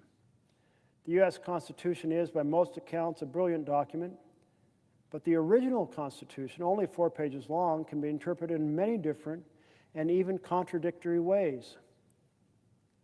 We have, for example, few constitutional safeguards against filling nominally independent agencies, such as the FBI, with loyalists. According to constitutional scholars, Aziz Huq and Tom Ginsburg, only, quote, the thin tissue of convention, unquote, prevents American presidents from capturing the referees and deploying them against opponents. This book was written in 2018. I haven't met these authors, but I'd like to now, because at that time they didn't anticipate that what they were seeing and worried about in 2018 would come back in such full force and would begin from the very start of the administration. They'd fire all the inspector generals, which is exactly what they're warning about here. Capturing the referees. Who are the referees? Well, one set of referees are inspector generals who don't answer to the head of an agency, are supposed to provide us with oversight of what's going on in an agency. In a way, they're more accountable to Congress than they are to the president, but the executive fired them. And for the most part, the court has shrugged its shoulders and said, oh, well, go ahead.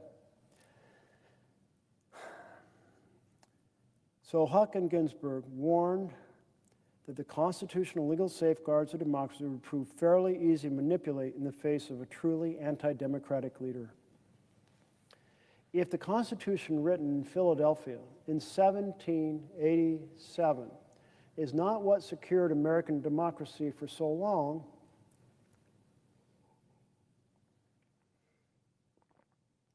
then what did?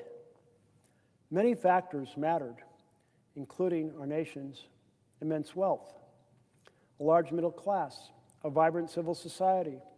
But we believe much of the answer also lies in the development of strong democratic norms. All successful democracies rely on informal rules that, although not found in the Constitution or any laws, are widely known and respected. In the case of American democracy, this has been vital. I was thinking about how the norms have changed from time to time in America. Just to provide a couple of examples, the early Senate wanted to get in and get its work done so that people could go back to their farms, plant their crops, harvest their crops. There was no time to be fooling around, and Jefferson laid out a manual for the operation of the Senate, and he talked about how your comments needed to be direct and not superfluous and on point so that everybody could get their thoughts into the conversation, and then you could vote. You can go on to the next topic. And a second convention was that the presiding officer, by the Constitution, the Vice President of the United States, sat right up there in the dais. Well, we don't have a Vice President sitting in the dais tonight, but the understanding was the Vice President had the responsibility under the Constitution to make the Senate operate. Much as the way as when I was Speaker of the Oregon House, it was my job to be at the dais and keep things moving and make them operate and solve the problems when they came up. Thomas Jefferson played that role when he's Vice President. And he wrote a manual about how we should behave here. But that idea that things should be succinct and to the point started to face a serious assault by the pressures of the 1830s. You had in the South the tobacco, cotton, agricultural economy. You had in the North a manufacturing economy. And those two economies thought different things would help them succeed. And one of the issues that became highly controversial were tariffs. Why tariffs in the 1830s? Well, because the North wanted to protect its manufacturing base.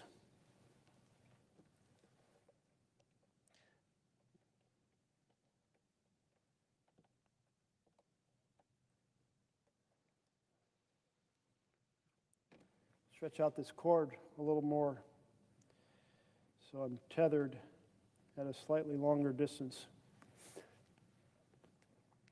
Turns out if you give a really long speech, maybe it's a good idea to move around quite a bit during that period.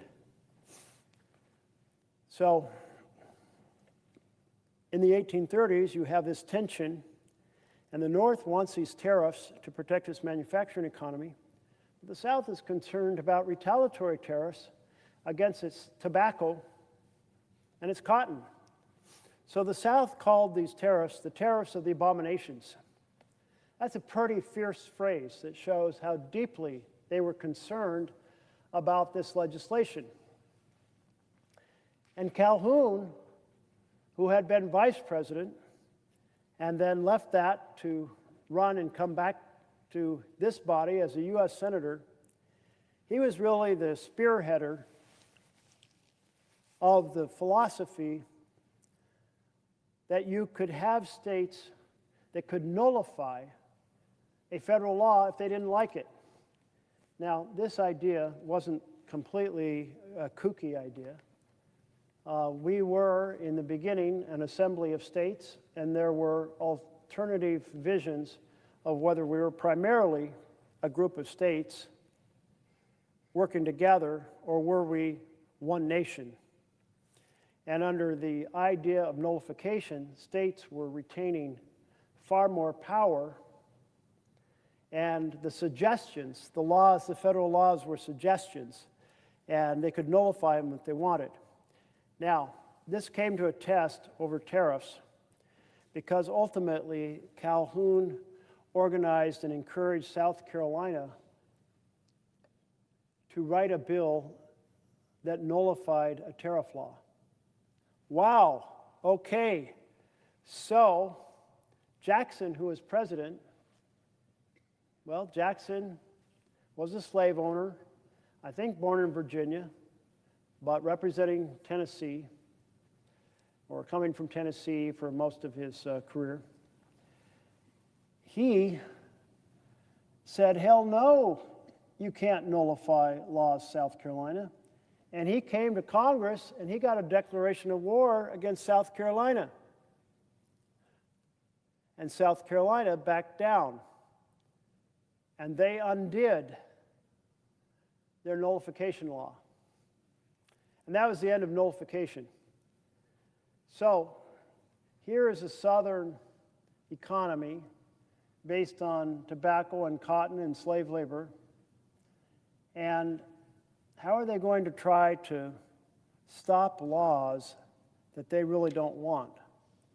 And they hit upon a strategy of continuously raising new motions on a law.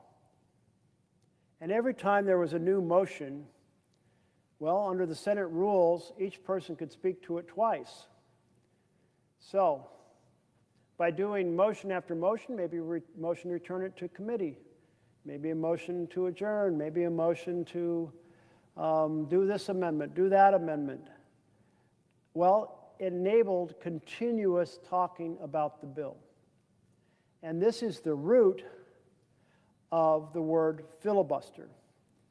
Because whereas the social contract had been that the Jefferson vision of speaking succinctly and to the main point so everybody could get their thoughts in and then you could vote, was replaced by a new convention of speaking slowly, at length, on motion after motion, to basically make it impossible to get to a final vote.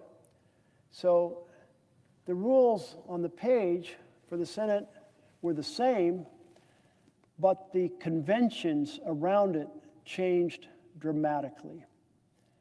And the advocates for this talk a bill to death strategy were considered pirates. Pirates, the vision of operating outside of the law, boarding the ship, creating chaos and dysfunction. And the word filibuster means piracy. It's a word essentially translated from Dutch, freebooter. Freebooter. Filibusters. I think it was the kind of the Caribbean slang version of freebooter or pirate. And so the pirates became the norm. And we are still haunted and challenged by that vision of bills being talked to death, of not being able to get to a final vote on bills. And that means in a fast-changing world, the Senate can't function very quickly. It means that large, powerful interests that have lobbyists and lawyers and can fund massive amounts of dark money in elections and lots of regular donations, that collectively they can get the minority to block a bill from ever being completed by never providing the 60 votes needed to complete the bill. the bill will be continuously considered and never resolved.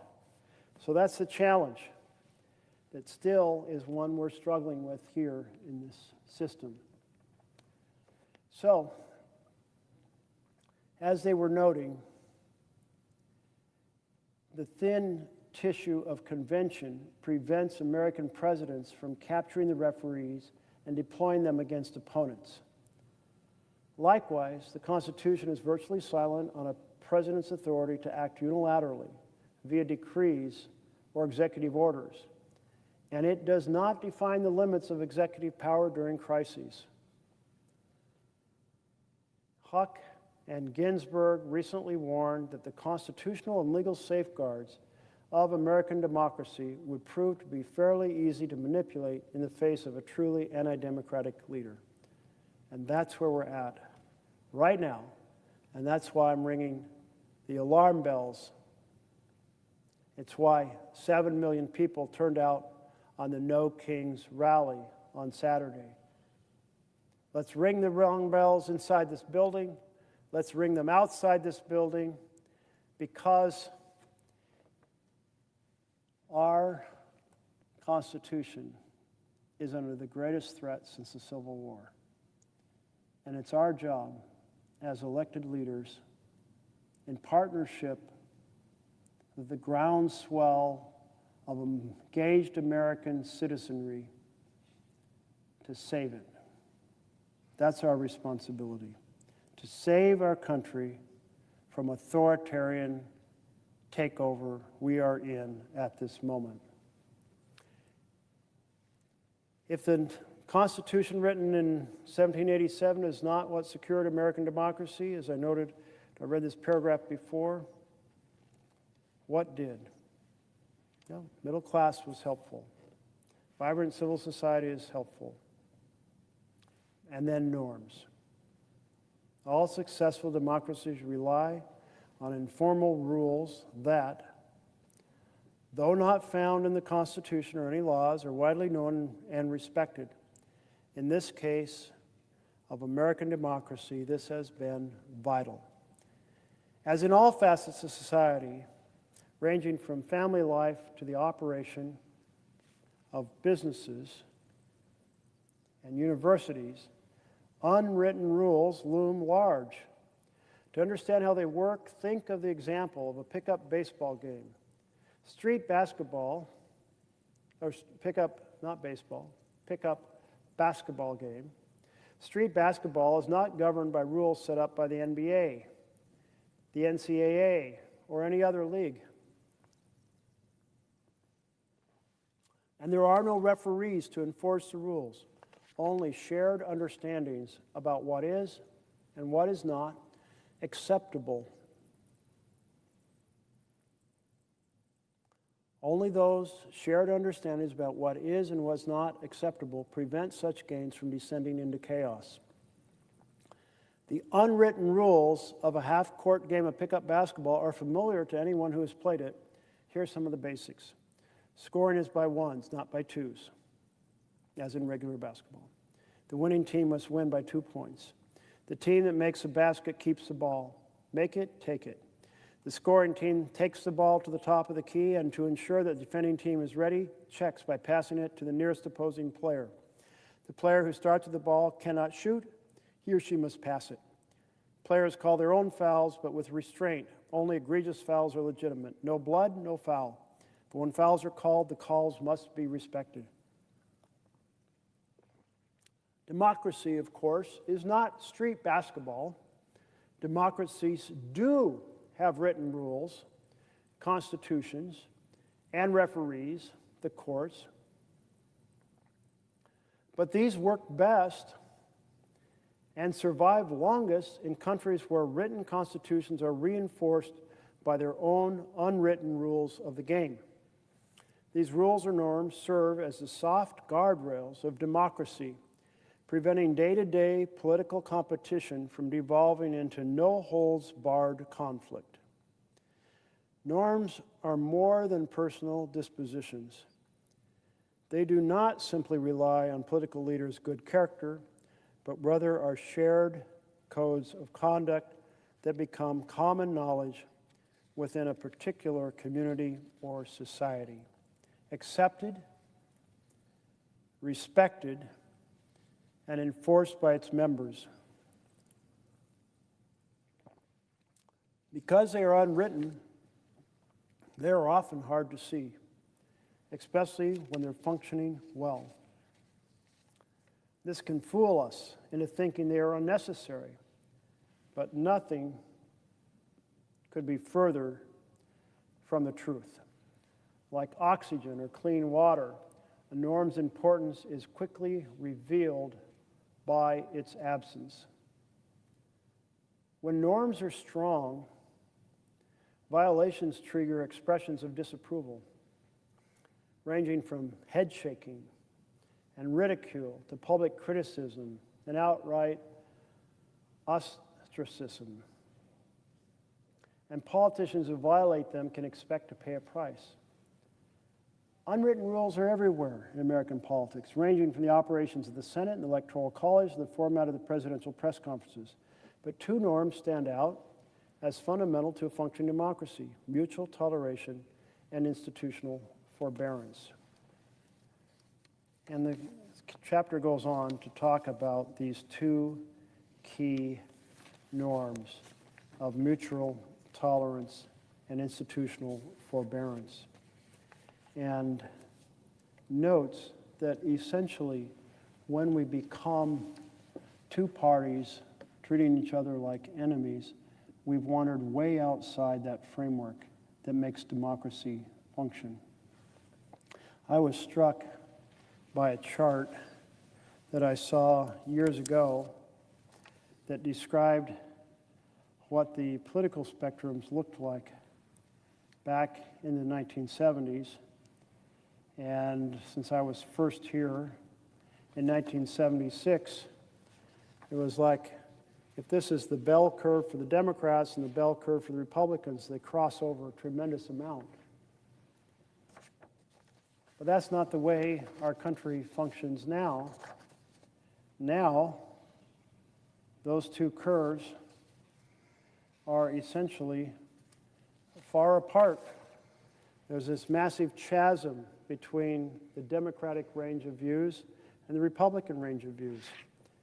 This chasm is partly the result of cable television.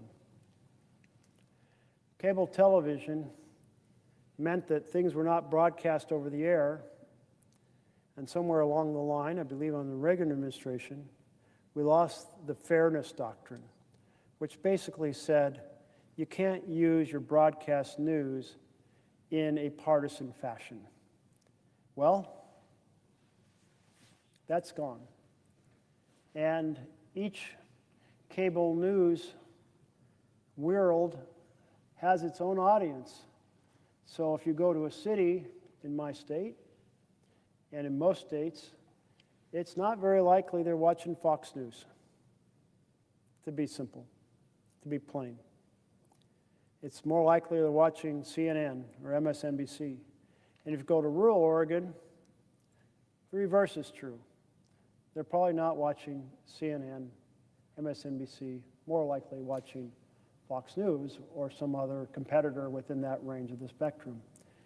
And since there's no fairness doctrine, and since viewership is increased when people's emotions are activated, these channels do a lot to be as basically fierce about the dysfunction of the other party as possible, and any best action is viewed in our best intentions, your worst. So the division is augmented by cable television and reinforced by social media. That's the chasm we face right now. And what the authors are saying is that once we fall into this world where we are split in this fashion, well, democracy's in trouble. And I would say I concur with that observation. They go on about mutual tolerance in that respect, but then also about forbearance. Forbearance means patient self-control, restraint and tolerance, or the action of restraining from exercising a legal right. For our purposes, it can be thought of as avoiding actions that, while respecting the letter of the law, obviously violate its spirit. Where norms of forbearance are strong, politicians do not use their institutional prerogatives to the hilt, even if technically legal to do so, for such action could imperil the existing system. Well, so these are the challenges that we face here, and more broadly, our entire nation faces as we've been split into teams. One of the things that particularly strikes me is a survey that was done a few years ago. It said in the past, parents' biggest concern was their children would marry into a different religion. And now, parents' concern is that parents will marry into a different political party. That's how fierce the separation has become between Democrats and Republicans in our country. I'm here tonight to ring the alarm bells, to say we're deep into authoritarian control in our nation.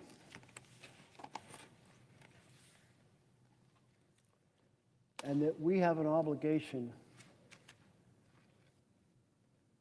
for hundreds of years. Our forefathers and foremothers fought and died to preserve this vision of freedom, to preserve this constitutional framework. And in 9 simple months, more has been done to unravel it, to crush it, than we could ever have imagined. Take more than 3 more years of this, and the ability to escape this authoritarian framework and style is incredibly unlikely.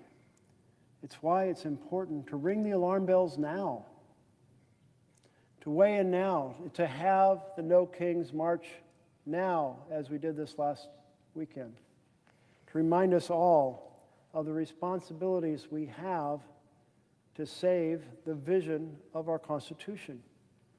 This isn't a you can just kind of relax and maybe save it a couple years from now. No, it'll be too entrenched. That is the message. That is why we need to ring the alarm bells. Between each chapter, I'm looking at a different strategy in which Trump is waging war on our Constitution and is expanding his authoritarian power. And we've looked at his attack on the press. We looked at his attack on free speech. We looked at his attack on due process. We looked at his attack on law firms. Well, now we're going to look at the attack on universities. Trump and his team have tried to use the power of the state to reshape policies at universities by launching investigations of their practices and by freezing millions or billions in their federal grants. Some of those universities include ones readily recognizable across the country. Brown University, Columbia University, Cornell, Duke, Harvard, Northwestern, Penn, Princeton, UCLA.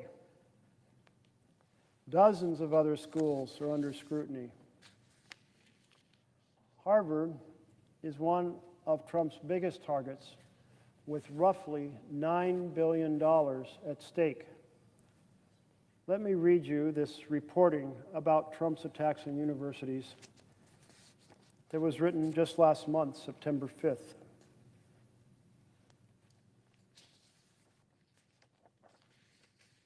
The article is titled, "Trump Has Targeted Universities Like Harvard, Cornell, Columbia, Why?" Written by Alan Blinder. The Trump administration is exerting extraordinary influence over American universities by threatening to cut them off from funding and, in some cases, students. President Trump and his allies have focused their attacks on elite universities, which they say are bastions of anti-Semitism and ideological indoctrination. A handful of the schools, Brown, Columbia, the University of Pennsylvania, have made deals with the White House. Some have agreed to pay millions of dollars to restore research funds and end federal investigations. Wow, another case of the president's team extorting action by an institution. In this case, universities. Harvard has fought back in court even as it has negotiated with the White House, while others have exclusively pursued quiet talks with the government. As universities contend with Washington's demands, the long-term result could remake higher education across the country. Billions in funds for research have been frozen, while administration officials have also tried to prevent universities from enrolling international students. So freeze the research funds and then attack the ability to enroll students who pay full tuition. Two ways of attacking the ability of a university to make their books balance. The higher education industry has acknowledged shortcomings and failures, but university leaders have also warned that the federal government is trying to stamp out academic freedom, a cornerstone of the American education system. Since taking power in January, the Trump administration has said it would end or limit federal money to a number of universities, including Brown, Columbia, Cornell, Duke, Harvard, Northwestern, Penn, Princeton, University of California, Los Angeles. Dozens of other schools are also under scrutiny, largely by the Department of Education's Office for Civil Rights, and aware that some of their federal funding is imperiled. But much of the focus is on 10 schools the Trump administration task force, which says it is devoted to rooting out anti-Semitism, identified for particular attention. The University of Virginia also drew the ire of the administration. She demanded the resignation of the school's president to help resolve a Justice Department inquiry into diversity, equity, and inclusion. Oh my goodness. You know, the Trump's obsession with diversity, equity, inclusion is an obsession with his fight for inequality of opportunity. Now, I was raised to believe that everyone should have a chance to thrive. Everyone should. And that everyone has something to contribute. Well, everyone having something to contribute, that's diversity. People bring different life experiences, different cultural backgrounds, different ways of observing the world. By sharing those, we make the society stronger. Those strands are woven together. They result in more than the individuals by themselves. Diversity is a strength. Equity? What's equity? It's carved above the Supreme Court. Equal justice under law. Why is it that Trump hates equal justice under the law? Equity. Inclusion. Inclusion means an end to bigotry that locks out people because of the color of their skin, or their family background or the country they come from. End of bigotry in order to give people opportunity to thrive. Positive thing, end of bigotry. So here we have Trump turning the value of everyone having something to offer, of equal justice under the law, and of ending bigotry into a negative.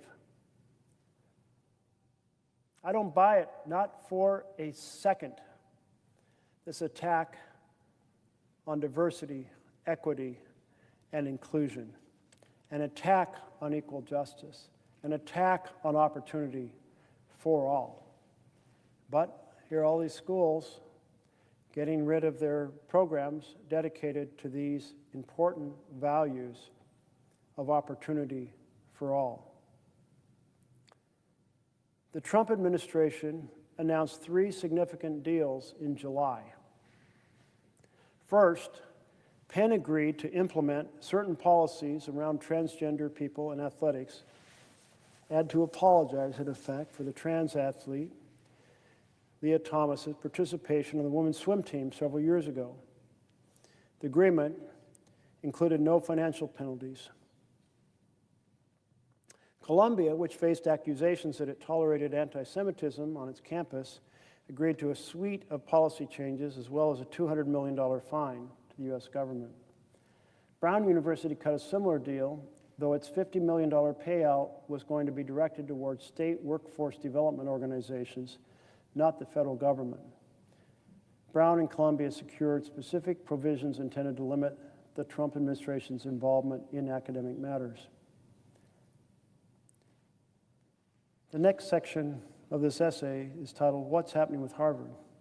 The Trump administration's biggest target has been Harvard, the country's oldest and richest university. The university has roughly $9 billion at stake in its fight with the federal government. The dispute erupted after Harvard rejected Trump administration proposals, including one for the use of an outsider to audit programs and departments that most fuel anti-Semitic harassment or reflect ideological capture. The government also wanted Harvard to curb the power of its faculty and report international students who commit misconduct. The Trump administration wants a report on ideological capture. Well, how about it start with doing a report on itself and its ideology of authoritarian takeover that's destroying our Constitution? Now that would be a report worth doing right there. The Trump administration almost immediately began cutting off billions in funds. Officials have since said they would direct federal agencies to end all the remaining contracts with the school. The government told the university not to expect grant money in the future. Harvard sued the administration over the cuts. In September, a federal judge in Boston broadly ruled in Harvard's favor, though the administration immediately pledged to appeal. It was not clear when and whether the federal money would flow again. But the administration's onslaught goes beyond research funding.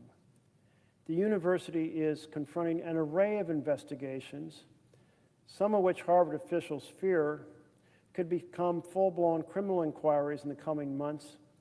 Mr. Trump has also threatened Harvard's tax-exempt status.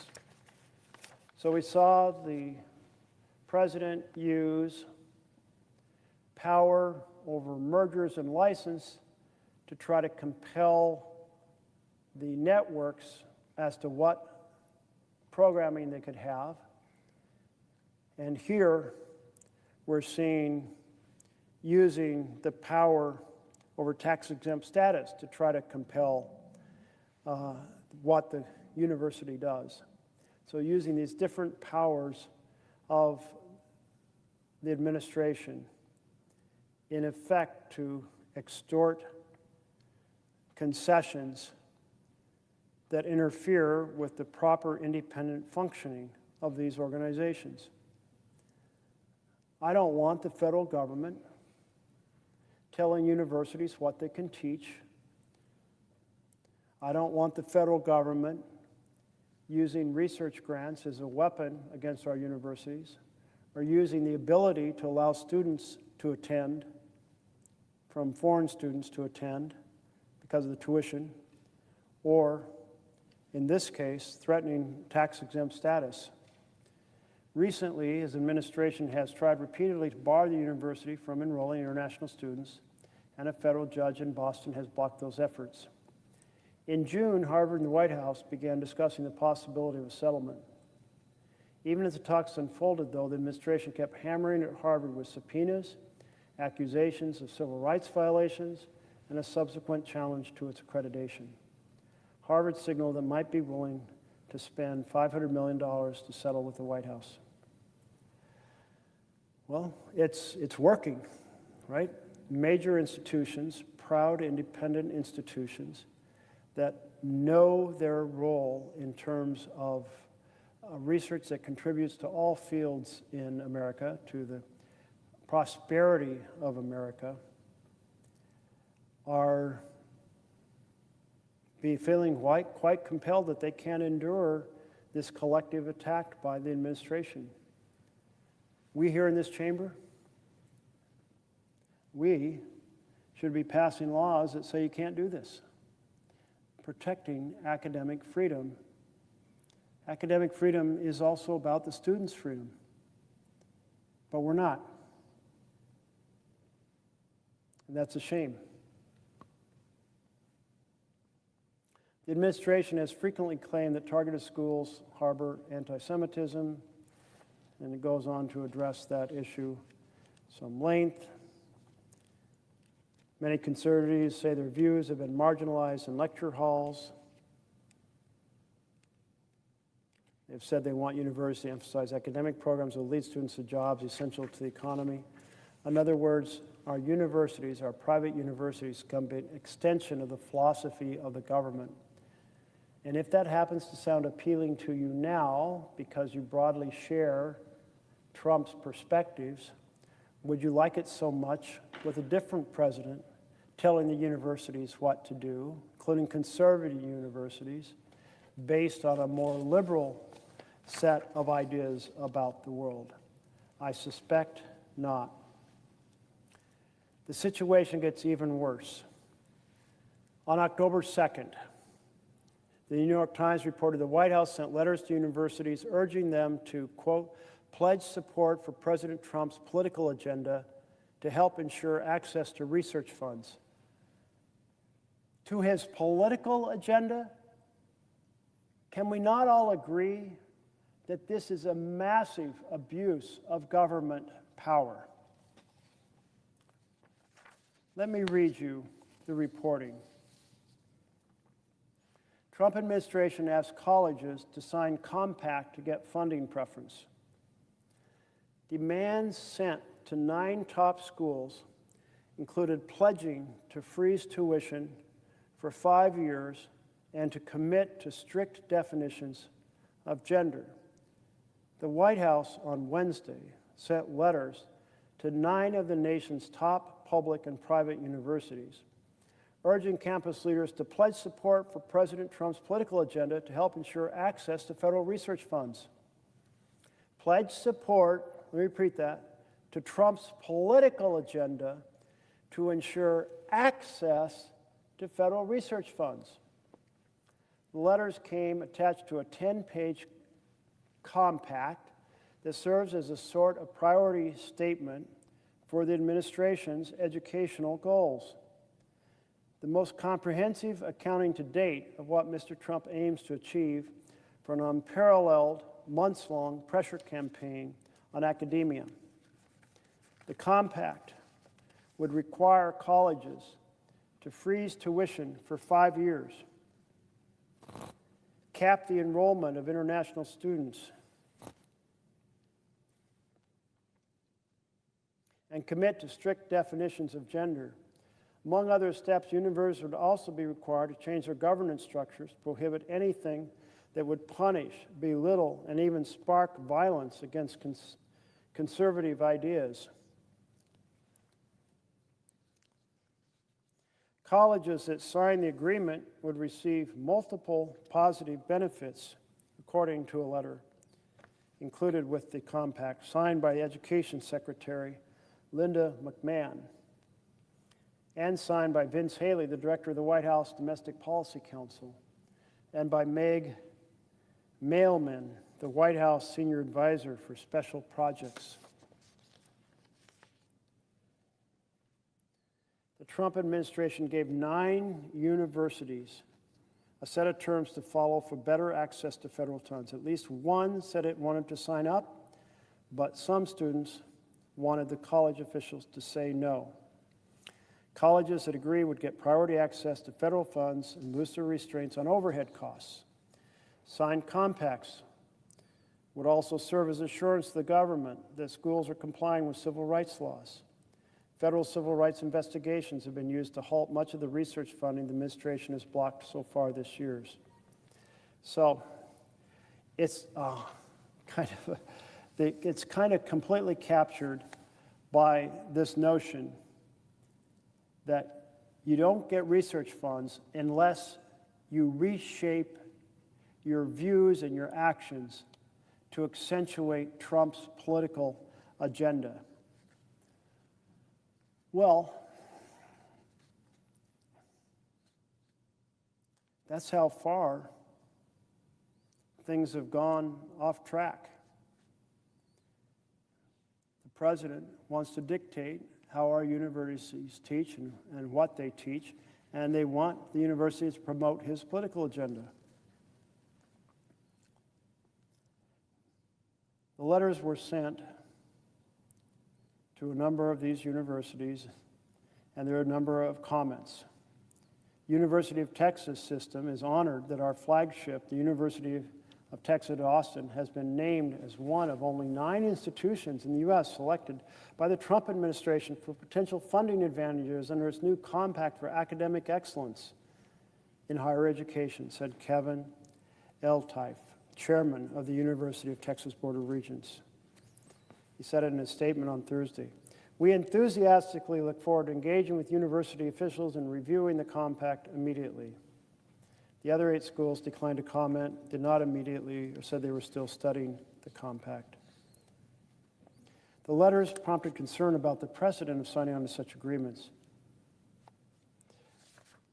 Well, they should be concerned anytime a government, a free society, tells the universities what they can teach and that they have to promote the president's political agenda.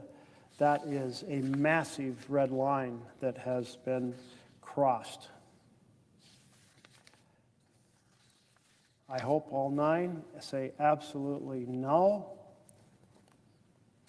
But I'll tell you, we saw with the previous threats, universities cut deals because when millions or billions of funds are being held up by the government, that's an effective strategy of blackmail that forces university presidents to say, I got a responsibility to keep this place functioning. We got a lot of folks who are involved in the research. We can't send them all home. The interruption will damage the enormous amount of work that's already been done. I mean, the pressures are intense. That's a terrible place where universities are when the power of the U.S. government is mobilized to oppress them. On October 10th, an article notes about MIT that they rejected special funding offer from the Trump administration. MIT became the first university to reject an agreement that would trade support for the Trump administration's higher education agenda in exchange for favorable treatment. The proposal, called the Compact for Academic Excellence, was sent to 9 universities, require colleges to cap international student enrollment, freeze tuition for 5 years, adhere to definitions of gender, and prohibit anything that would belittle conservative ideas. In a letter on Friday to the Trump administration, MIT's president, Sally Kornbluth, wrote the university has already freely met or exceeded many of the standards outlined in the proposal, but she disagrees with other requirements or demands, including those that restrict free expression. Fundamentally, the premise of the document is inconsistent with our core beliefs that scientific funding should be based on scientific merit alone, Dr. Kornbluth wrote. A White House spokeswoman, Liz Huston, said in a statement that, quote, any university that refuses this once-in-a-lifetime opportunity to transform higher education isn't serving its students or their parents. They're bowing to radical left-wing bureaucrats. The best science can't thrive in institutions that have abandoned merit, free inquiry, in pursuit of truth, she added. President Trump encourages universities to join us in restoring academic excellence and common sense policies. But the administration is not asking for free inquiry in pursuit of truth. They're asking the universities to promote the Trump's political agenda. The idea of the compacts has been deeply unpopular among faculty members and free speech advocates who view them as another political intrusion into the affairs of academia. They argue the Trump administration is threatening the independence of American higher education by cutting hundreds of millions of dollars in research funding to force top universities to adopt its agenda. And of course, that's exactly what is happening. The compact has complicated negotiations between the Trump administration and individual schools, including Harvard, where it is a sign that if they reach a deal with the administration, the government will come back and ask for more concessions. Two of the universities that received this invitation to this compact were ones that already reached deals with the Trump administration. And so that's what's driving the concern that it's just going to be more. Well, this is wrong. Our tax dollars are at work for research because research takes our nation forward, makes it more prosperous, allows an opportunity for people to utilize to maximum effect those wonderful brain cells they've been granted, and in the course find innovations, inventions, valuable ideas that become valuable to the entire society. Universities are supposed to serve all Americans, not just those who agree with the president. They're supposed to be places where ideas are robustly debated, not places where the things they present are dictated by the government. You want that? Go to China. China has that. You want to live in a country that controls what its universities teach, that have to adopt the government authoritarian line? Go to China. That's where you'll find that in abundance if that's what you love. If you love this idea of a government dictating what our universities teach. I offer a sincere compliment to Princeton President Christopher Eisgruber, who has called out Trump's actions as, quote, the greatest threat to America's universities since the Red Scare of the 1950s. Now that's what I call standing up for academic freedom. And now, under our program of It's 12 Midnight Somewhere, we've reached the last location of the official states of the United States, where Hawaii has arrived, where midnight has arrived in the state of Hawaii. And so we had 4 time zones in the continental U.S., another time zone in Alaska, and now we're in Hawaii, some 6 hours after midnight first arrived here on the east coast of the United States of America. And as midnight has arrived at each of our various time zones that affect the United States, I've been reading Paul Revere's Ride by Henry Wadsworth Longfellow, because that poem was about ringing the alarm bell that the British were attacking. in this case, wasn't actually ringing an alarm bell. It was putting lanterns in the church belfry, and then folks could see those lanterns. Specifically, the person was Paul Revere, who, when he saw the lantern, rode through town after town, alerting people to the attack by the British. There's a parallel in a sense that right now, Americans are ringing the alarm bells about the authoritarian takeover of our country.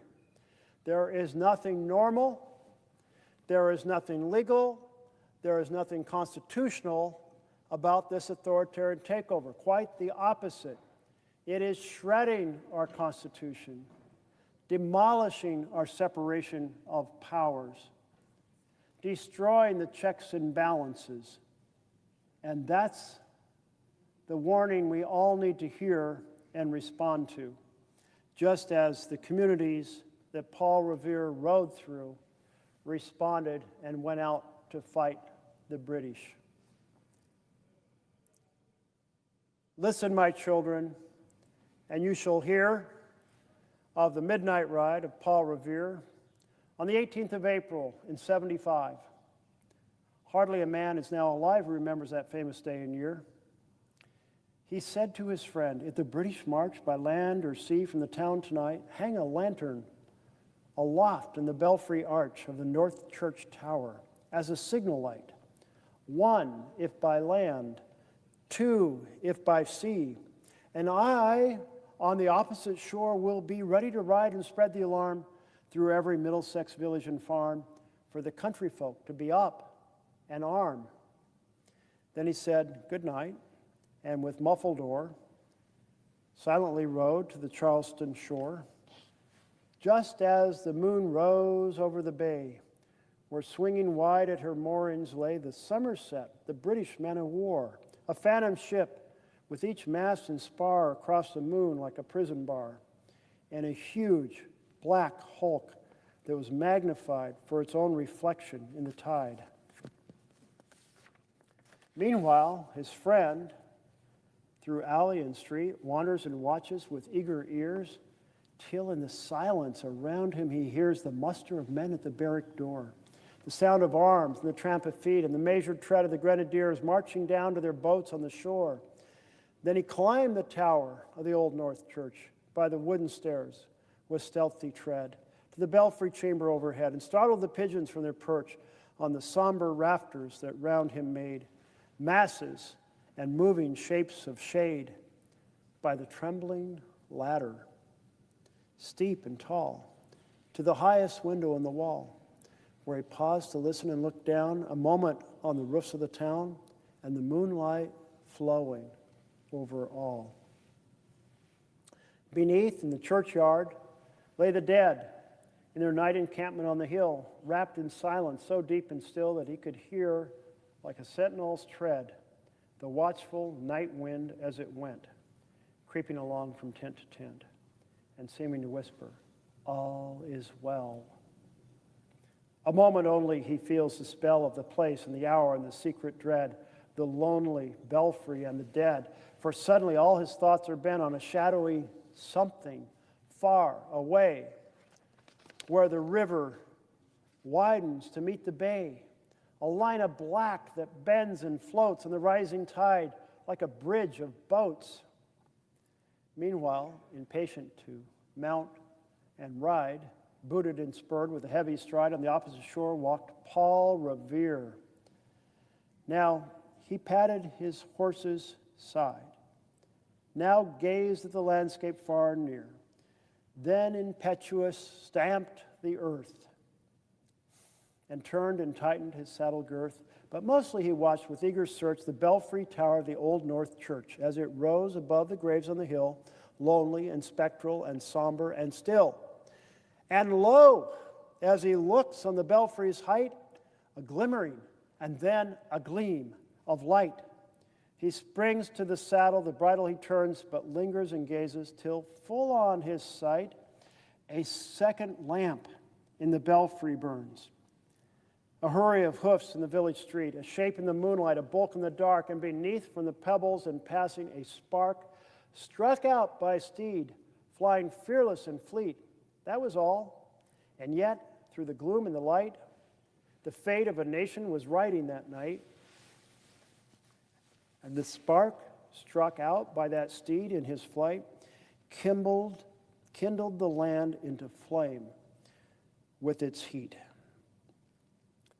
He has left the village and mounted the steep, and beneath him, tranquil and broad and deep, is the mystic meeting the ocean tides, and under the alders that skirt its edge, now soft on sand, now loud on ledge, is heard the tramp of his steed as he rides.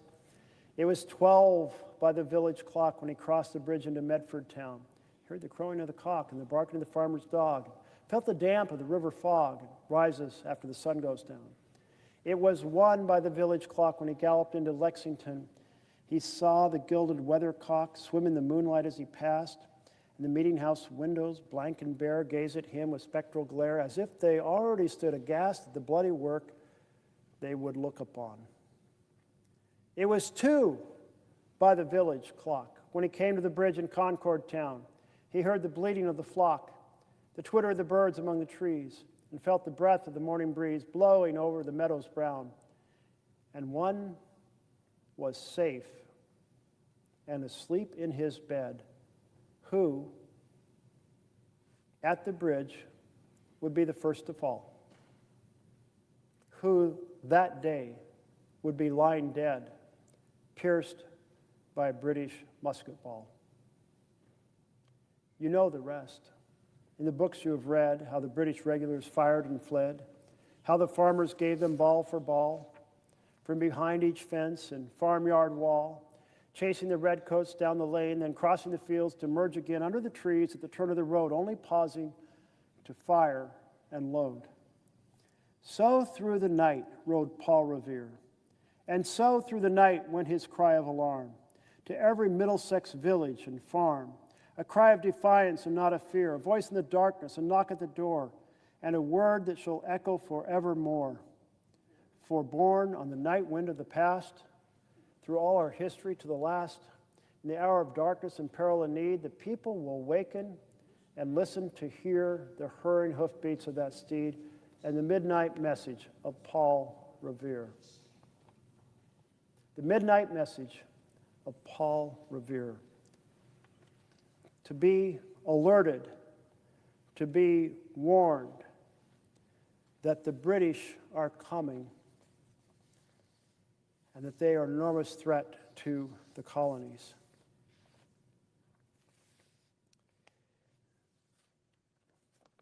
I'm here tonight, or should I say this morning, to ring the alarm bells that there is a full authoritarian assault on our constitutional values, our separation of powers, and the full assault on our liberties. It is an assault, absolutely, on due process,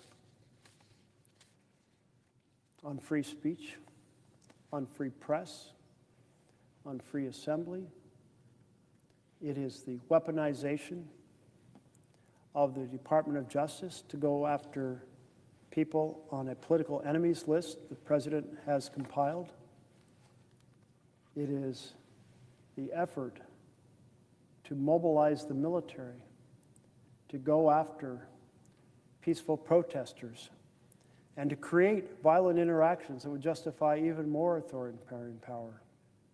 It is the attack on universities.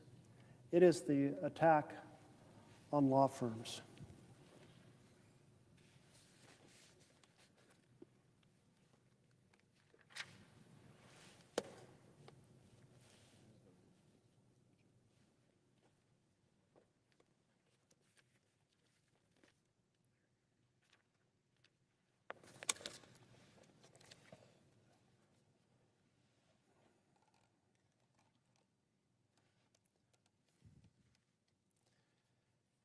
And now we turn to the use of violence. An authoritarian president emboldened by a rubber-stamped Congress,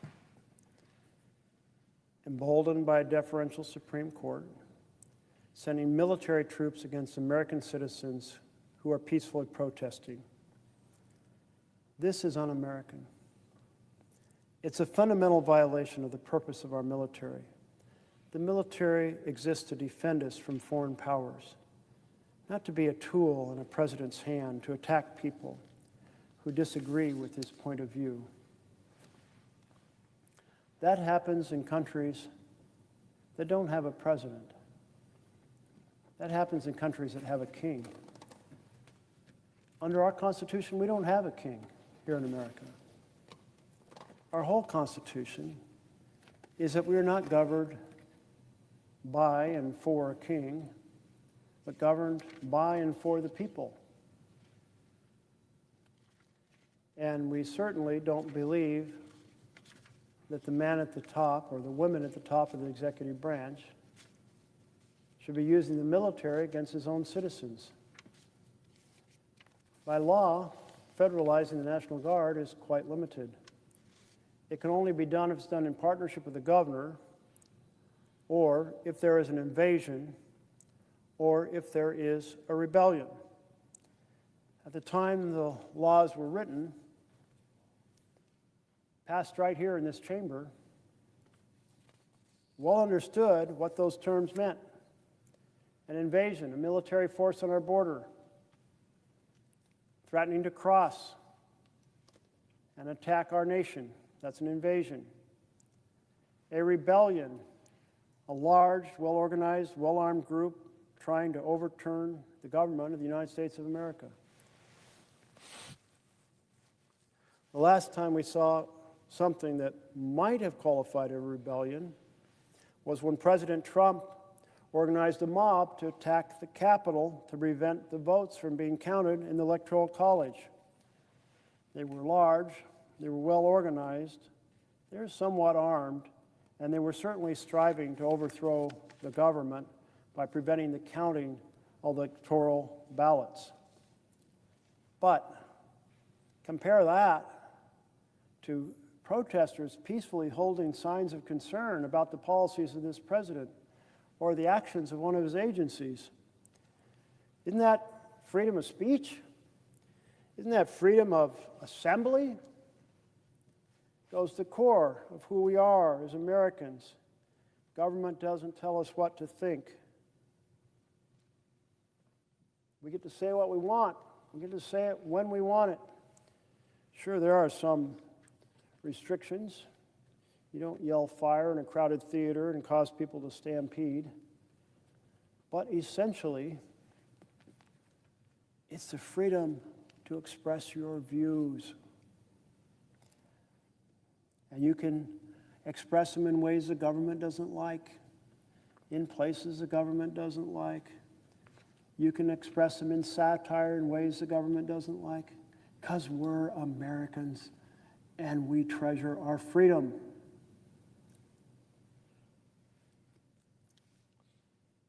Well, obviously, there's nothing approaching an invasion or rebellion in the city of Portland. Senator Wyden and I were outside of ICE a couple weekends ago. I saw 3 women holding a sign that looked like it had a flower on it. Nothing particularly threatening. But there's been lots of other protesters at other moments, protesting, though, with joy and whimsy. A group called Pause for Peace were getting together with puppies and dogs.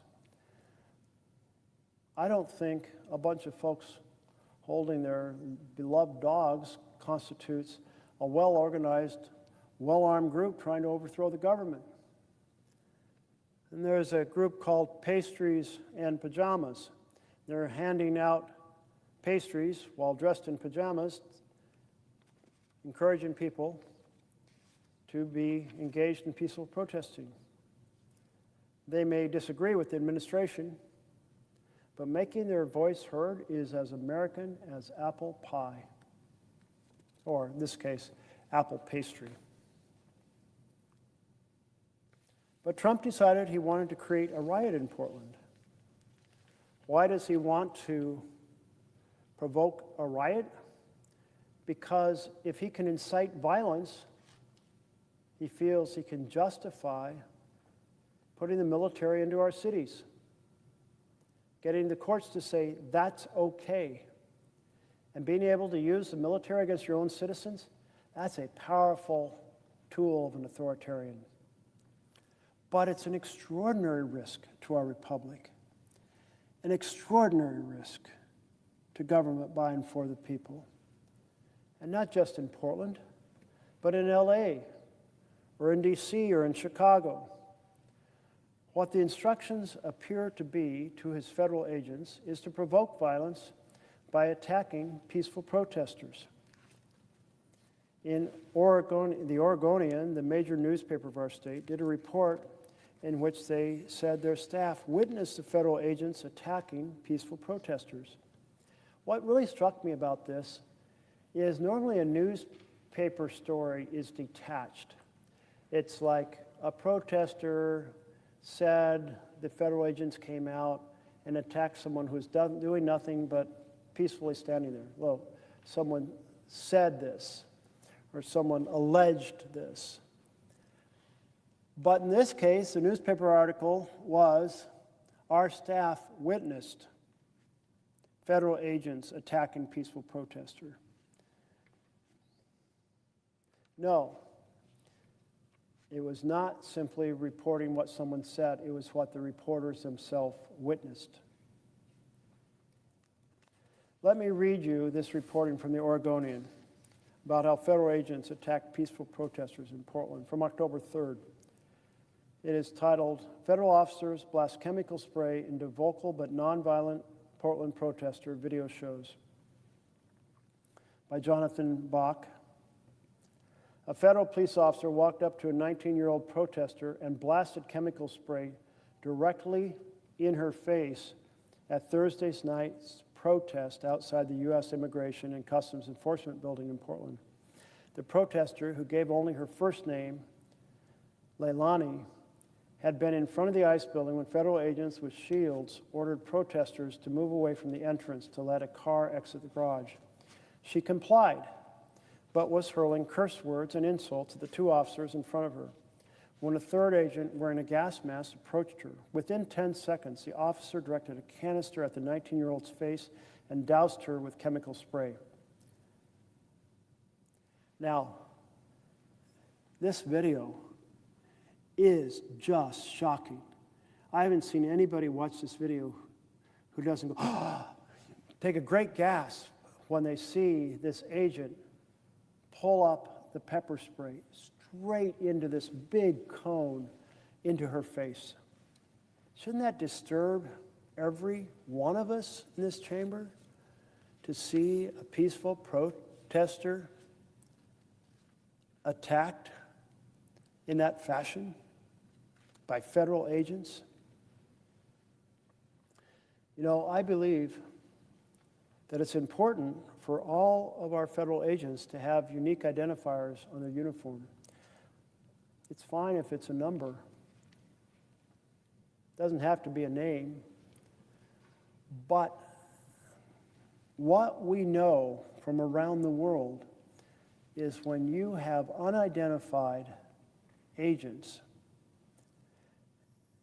have no identifier, they feel quite comfortable doing things like walking up and spraying pepper spray directly in the protester's face, because there's no accountability for their attack on the protesters, because no one knows who they are. This is especially amplified when they wear masks. If there is a symbol of fascism that maybe is above all others, it's the unmarked, masked federal agent grabbing people, throwing them into unmarked vans and whisking them away to who knows where. So we had a vote in this chamber saying that each federal agent should have a unique identifier Well, in part to discourage them from doing outrageous attacks on protesters or other outrageous acts, and partly to identify them if they did do something that was outrageous. So there's some accountability.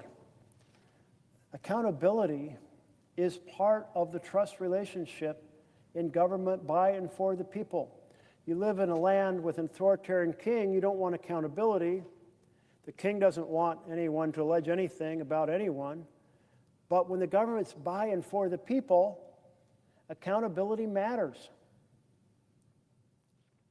But it didn't exist in this case. Within 10 seconds, the officer directed a canister at the 19-year-old's face and doused her with chemical spray.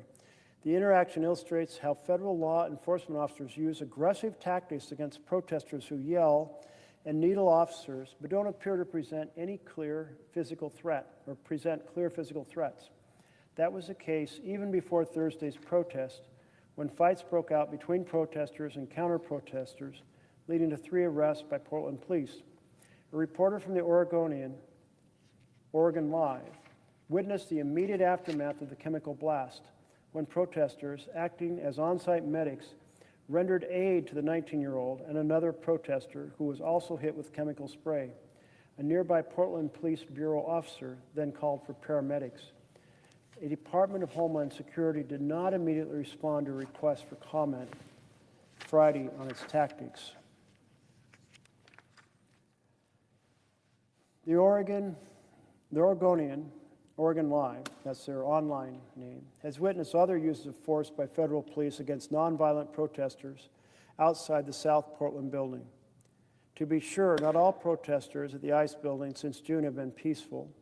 Federal and local police have arrested dozens of people at the building on allegations of assaulting officers and destroying government property, many of them at the outset of the protests in early summer.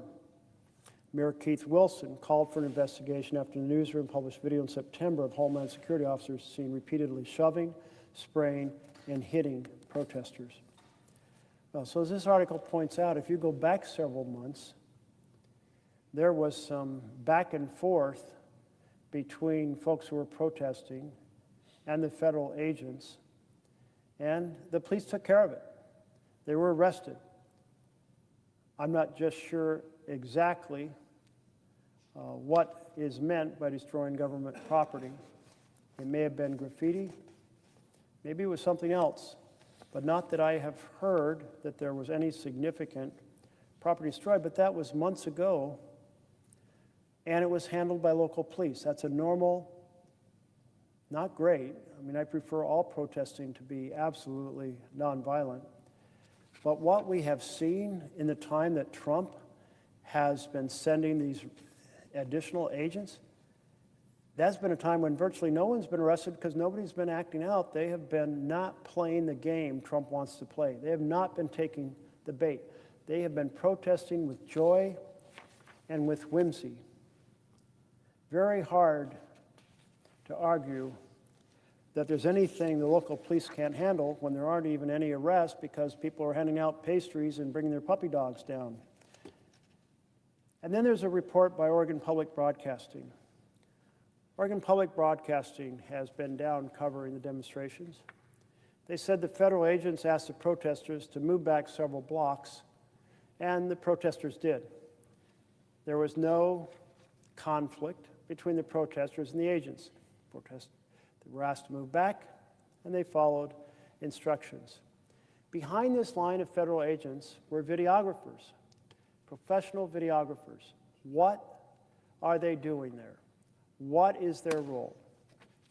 They were waiting to take pictures when the federal agents created a fake riot. So after moving people back several blocks with absolutely no conflict, the officers are in a line across the street, the videographers are behind them, and then on command, the officers throw down the flashbangs, which erupt and sound like gunfire and lights flashing from them. They fire the pepper balls, and they release the tear gas canisters. So there's smoke, and there's the sound of gunfire, and the videographers are just hungrily taping it all so they can get this fake riot and present it as if there was something real riot going on. I really don't know of any other time the government has deliberately faked a riot. But they did on this occasion. This is like the Wag the Dog movie, where an entire war is faked. Only in this case, it was just a riot. I say just a riot trying to create the appearance of violence so they could convince a judge to let them federalize Oregon's National Guard or move in the National Guard from elsewhere, to mislead the courts and to mislead the American people. It's governing by gaslighting. And this is the first time I know in our history that a president has staged a fake riot. It should never happen. Whose idea was this? I know. Why don't we have a congressional hearing about it? Would any of my Republican colleagues get to the bottom of our government trying to fake a riot in order to increase their authoritarian power? Because I will partner with you in a microsecond to hold such a hearing.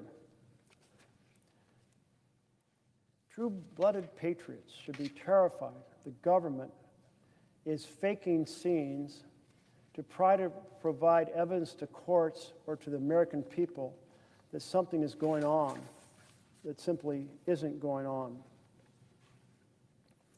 I think we have a poster here. Thank you to Coin 6 News. You see, there was a woman, this woman, and she was talking to two officers, and they'd asked her to get out of the way, and she had. All well and good. And then the third officer walks up and just sprays her straight in the face. Just, wow. I mean, if you saw it on video, you would go, oh my goodness, unbelievable. I saw an interview of that woman later, and she said that it was extremely scary because she couldn't breathe. She falls to the ground. She said, I didn't know if I was going to be able to draw the next breath or some expression like that about what it's like to have that just shot directly into your eyes, directly into your lungs. That type of deliberate provocation, wow, that is a federal government out of control, an authoritarian federal government trying to create reactions and violence in order to justify even more authoritarian power. And Portlanders are not taking the bait. Here's another example from Chicago. We have this pastor, this cut in half, a few seconds before, a few seconds after. Pastor in the traditional motion of praying, standing outside a building by himself. He's obviously in a religious posture. He's wearing religious garb. No obvious resistance to any type of command. And he is shot, pow, right in the head. I believe that's a pepper ball shot, but I'm not 100% sure. He reports that he was shot twice in the head and 5 times on the body. Federal agents attacking a praying pastor, posing no threat, in a posture of prayer, shot from federal agents up on top of the building. Maybe if they had an identifier on their uniform, they wouldn't be so callous in attacking a peaceful protester. This is an extraordinarily dangerous moment. An authoritarian president proceeding to attack free speech, attack free press, weaponize the Department of Justice, and use it against those who disagree with him, and then seeking the court's permission to send the military into our cities to attack people who are peacefully protesting.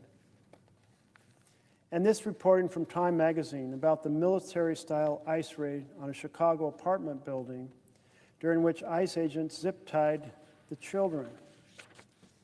Military-style ICE raid on Chicago apartment building shows escalation in Trump's crackdown. Time magazine, Rebecca Schneid, October 4th.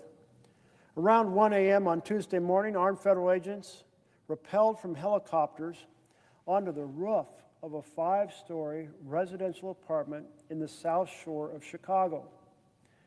As other agents worked their way through the building from the bottom, they kicked down doors and threw flashbang grenades, rounded up adults and screaming children alike, detaining them in zip ties and arresting dozens, according to witnesses and local reporting.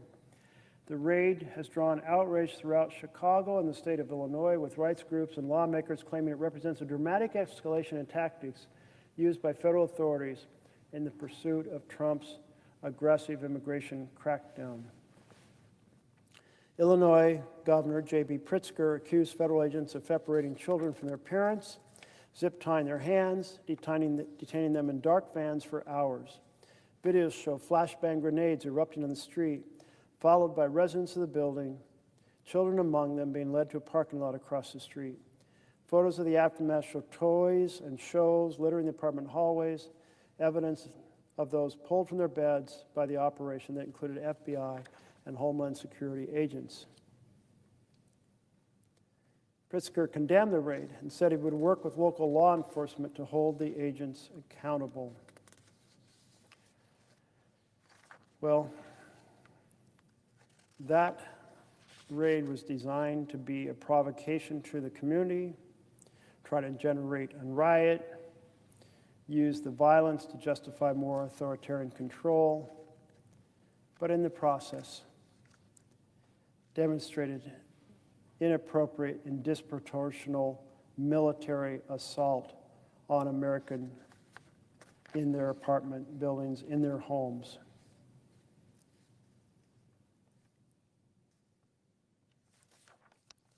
ICE tactics were criticized again on Friday when Chicago alderperson Jesse Fuentes was handcuffed by federal immigration agents at a Chicago medical center after questioning agents about their warrant to arrest at the medical center. Chicago's Mayor Johnson called ICE tactics abusive. You don't win the hearts and minds of the people by turning the military on them. But if you want to be an authoritarian leader, you want to use the military, and our founders were very, very concerned about that. The attacks were so violent that a judge stepped in. And CNN had this report, Laura Sharman and Carol Alvarado. A judge in Illinois has temporarily blocked federal agents from using certain types of force and crowd control measures against protesters after a video of a pastor being repeatedly shot by pepper balls during a demonstration outside an ICE facility near Chicago drew widespread outcry.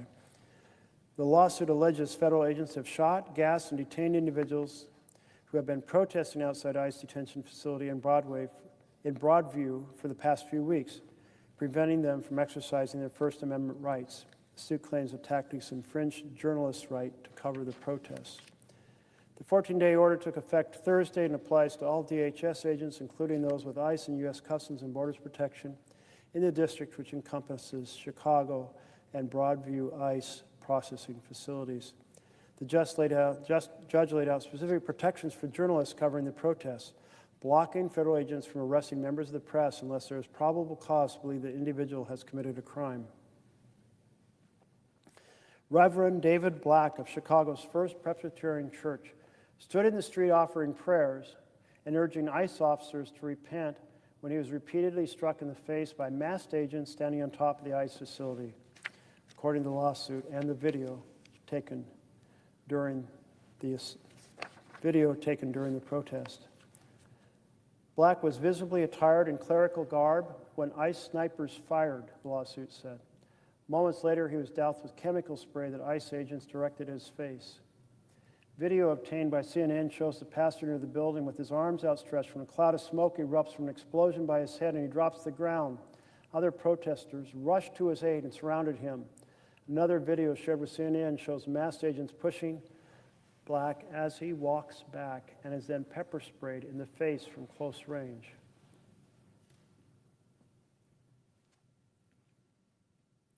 Black told CNN's Aaron Burnett that a large group of federal officers then rushed out of the gate and began to shove us, describing their behavior was indiscriminate and vicious. The pastor insisted he and other protesters received no warning and claimed he could hear the agents laughing as they fired shots from the roof, calling it deeply disturbing. Yeah.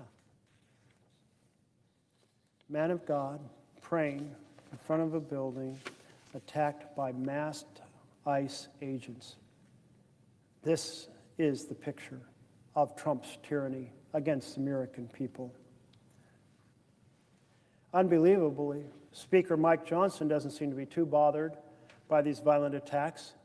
He said, quote, "I've not seen them cross the line yet."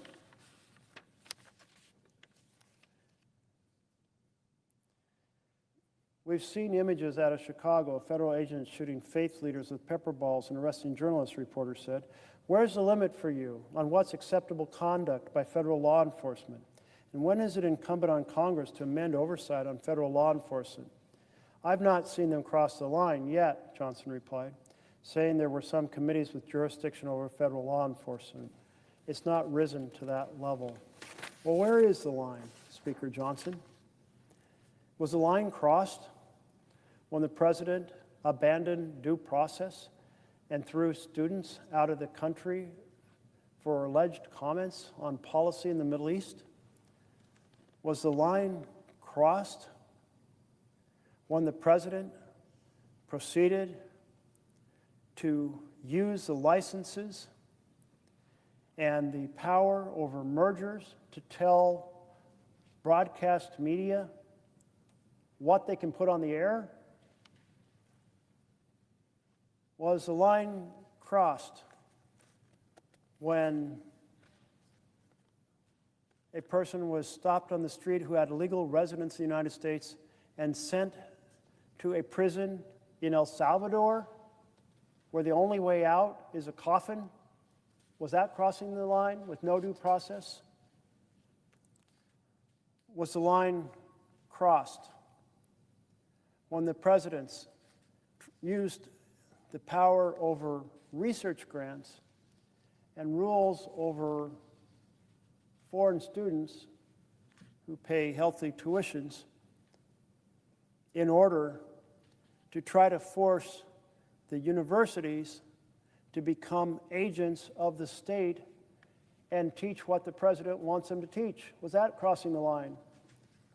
I ask Speaker Johnson, if there is no line crossed when the president develops an enemies list and proceeds to turn the full power of the Justice Department to try to put that person into jail, is that not a line crossed? It's certainly not equal justice under law. John Adams, prior to becoming president, took on one of the most unpopular cases in American history, representing British soldiers who participated in the Boston Massacre. And why did he do that? Why take on such an unpopular cause? Because he understood the importance to a democracy of the right of representation. Number 4 of the signs that our democracy is in deep, deep trouble is the abuse of the Justice Department to go after the president's enemies and to protect his friends. It is in actions like in the state of Virginia, the firing of a U.S. attorney who believes that a prosecution is not warranted, notwithstanding the personal injunction of the president that thou must prosecute these people That prosecutor is fired and another brought in to implement the president's will to go after his enemies. But it is also likewise a sign of the loss of democracy when the powers of the Justice Department can be used to protect the president's friends. When a Justice Department can be told, you shall not look further into the $50,000 in bribe money taken from a top White House official. Close down that investigation. You shall look no further into the corruption of the mayor of New York. Close down that investigation because that mayor is useful to the administration politically. That is as sure a sign as anything that we no longer have an independent Justice Department, but one in the thrall of the White House. Number 5, suppression of free speech. First Amendment, when an administration uses its power to coerce an ABC to pay him personally, or coerces a CBS to pay him personally for the right to continue its broadcast license, or for the opportunity of its parent to have a merger. These are overt efforts to censor the press when it uses its regulatory power and threats to try to take off the air a comedian or two comedians. It is a sure sign of the loss of press freedom. And equally, we see in other repressive regimes an effort to concentrate power, to concentrate the media itself in the hands of friendly oligarchs, or to create a kind of state-run media, which we are deeply at risk of, and we see in the development of TikTok and the coercive power of the government to decide who the future owners of TikTok will be, to make sure that they are of the same political persuasion as the president, or we see reflected in the oligarchic control of Twitter, now X, or we see in organizations that are buying up stations like Sinclair and using its mass power for the purpose of censorship. Next, in a declining democracy, in a budding autocracy, we see the demonization of vulnerable communities. And what could be more visible in America today than the demonization of immigrant communities by this administration? The demonization of the other, the false portrait of people who come to this country as all murderers and rapists and drug smugglers. The demonization of some of the most vulnerable people in America, also in the LGBT community and the trans community. We see this time and time again in history, in countries becoming dictatorships, that they build their power on the backs of people they dehumanize. We're seeing at home another powerful sign of a budding authoritarianism, of a growing authoritarianism, and that is the use of propaganda, the use of taxpayer money for propaganda. You see banners with the president's glowering face now on public buildings in violation of law. You see Kristi Noem doing Hollywood-looking produced ads that are played at airports, falsely blaming Democrats for the shutdown, political propaganda paid for by you, the taxpayer, or highly produced immigration videos featuring Kristi Noem thanking the president, more political propaganda.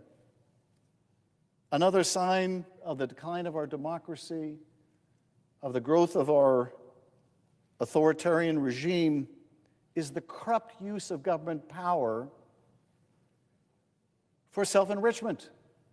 This we saw from the very first days of this administration. The meme coin dinners, in which the premises of the White House are used, but private donors are encouraged to buy the president's meme coin, a cut of which the president gets, using the power, the prestige of that office, sometimes even the venue of that office, to enrich himself. The receipt of aircraft, $400 million aircraft from Qatar, a nation that has a keen interest in U.S. policy. The president acquiring a plane in plain violation of the Emoluments Clause, soliciting private donors for ballrooms, the real estate deals in the Gulf, the rampant conflicts of interest, the crypto money coming in from the Gulf, to the first family, the use of government power and position for corruption and self-enrichment. Another powerful sign of a democracy in decline is the usurpation of Congress's power of the purse. The illegal withholding of funding, the impoundment of funding, the illegal rescission of funding, the illegal termination of grants, and I would say beyond that, the mass firing of federal employees, the lawless firing of federal employees, the use of Congress's power to appropriate money, one of the most important powers, arguably the most important power we have, now taken by the administration, and without a fight in this body. Certainly not a bipartisan fight. That is surely a sign that we are losing our democracy. The undermining of elections and voting. Another key ingredient in dictators around the world cementing their position in power is the undermining of the foundational right to vote. We see it in its various forms now. We see it in this push to engage in gerrymandering around the country, but we see it in closing down of polling stations in urban areas. We see it in efforts to suppress the vote of certain communities. We see it in the purging of voter rolls. We see it in affirmative efforts to discourage people from voting. We see it in the demonization of election workers, the interference with election boards. And finally, although the list is much longer, I would end with this: the attack on truth itself, the attack on facts, the attack on science, the purging of people from our scientific agencies, the rampant falsehood, the fire hose of falsehood coming out of the White House and our agencies, daily provable, palpable falsehood, eroding the very idea of truth and fact. If you can persuade people that nothing is true, then what are we to use to decide who should govern? If there is no shared experience, then how do we decide what policy should be? How do we avoid just falling back on political tribe or worse, political violence? If there is no truth, if there is no fact, if there is no accountability. And so, Senator Merkley, I thank you for shedding a light on the risk to our precious democracy, the risk to this incredible inheritance from our founders. Because part and parcel of saving our republic, part and parcel of saving this country is to understand the dangers so that we can confront them. Future generations are going to ask what we did in this hour when our democracy was most vulnerable, when our parents and their parents went off to world wars to protect our democracy. Our task is far easier on the one hand, but no less important on the other. And so I ask you, are you seeing these same signs I'm seeing of the danger to our democracy, of the degradation of our democracy? And what do you feel we can do to save this inheritance? Well, I so appreciate the question from my colleague from California. And I must say this was a pretty comprehensive list you put forward. And I was checking them off in the order that issues that I've been raising over the many hours through the night last night. And but I think the one that I didn't have that I actually agree with very much is your final point, the fire hose of falsehoods.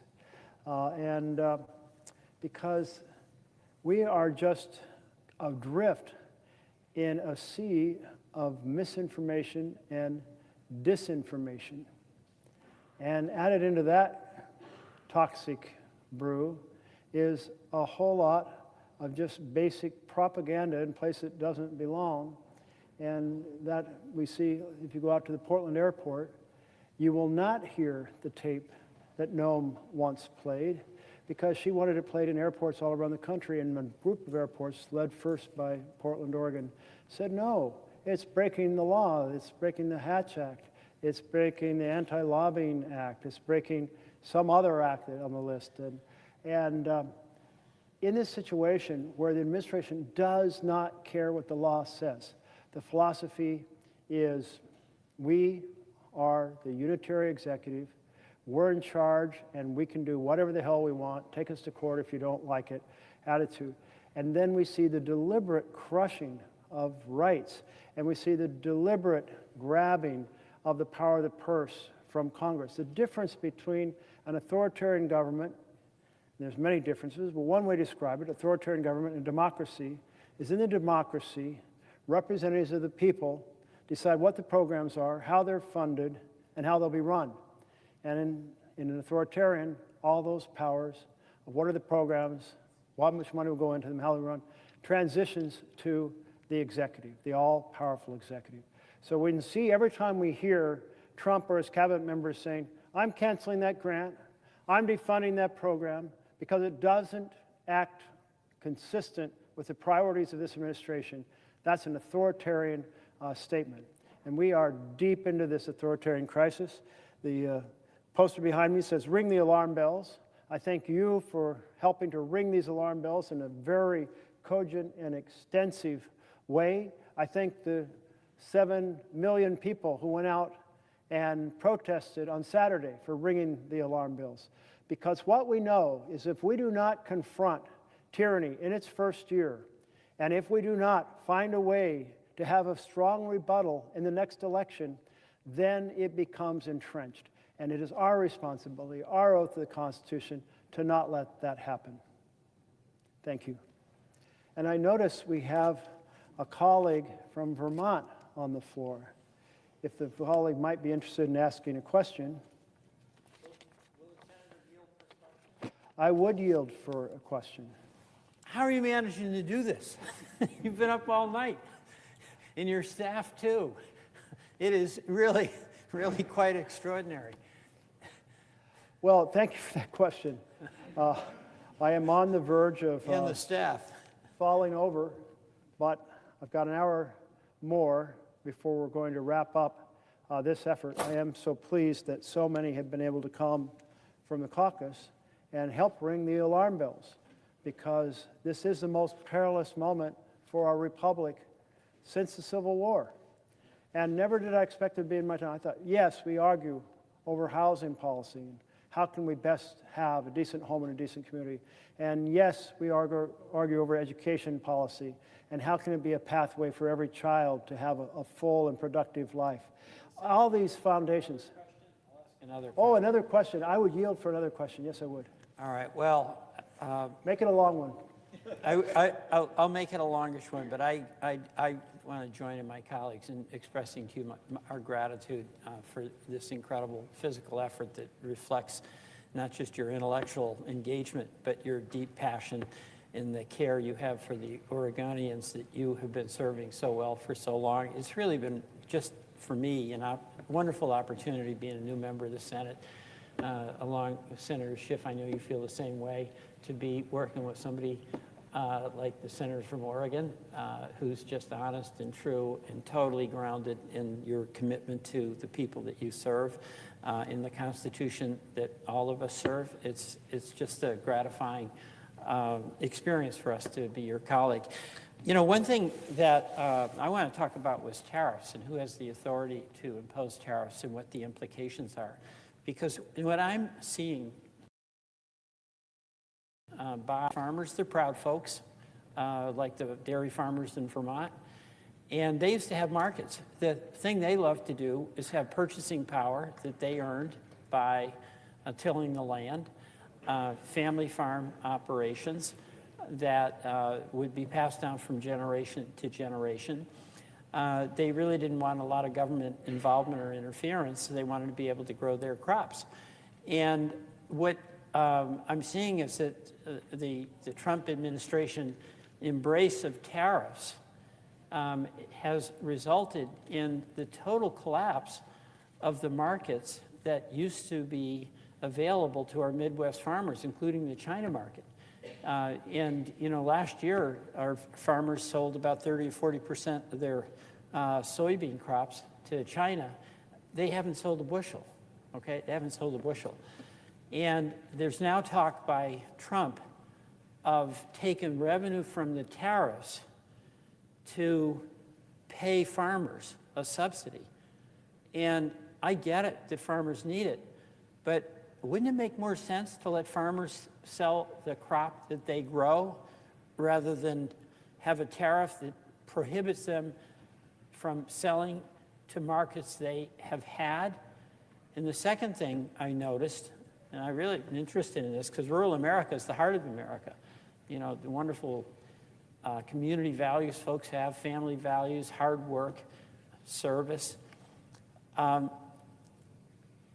We've got a billionaire who's the Secretary of the Treasury, and my understanding, I don't know how I guess if you're a billionaire, you'll own lots of things in lots of different places, but he apparently owns lots of farmland out in the West.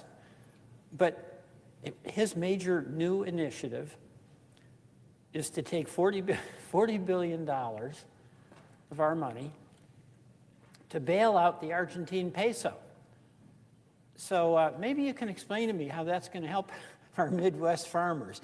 A stronger bailed out peso from Secretary Bessent, and how the Bessent policy on tariffs is going to give any kind of lifeline to those family farms that have been so much part of our heritage, who do so much for the well-being of our country, and whose prosperity is so essential to the well-being of our whole country.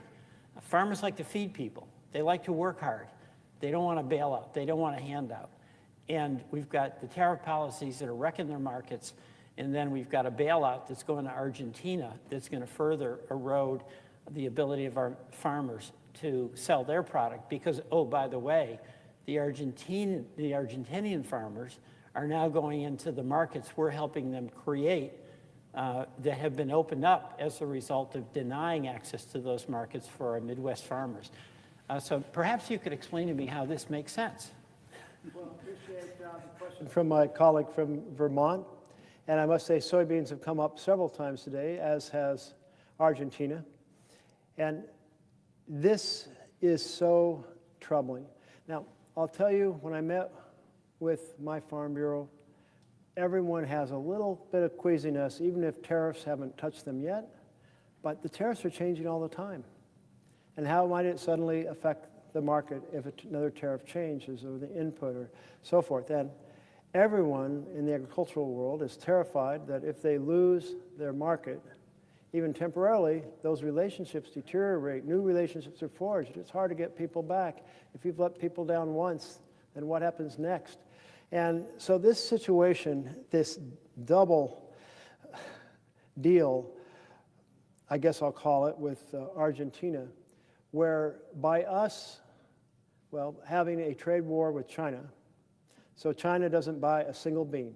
You said not a single bushel, and I've heard, yep, nothing, nada.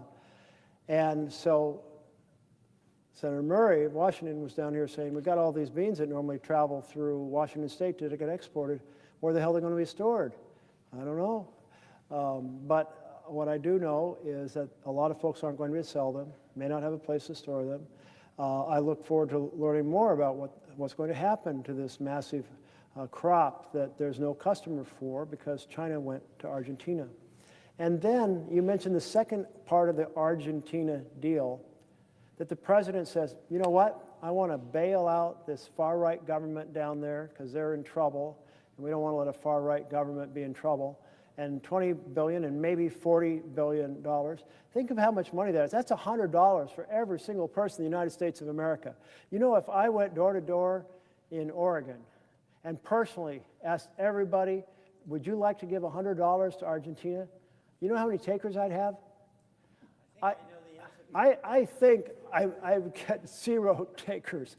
And by the way, where is the legislation that gives the president the power to give $20 billion or $40 billion to Argentina? I haven't looked it up yet. I'm going to look it up. But I think it's exactly a feature of an authoritarian government that he wants to self out a fellow authoritarian government, but with a twist. And the twist is that apparently a group of well-placed colleagues, maybe friends of the Treasury Secretary, I believe I may have read, I won't say that definitively, they bought up some of the debt in Argentina. And they bought it at a discount, is my understanding. And again, I have not double-checked this, so I'm saying it with some caution. But what happens when you do that, and then there's a bailout, and you get face value? Let's say you paid 25 cents on the dollar, and you get face value after bailout, and you make 400% return. Well, that's great for the riches of whoever they are, that in America, that Trump wants to help out. I would yield, it has to be in the form of a question, but I would yield for a question. So here's my question. Is this really a bailout for the financiers on Wall Street who bought this debt at 20 cents on the dollar, but may get paid $1 on $1? Or is this just flat out enrichment? They didn't lose. They're winning as other people suffer. So is this really a bailout or just a flat out, hey fellas, here's $40 billion. I love you, Donald Trump. Well, thank you for that question. And I must say, it reminds me of a town hall because every now and then I realize I'm way over my head in what I actually know to be the facts. So I'm going to stop before I dig a digger hole because I have not personally researched it, read up on it. I've heard a variety of comments, almost in passing, from colleagues who are so disturbed about this arrangement, disturbed about what's going to happen to soybeans, disturbed that China's buying them from Argentina, disturbed that so we're sending a bailout to Argentina, and disturbed that they have heard that a lot of that money may come back to some very rich people in the United States of America. But I do not know the details. And I'm going to leave it as a bit of a conjecture. And when we talk soon, I'll have the answers. Well, I appreciate that. And I'll yield back to the senator. Thank you. I notice my colleague from Illinois has returned to the floor. If he would like to, I'd be happy to entertain a question should he have one. First, I thank my colleague from Oregon for his endurance and determination. Hang in there. You're bringing up a critical issue and subject for America at a critical moment. And I'd like to return to an issue we discussed this morning when I was visiting, and that's the issue of the militarization of our federal government and its impact on states like yours, Oregon, and mine of Illinois. What I'm finding as I read the newspaper accounts is that the ICE operation from the Department of Homeland Security in Illinois continues to intimidate people who live in the city, in their neighborhoods and all around, and really bring fear. There are parts of the city of Chicago, Little Village and Pilsen are the ones most well known. I'm going to interrupt you for just a moment.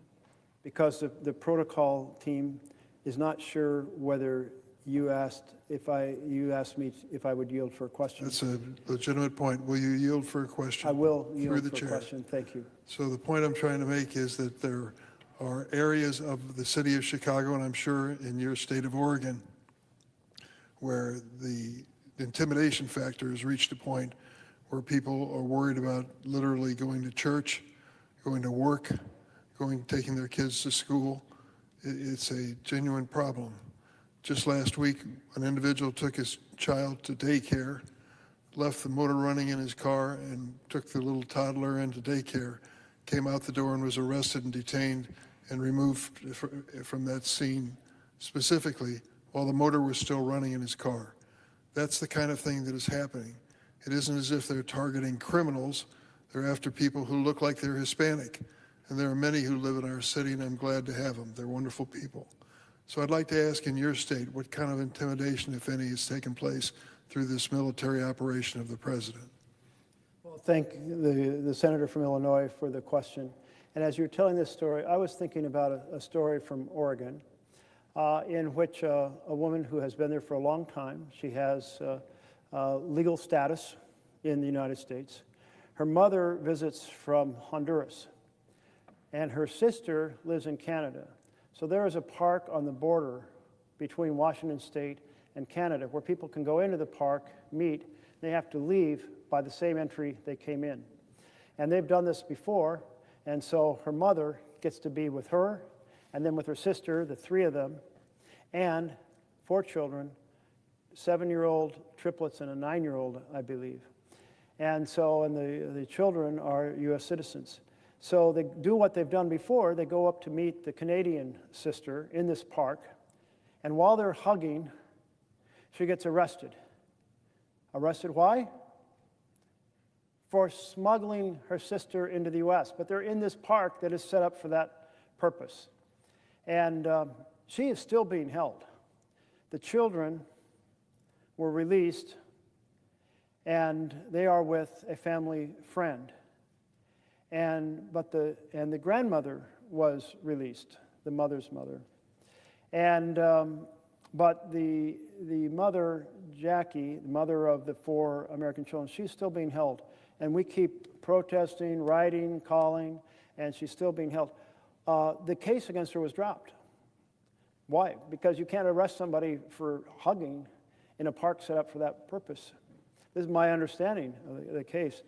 But think about how that story says everyone's at risk all the time. Everyone's at risk. And so there is fear and trepidation. And individuals who have their documentation are afraid that they may make a move that may lead to some extended family member or someone else who has documentation being arrested, just like this woman had documentation. And so it's a regime of fear. And the argument Trump made was that when someone is here and undocumented and they do a violent act, they're going to be deported. And I don't think many Americans would argue with that. But we should also recognize that our immigrants commit violent acts at a lower rate than native-born Americans. Like portraying immigrants with this false story of criminals, rapists, murderers, and so forth is simply, well, to quote a district judge on a different topic, untethered to the facts. And we are in a deeply disturbing period where more children are being separated, communities are being terrorized, and I think how you have brought forward time and time again that we needed to resolve the status for dreamers in a more solid way and put bills forward, and we just fell short time, and how many times? 6 times? I'm not sure. Or more. And this body can't even come together and address children brought here through no fault of their own, who know no other country, who speak no other language, who grew up here and are productive citizens, many of them that when we first started, I was first aware of it, so long ago that they might have been little kids. Now they may be out of high school, out of college, fully employed in the community, and still we haven't resolved their status so they can be kind of feel fully productive members of our community.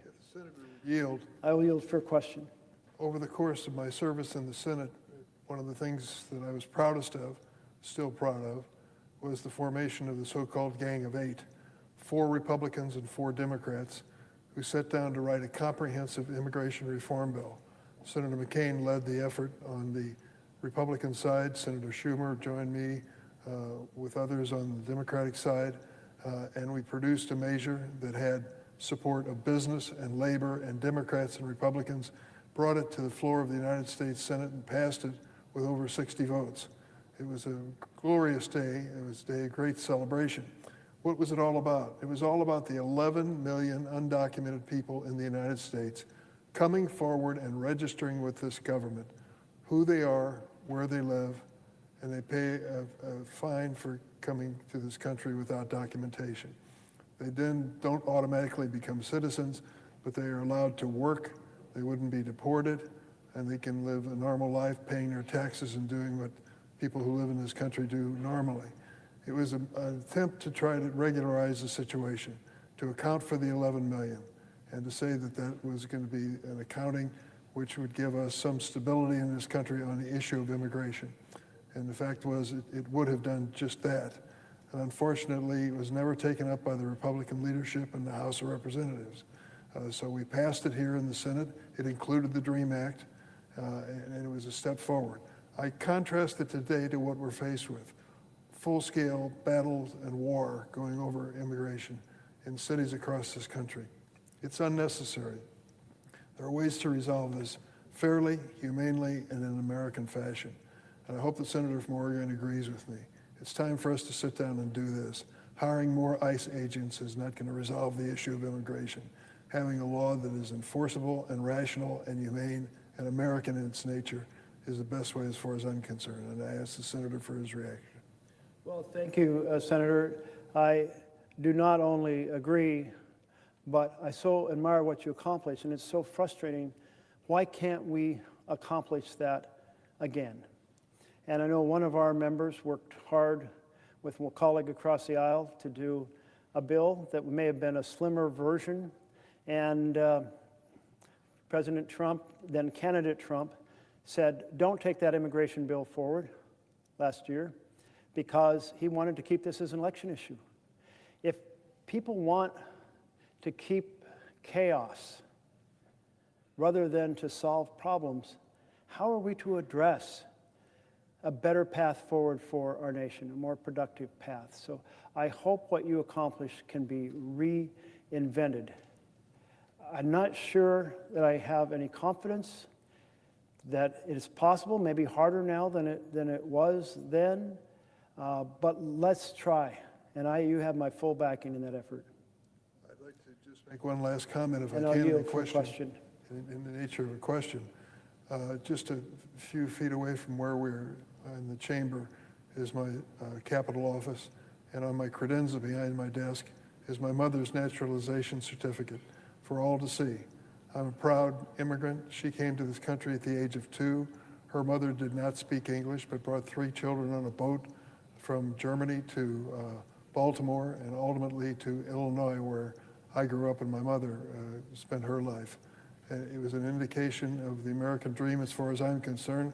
Her son not only got a government job, but was elected to the Senate. And so good things happen.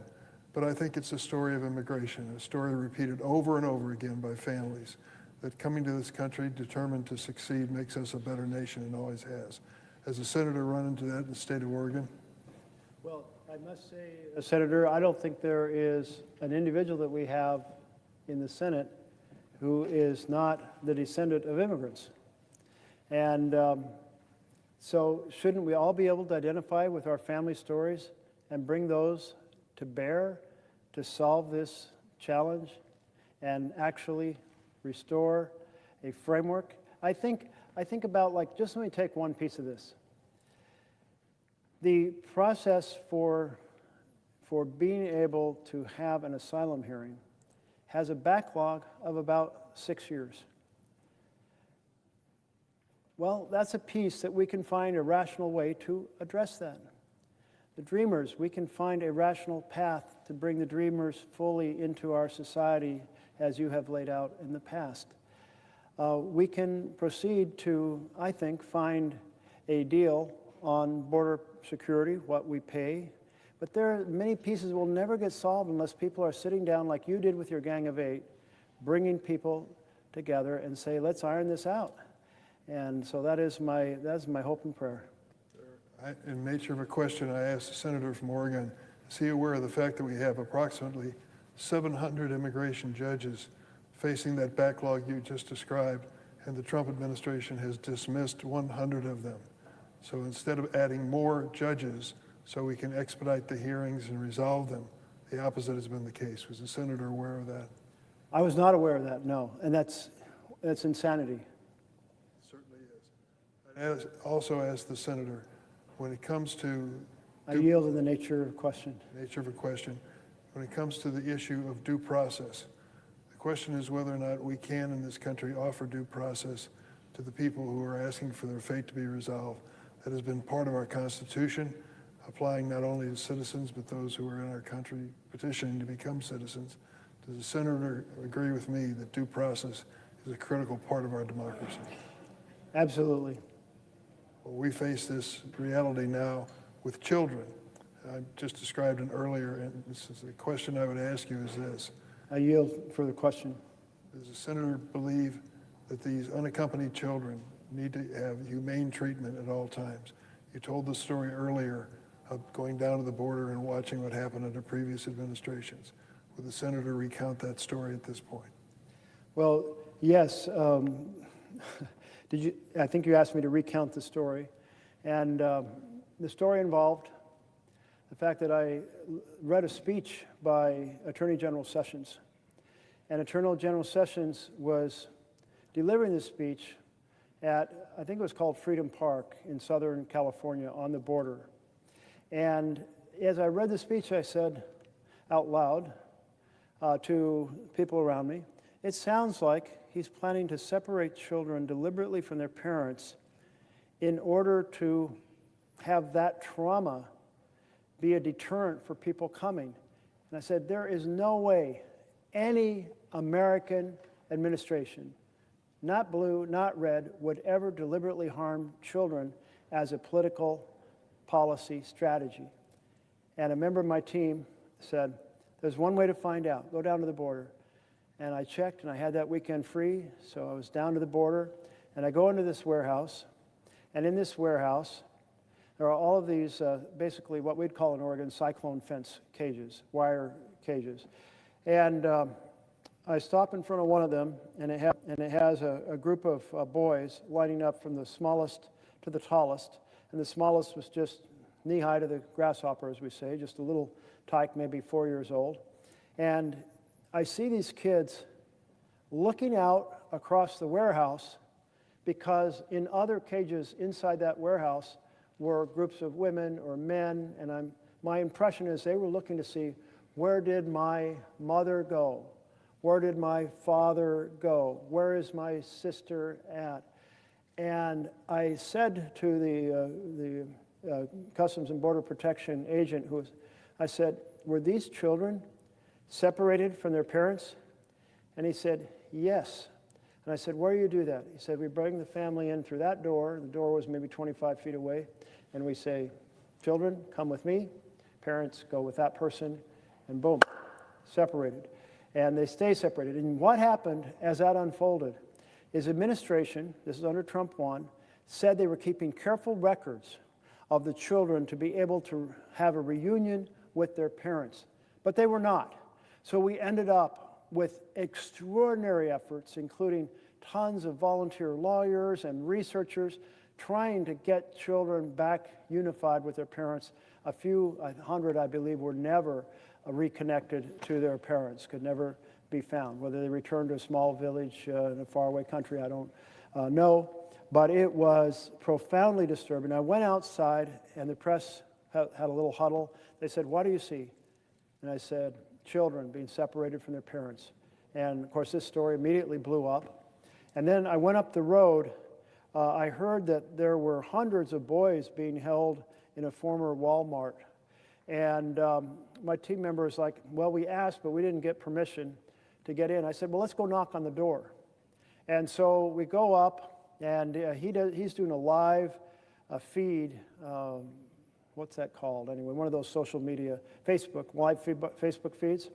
And I go up and I knock and I say, yes, who I am. And we were in the area and we heard there were a lot of operations here. Can you give us a tour? Can you have the executive director come out? And they got back to me. And by the way, since I was doing a live feed and I said, call me on my phone number went out to the entire world at that moment.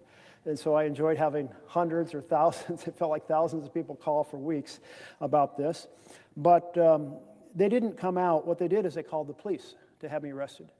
And the police declined to arrest me, but did escort me and my staff member off the campus. They did not want there to be a tour. And I had been told there might be, I think it was 1,000 boys, and there were some almost 1,500 boys in this. And because of the publicity of that live feed, the next week the administration had to open it up to the press. And the week after that, I went back and took some legislators and saw it. But this vision of deliberately harming children in order to deter immigration, that's a horrific thing.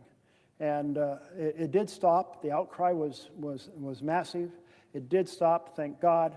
But all these other now circumstances people are being hurt in all kinds of ways right now, and as you were describing. Another question would be my last question. Yes, I'll yield for another question.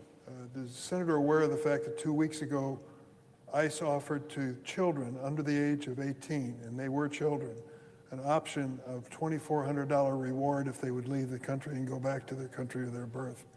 Children who are being asked to citizenship in the United States, and the $2,400 was available to an adult that they would identify in that country who would meet their airplane.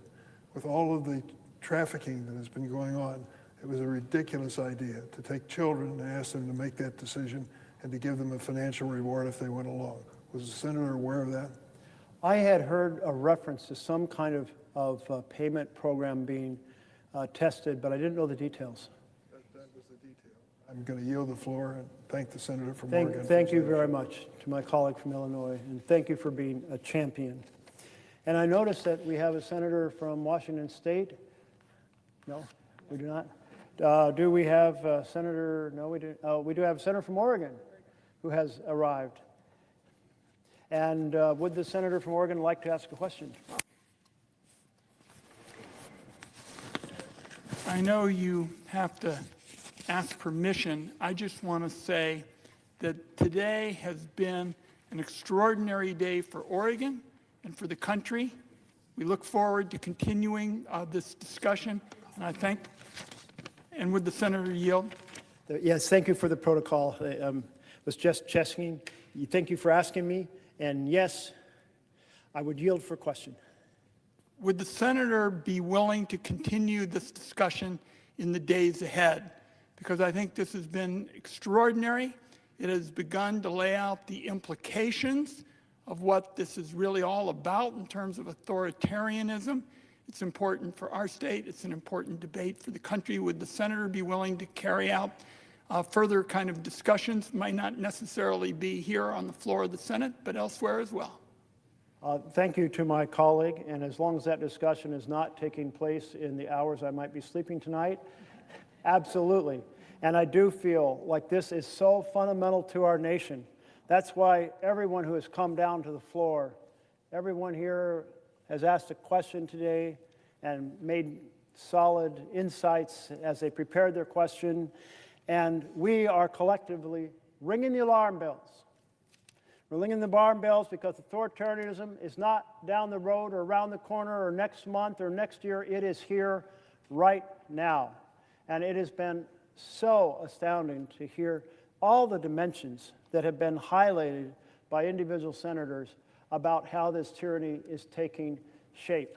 And in every possible way around the world where authoritarians have developed a strategy, they are all being done here. It's like all of them. Rig the next election.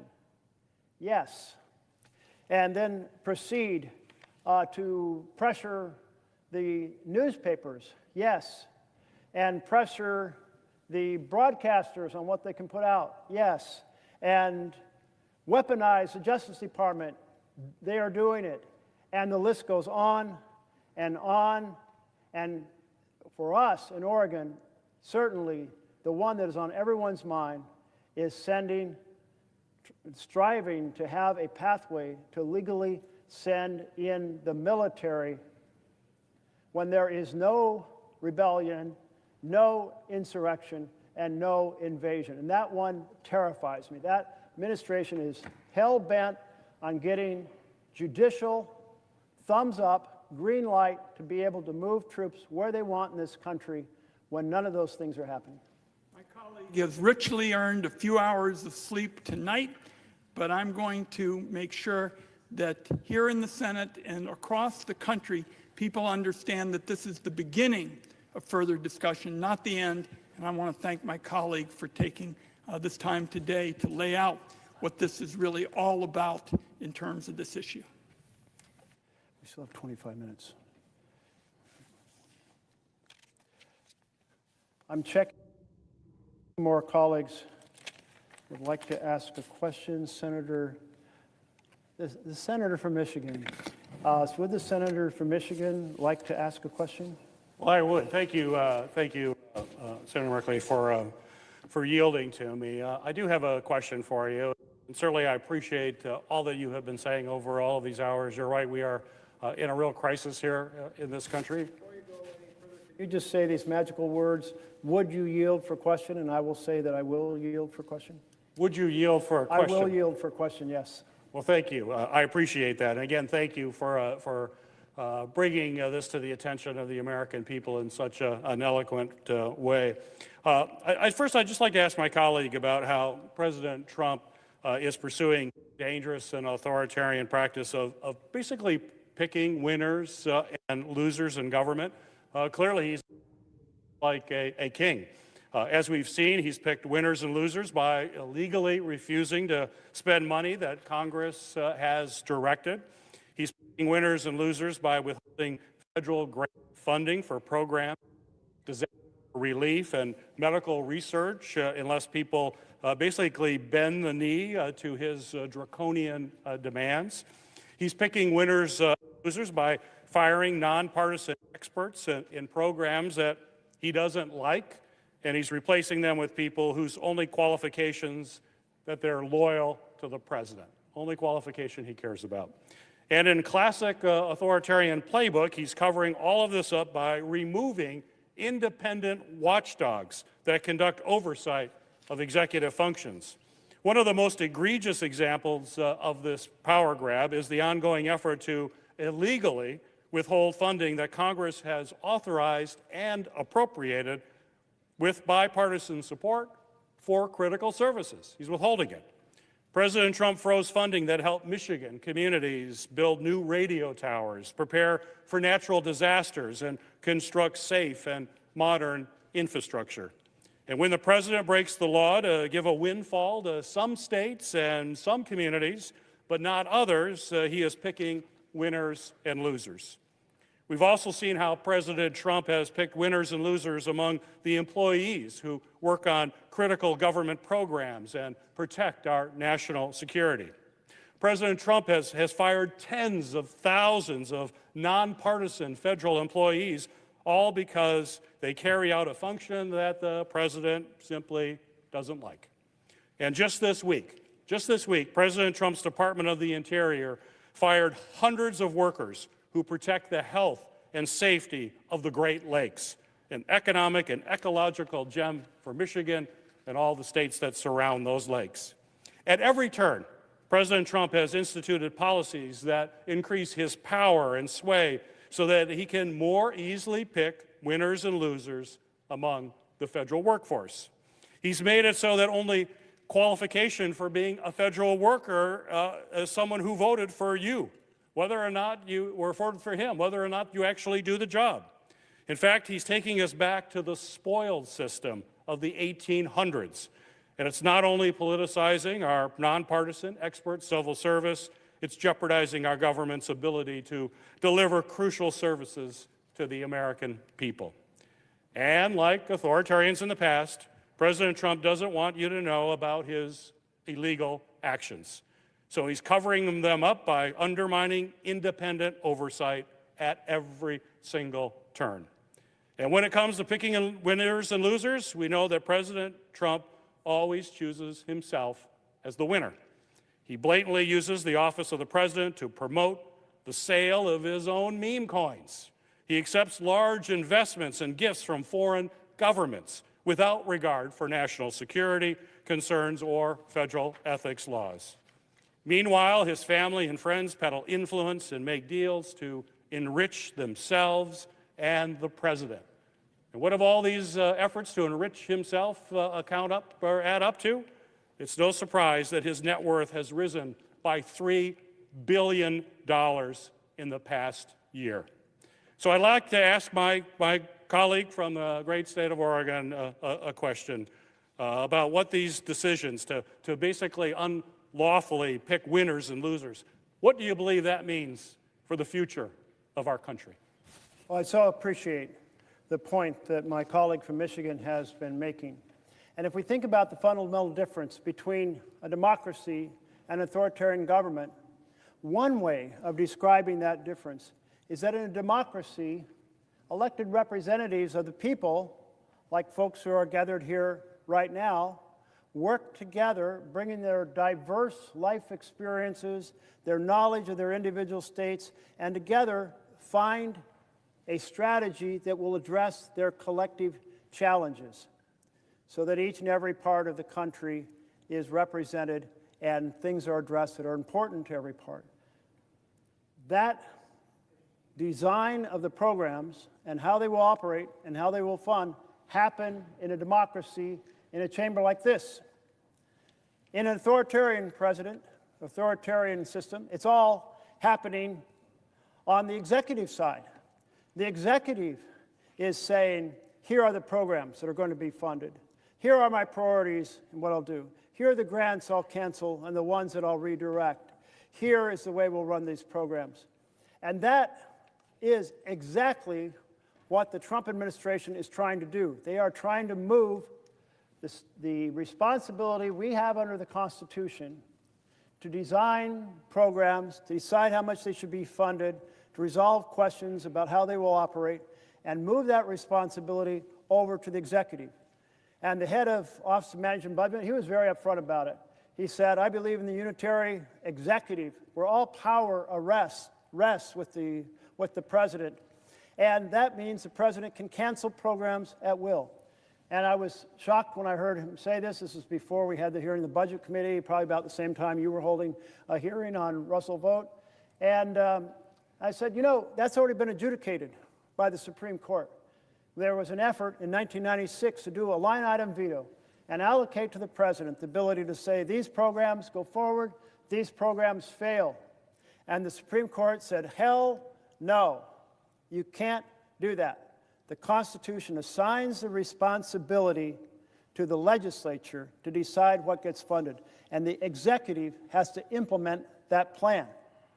And when the question of impoundments came up at an earlier date, we're on a different strategy. Nixon said, hey, I think I'll just not forward the funding. I will impound it so certain programs won't get funded. Again, that had gone to the Supreme Court.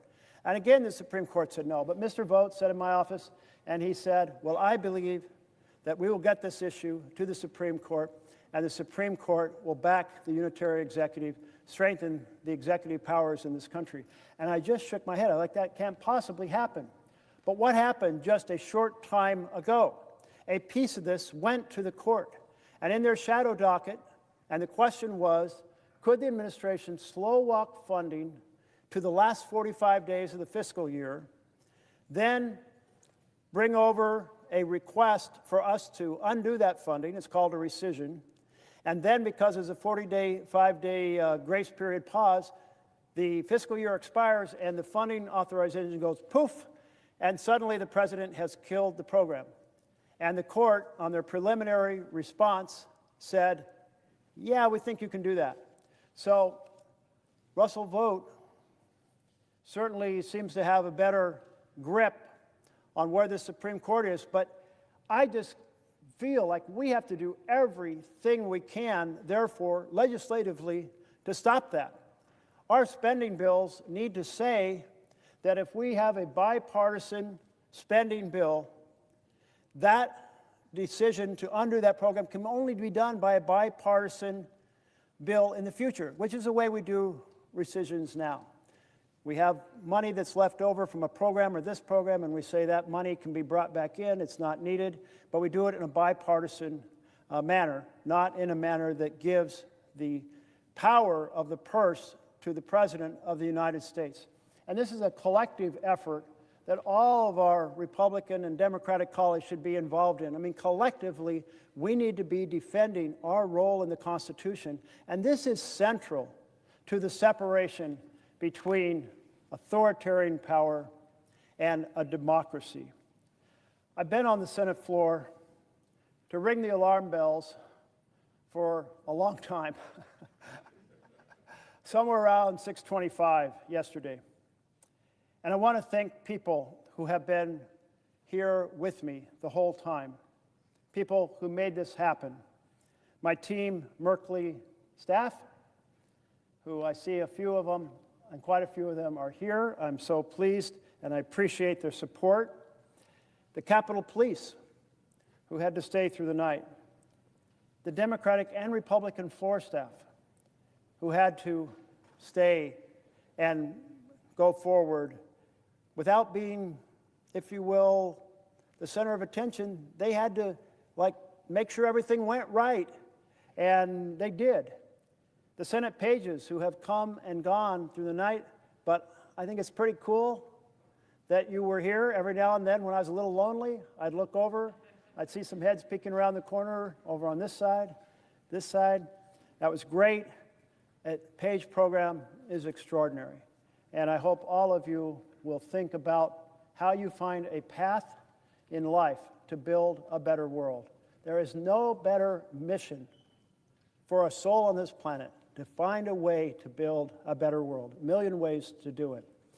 The Senate doorkeepers, thank you. So appreciate you all. Senate parliamentarians, oh my goodness. I don't know what kind of flowers I can possibly bring, but I will be in your debt for a long time. Thank you. The presiding officers. So many of my colleagues from across the aisle had to come, and I know how hard it is to sit in that chair. I did my 100 hours in that chair, plus quite a few, and I know it's awfully hard to be there and not even be able to respond when maybe someone disagrees profoundly, and yet you are here making it possible that I could carry this conversation, ringing the alarm bells about authoritarianism. Couldn't have been done if you all hadn't come and held the floor. So thank you. And all of you colleagues who came to give a little dissertation and ask a question, and sometimes a longer dissertation. And I was like, thank you, thank you. I appreciate that so much. We are in the most perilous moment, the biggest threat to our republic since the Civil War. President Trump is shredding our Constitution. Our nation has spent 250 years striving toward a vision of equal justice. Of course, we had our Declaration of Independence. It took a few years to get our Constitution that we now have in place, 1787. But we have been striving towards this vision in which everyone is empowered in this country. And I always think about how the foundation of the law is carved into the facade above the Supreme Court pillars, and it says equal justice under law. You know, the very first political act I took was when I was a junior in high school.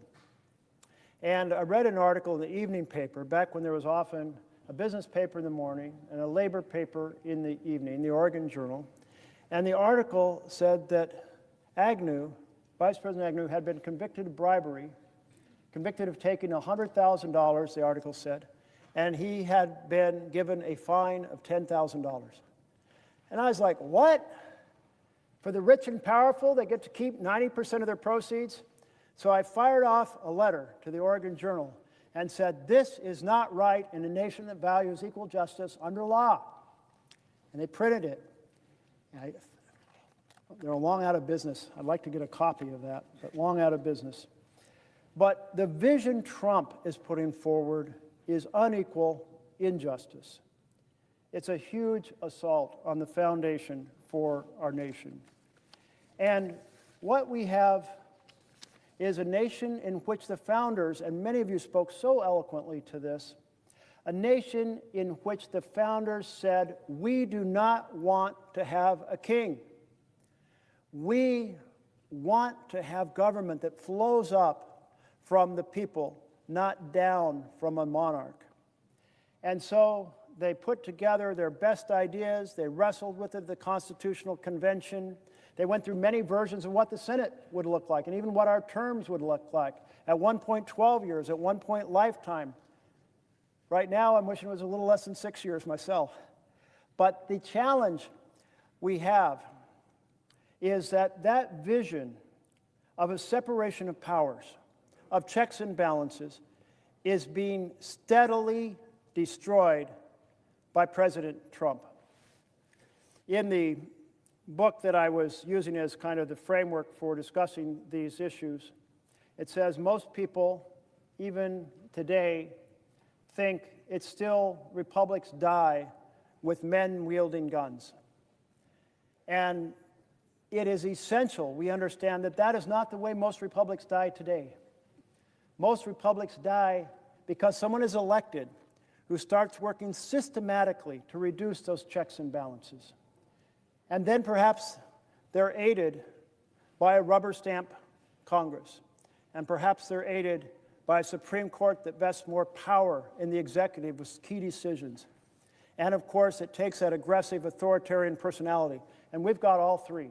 We are fully in the authoritarian moment right now.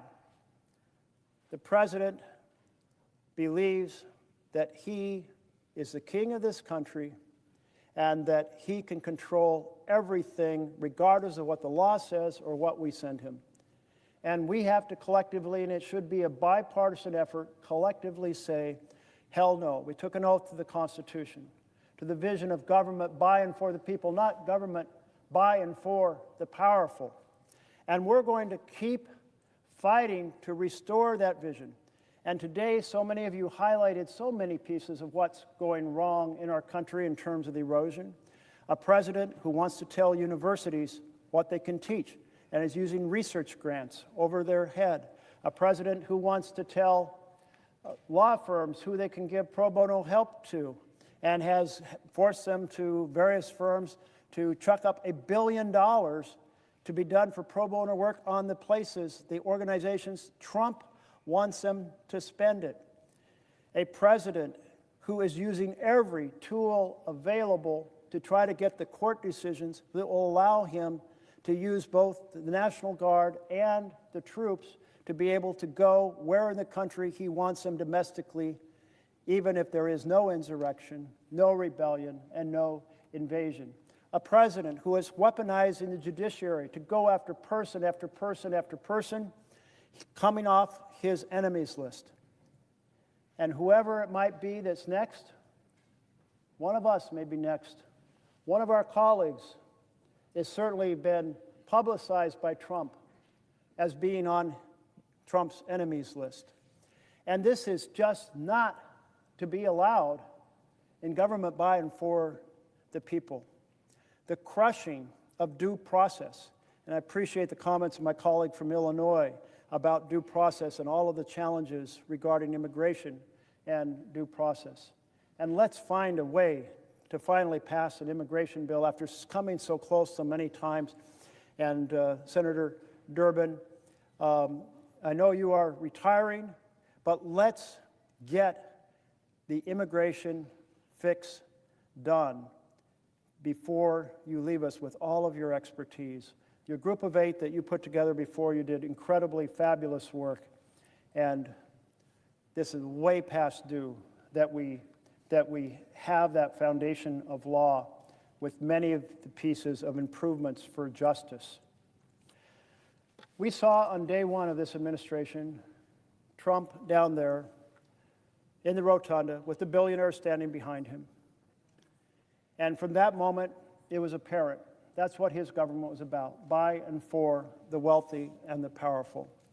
And if we had any doubts, then it was resolved when he put forward his version of a bill, which he called the Big Beautiful Bill, and we often called, many of us, the Big Ugly Betrayal. Because only an authoritarian president who believes that the people answer to him rather than him being accountable to the people would come up with a strategy of decimating the health care through the ACA to fund tax breaks for billionaires. Only an authoritarian president would say, let's demolish Medicaid, and between Medicaid and ACA, have 15 million people lose their health care, 235,000 projected in my state. Only an authoritarian would say, let's cut child nutrition to fund even more tax breaks for billionaires. And then, of course, on top of all that, put forward a plan that runs up $30 trillion in debt additional debt over 30 years. Probably the most fiscally irresponsible bill ever to pass through this chamber. And that $30 trillion of additional debt will so compromise our efforts to take on the foundations for ordinary families, for health care, for housing, for education, for good-paying jobs. The 4 foundations that give a family a chance to stand on their feet and thrive. So we all have taken an oath to the Constitution. So let's all work together in every possible way to ring the alarm bells, because it is a fact that if we do not ring the alarm bells, well, the longer you are in an authoritarian state, it becomes more and more entrenched. And so we have to fight it in every possible way. I'm so proud of the 7 million Americans who took to the street in every one of our states at those 2,700 different locations all across the country to say no kings. They were ringing the alarm bells. They were saying that it is absolutely unacceptable to have an authoritarian government. And that is the largest demonstration in U.S. history. And for each one of those 7 million, they have families, they have friends who knew that they were doing this, who are becoming educated about the challenge that we're facing right now.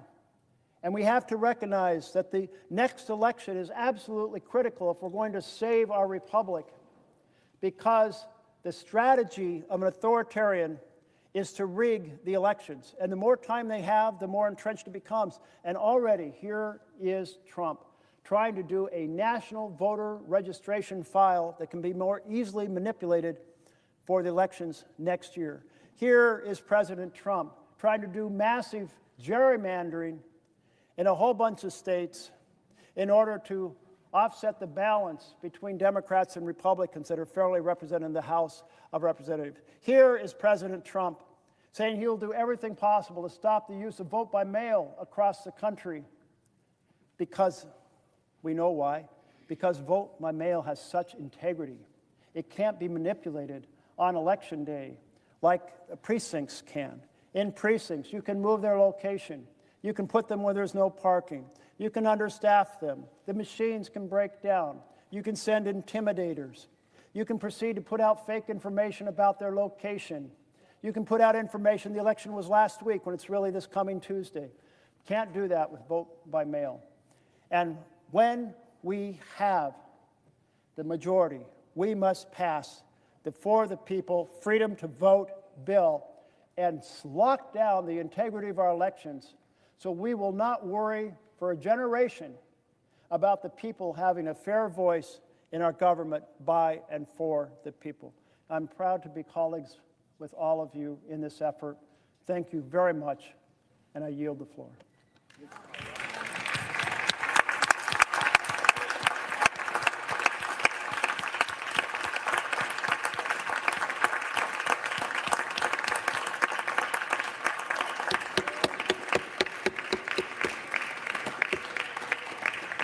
Mr. President, Recognize the Democrat leader.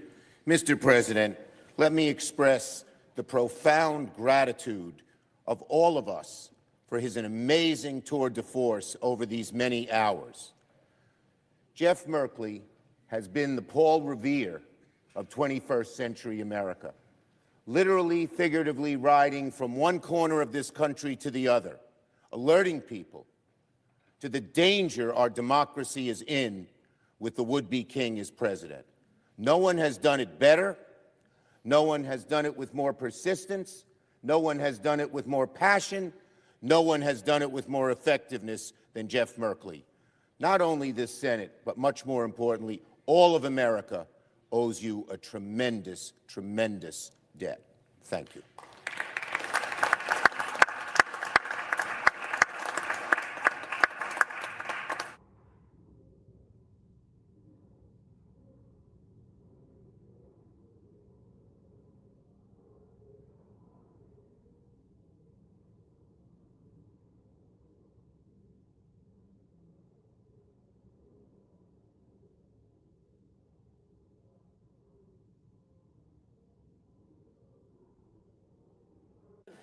I recognize the Republican whip.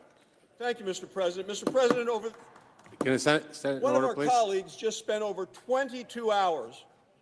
One of our colleagues just spent over 22 hours on this floor reading from a book, reciting poetry, one poem at least 4 times, and talking about renovations currently going on at the White House.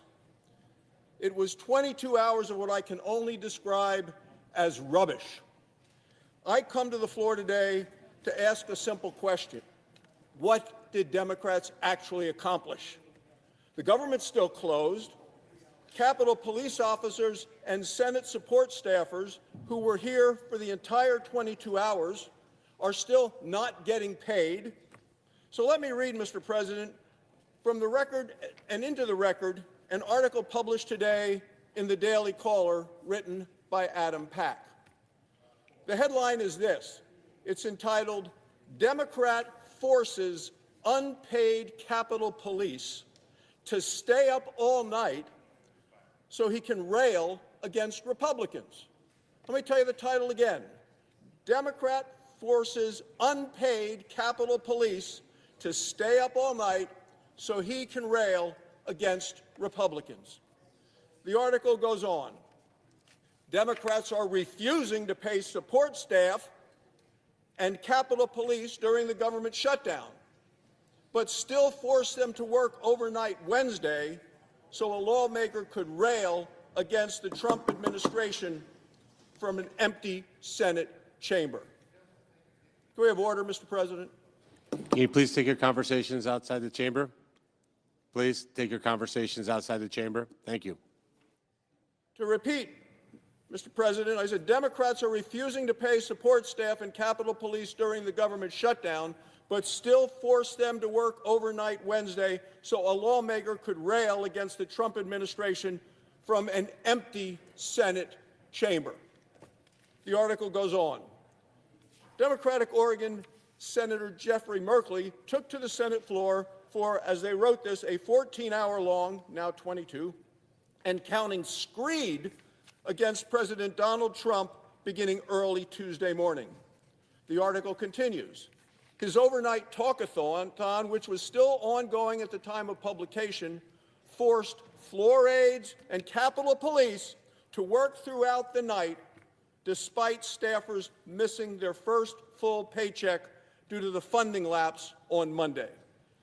And Capitol Police poised not to receive their salary later this week. Merkley blasted Trump's decision to deploy National Guard to Portland, Oregon over the objections of state and local officials during his marathon speech.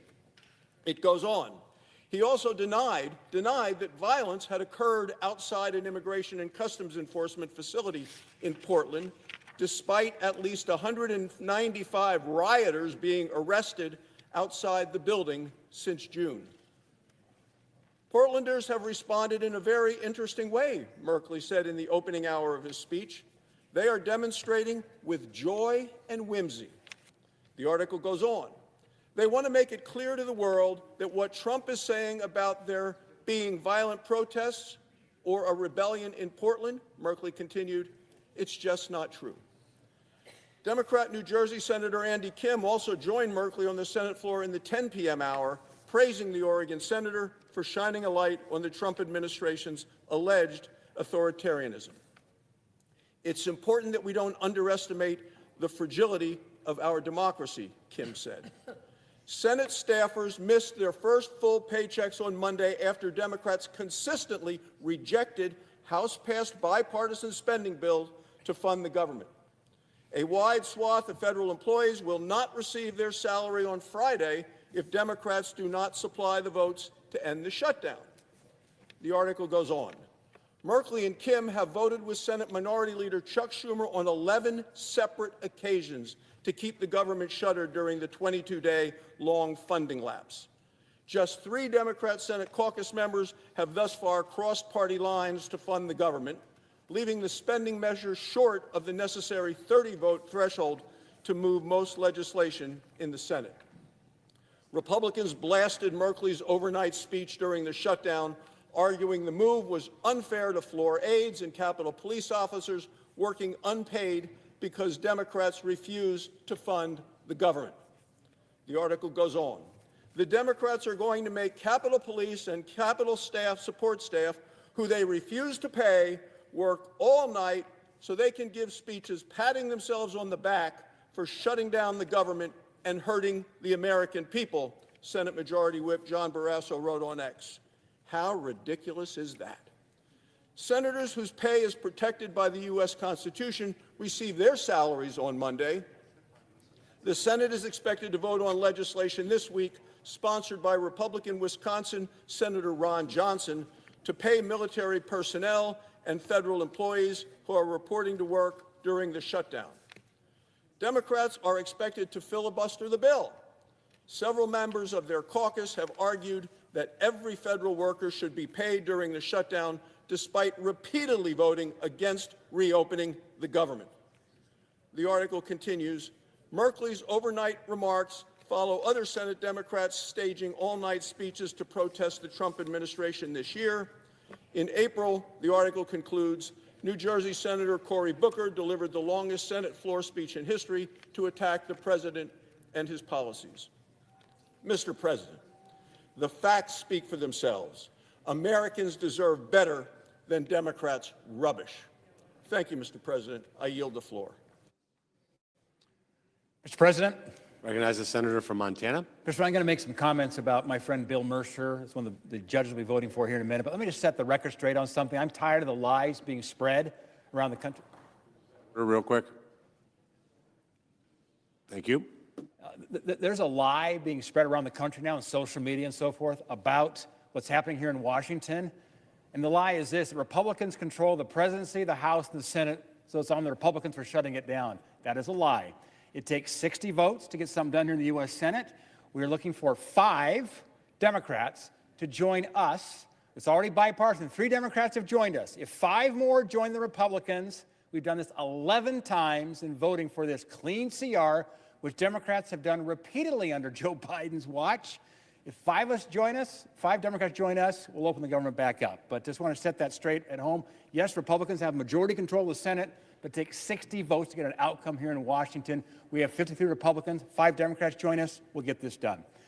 But, Mr. President, I rise today to speak in support of my friend, Mr. Bill Mercer, and his nomination to serve as the next judge of the U.S. District Court for the District of Montana. President Trump made an excellent choice when he picked Bill. I was thrilled to see him quickly approved by the Senate Judiciary Committee, and now today the U.S. Senate will vote in the next hour or so on his final confirmation, and I urge my colleagues to join Senator Sheehy and I in supporting his nomination. Bill is a lifelong Montanan. He was born in Billings. We've known each other for a long time. In fact, we went to rival high schools, and we actually competed against each other in speech and debate. He was a Billings West Golden Bear, and I was a Bozeman Hawk. This is what makes America great. 2 kids from Montana dreamed big, they worked hard, and now have the opportunity to serve the state we love together. Bill received his undergraduate degree from the University of Montana. He later went on to receive a Master of Public Administration from Harvard and his law degree from George Mason University. Bill served his state and country in various roles over the past 3 decades. In Montana, he served as a U.S. Attorney for the District of Montana from 2001 to 2009, and he represented Billings in the Montana House of Representatives for the past 7 years. Bill also worked at the U.S. Department of Justice, where he served as Principal Associate Deputy Attorney General and Acting Associate Attorney General during the George W. Bush administration. He's been actively engaged in his community, serving in 5 nonprofit boards of directors in Montana. Bill's been a member of the Montana Bar for 32 years. He's appeared in state and federal court in Montana and as lead counsel in numerous cases. He has represented clients in appellate courts, which resulted in oral arguments in 15 cases in the courts of appeals for the 9th Circuit, the D.C. Circuit, and the Montana Supreme Court. Bill's been recognized by his peers in the legal community for outstanding track records, being rated among the best lawyers in Montana for environmental and commercial litigation. Throughout his extensive legal career and years of public service, Bill has represented Montana's interests very well. He is committed to the rule of law and the original interpretation of the Constitution. He understands Montana law and issues. His experience as a widely respected and effective member of the Montana House has helped him understand the needs of our state, our families, and our communities. I believe his time serving in Helena has given him an important perspective on the law and the importance of judicial impartiality. Federal judges play a critical role in our government. It's important that we pick servant leaders who are committed to our founding ideals and protecting the role of the judiciary. These are lifetime appointments. They will have a lasting impact on both Montana and the nation. I have no hesitation when I say that Bill is the top choice to serve as Montana's next federal judge. I've seen his commitment to our state firsthand, his time at the Department of Justice as U.S. Attorney, as the state legislature prepared him well. There's not a better pick to serve the state of Montana. I urge my colleagues to join me in voting favorably for Bill's confirmation. I look forward to seeing the profound influence that Bill will have in Montana and the nation as he steps into this new role. Thank you.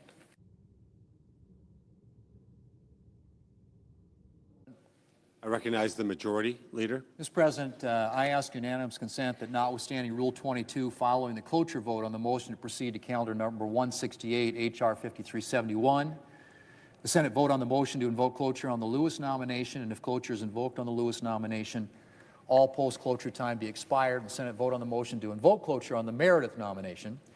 Further, if cloture is invoked on the Meredith nomination, all post-cloture time be expired. The Senate vote on confirmation of the nominations at a time to be determined by the majority leader in consultation with the Democratic leader no earlier than Thursday, October the 23rd. Further, if confirmed, the motions to reconsider be considered made and laid upon the table, and the President be immediately notified of the Senate's action. Finally, the mandatory quorum calls with respect to calendar number 168, H.R. 5371, as well as the Meredith and Lewis nominations be waived. Without objection, so ordered. Mr. President, I ask the Chair to execute the order of October 21st with respect to calendar number 168, H.R. 5371, and I further ask that following disposition of that vote, the Chair execute the previous orders with respect to the Lewis, Meredith, and Mercer nominations in that order. The clerk will report the motion to invoke cloture.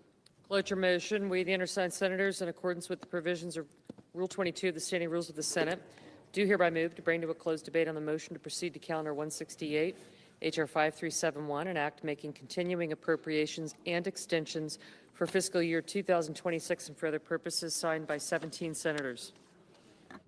By unanimous consent, the mandatory quorum call has been waived. The question is it the sense of the Senate that debate on the motion to proceed to H.R. 5371, an act making continuing appropriations and extensions for fiscal year 2026 and for other purposes shall be brought to a close? The yeas and nays are mandatory under the rule. The clerk will call the roll. Ms. Alsobrooks. Thank you. Ms. Baldwin. Mr. Banks. Mr. Barrasso.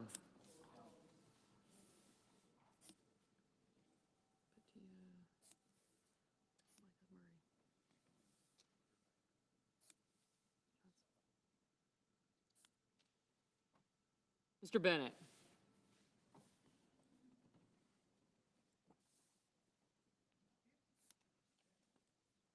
Mrs. Blackburn. Mr. Blumenthal. Ms. Blunt-Rochester. Mr. Booker. Mr. Bozeman. Thank you.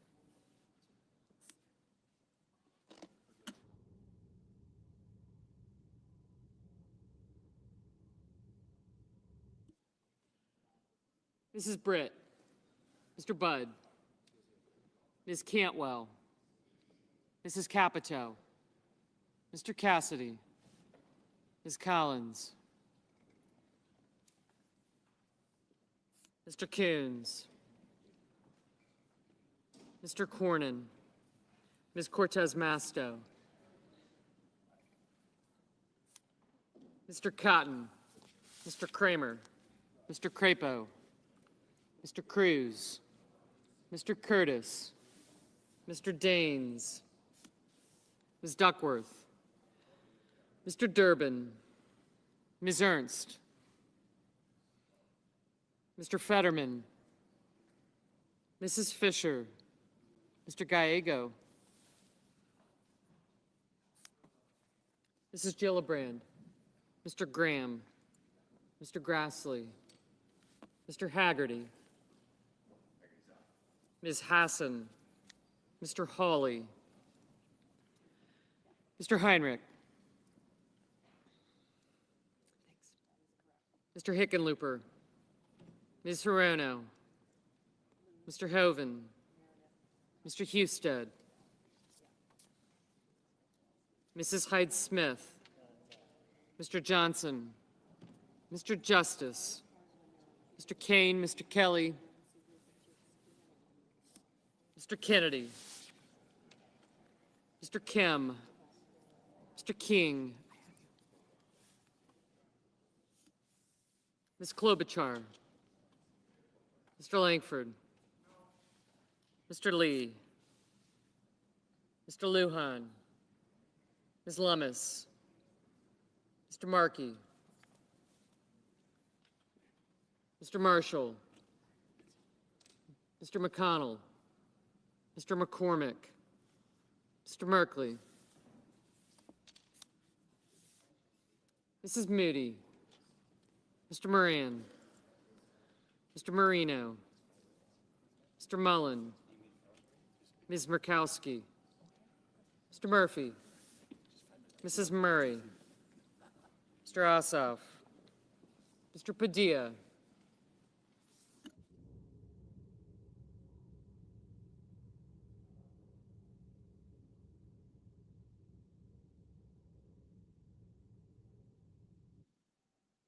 Mr. Paul, Mr. Peters, Mr. Reed, Mr. Ricketts,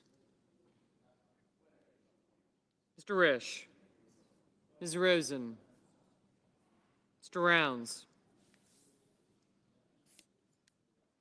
Mr. Sanders, Mr. Schatz, Mr. Schiff, Mr. Schmidt, Mr. Schumer. Thanks. Mr. Scott of Florida, Mr. Scott of South Carolina. Mrs. Shaheen. Mr. Sheehy.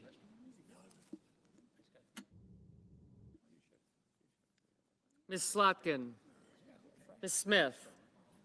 Mr. Sullivan. Mr. Thune. Mr. Tillis.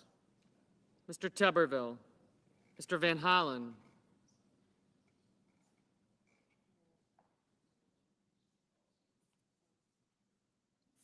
Mr. Warner, Mr. Warnock, Ms. Warren, Mr. Welch, Mr. Whitehouse, Mr. Wicker, Mr. Wyden, Mr. Young.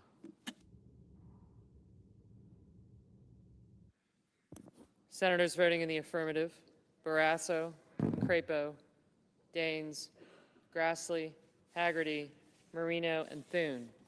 Senators voting in the negative: also Brooks, Blunt Rochester, Booker, Cantwell, Duckworth, Gallego, Kane, Kelly, Klobuchar, Murray, Padilla, Peters, Reed, Schatz, Schiff, Schumer, Smith, Van Hollen, Whitehouse, and Wyden.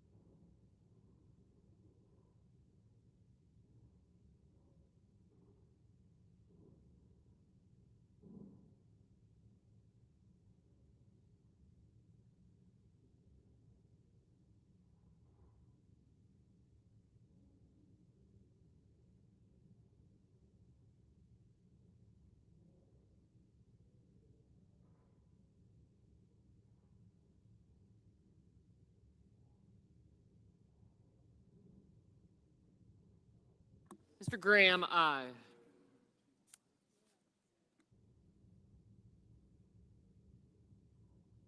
Mrs. Hyde-Smith, aye. Mr. Murphy? No.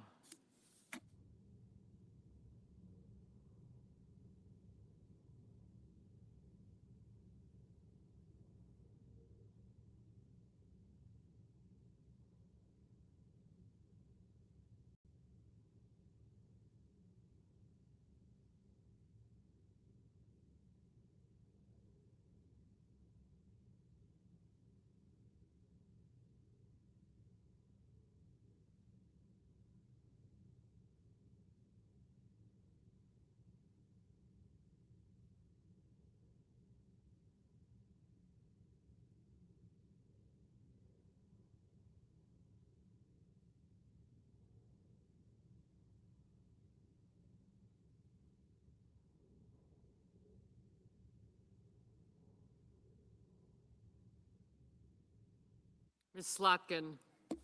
No.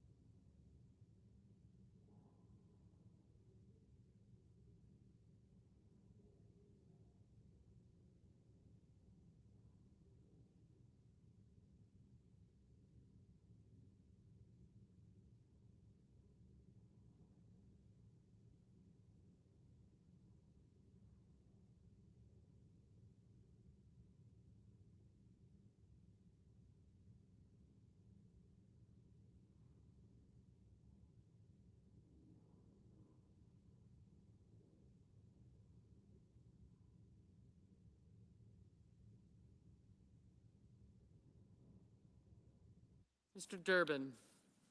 No.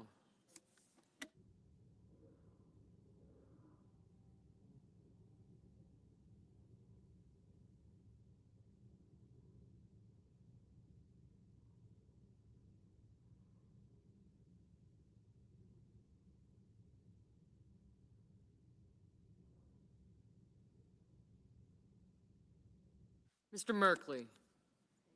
No.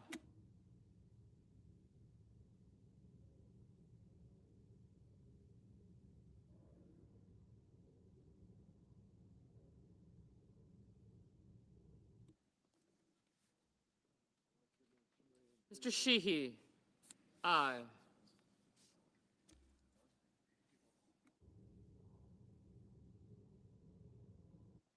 Mr. Cornyn? Aye. Mr. Langford? Aye. Mrs. Capito? Aye.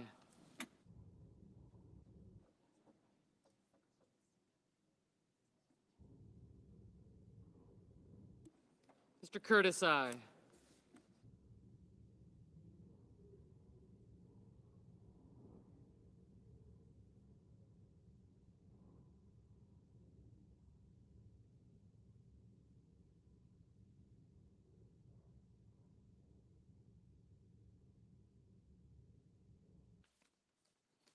Mr. Cotton, aye.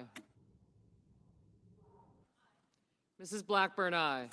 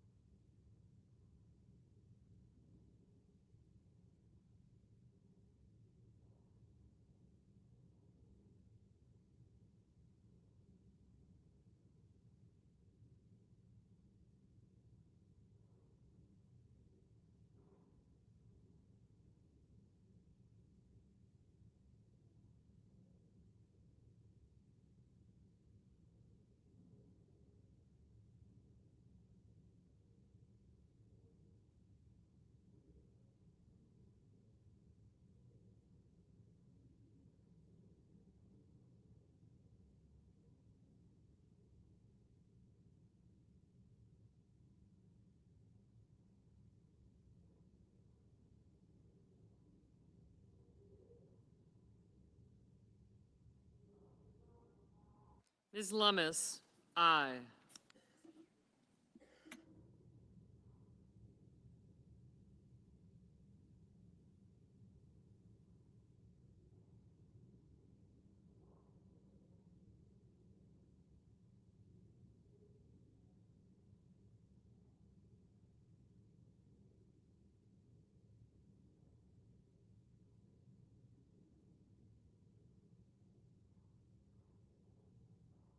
Mr. Ossoff, no. Mr. King, aye.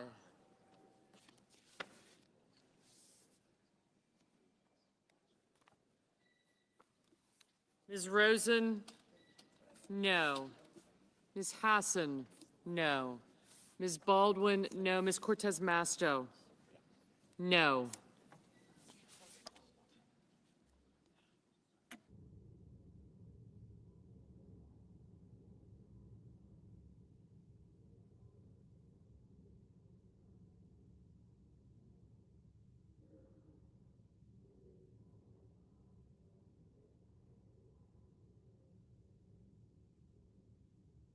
Mr. Cassidy, aye.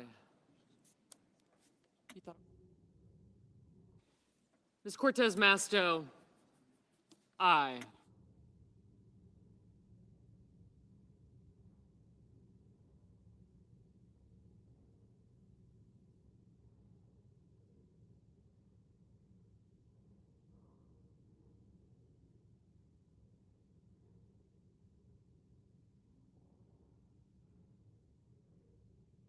Mr. Risch, aye.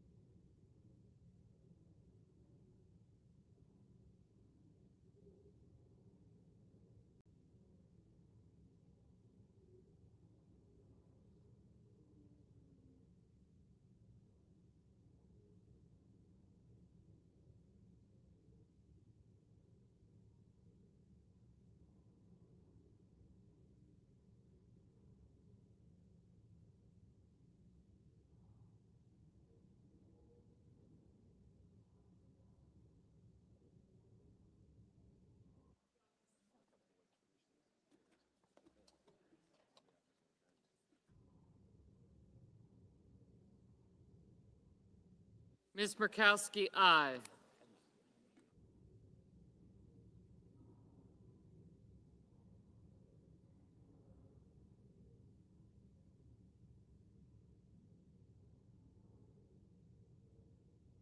Mrs. Shaheen? No. Mr. Welch? No.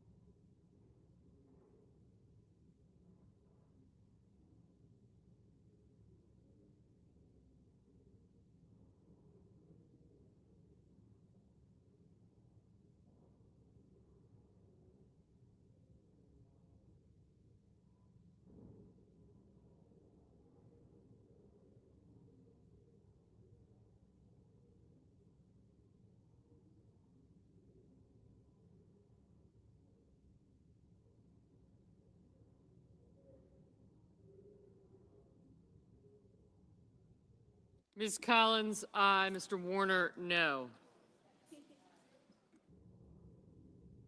Mr. Bozeman, aye.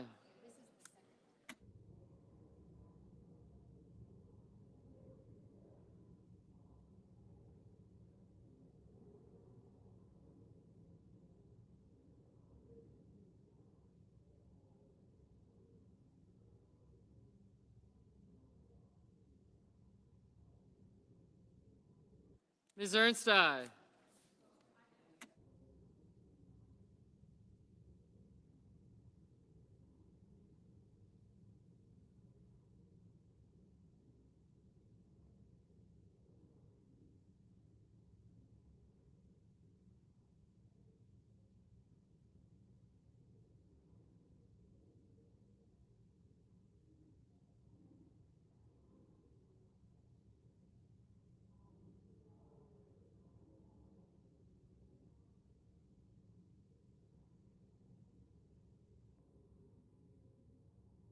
Mr. Johnson, aye.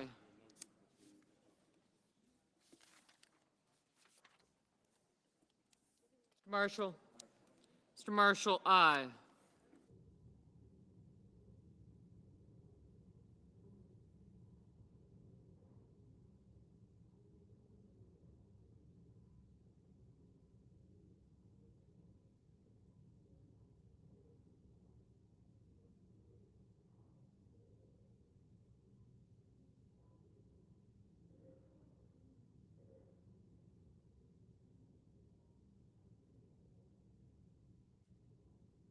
Mr. Paul? No. Mr. Young, aye. Mrs. Gillibrand? No.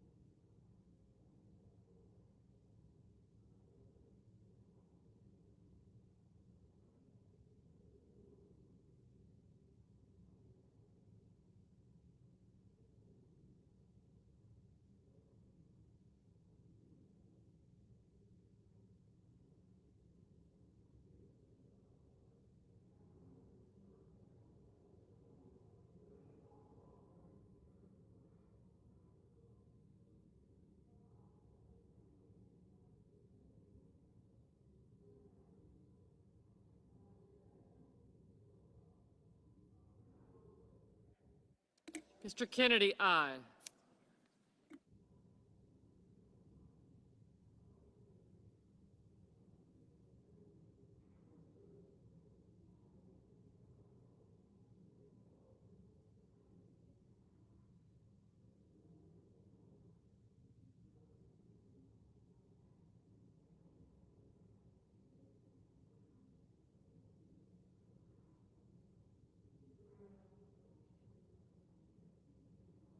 Ms. Hirono, no.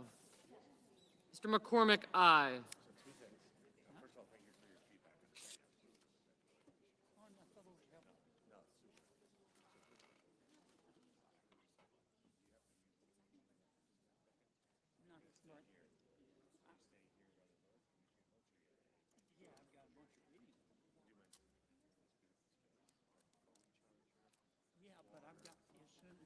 Mr. Sullivan, aye. Mr. Hickenlooper, no.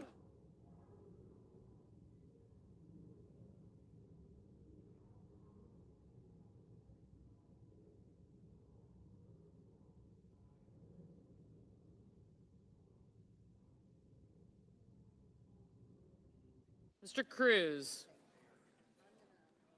aye.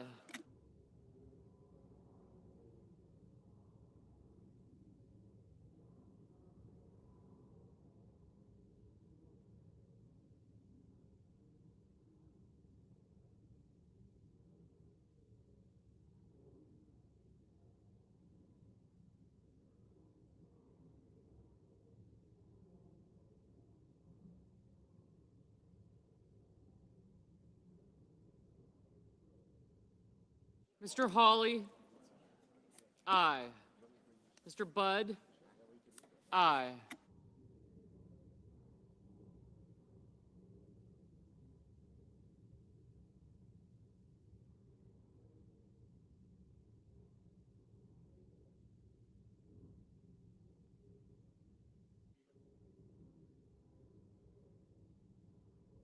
Mr. Mullen, aye.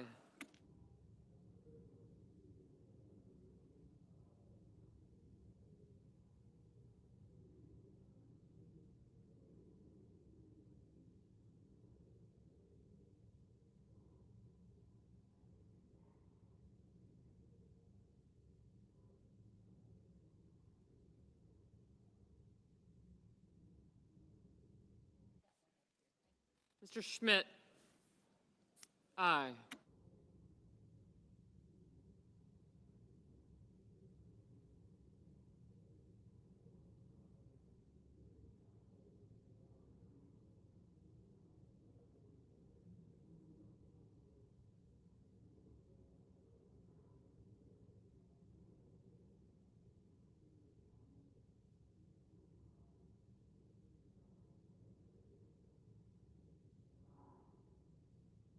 Mr. Wicker, aye.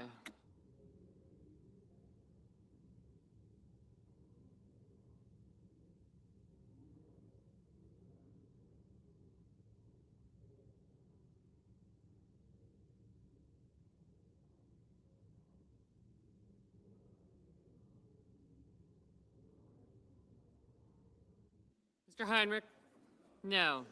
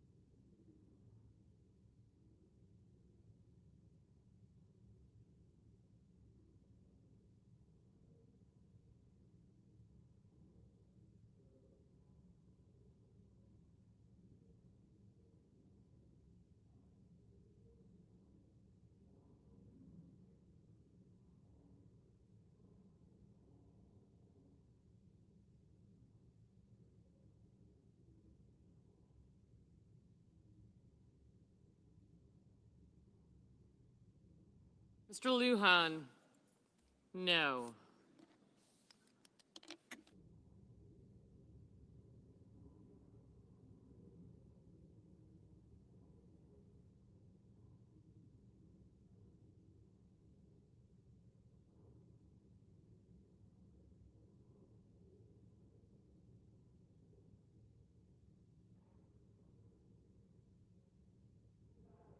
Mr. Fetterman, aye. Mr. Husted, aye. Mrs. Britt, aye.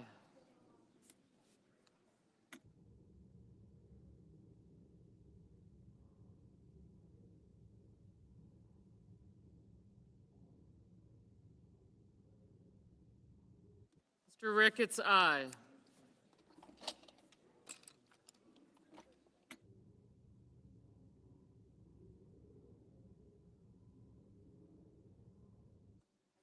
Mr. Scott of Florida, aye.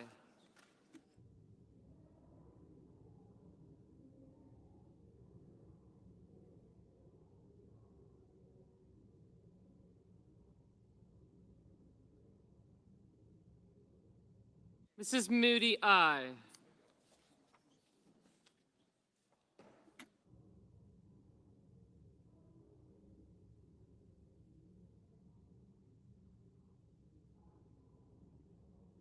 Mr. Scott of South Carolina, aye.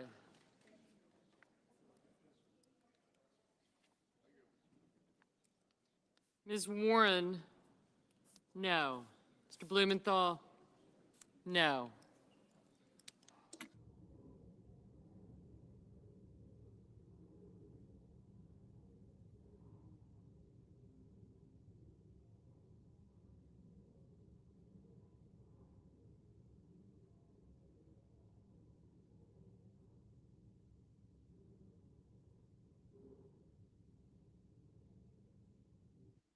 Mr. Markey, no. Mr. Bennett, no.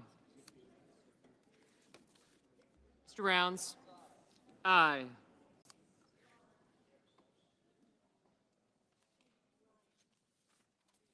Mr. Kramer, aye.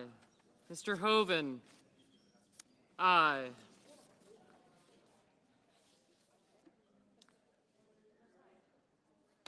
Mr. Kim, no.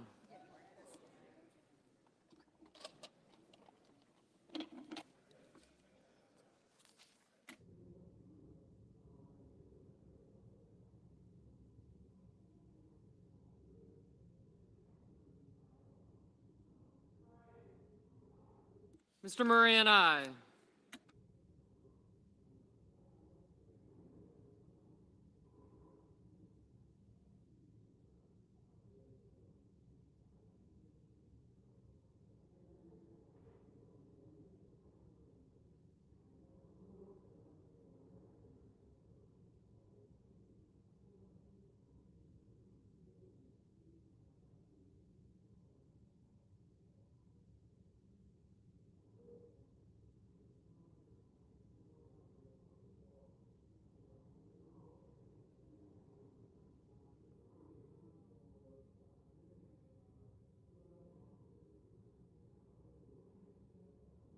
Mr. Justice, aye.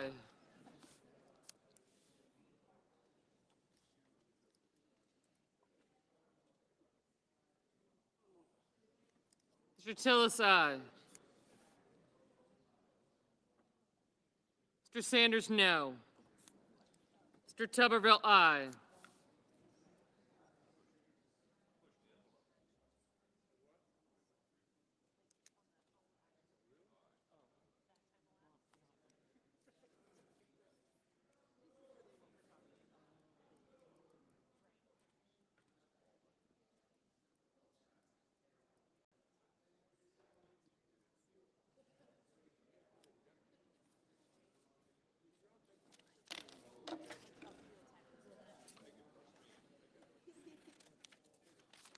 Mr. Banks, aye.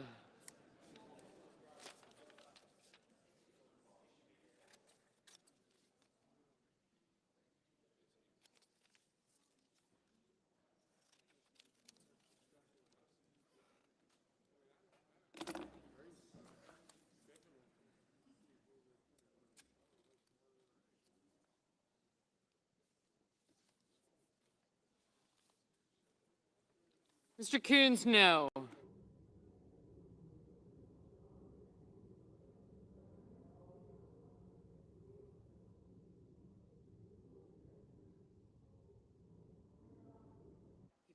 Mr. McConnell, aye.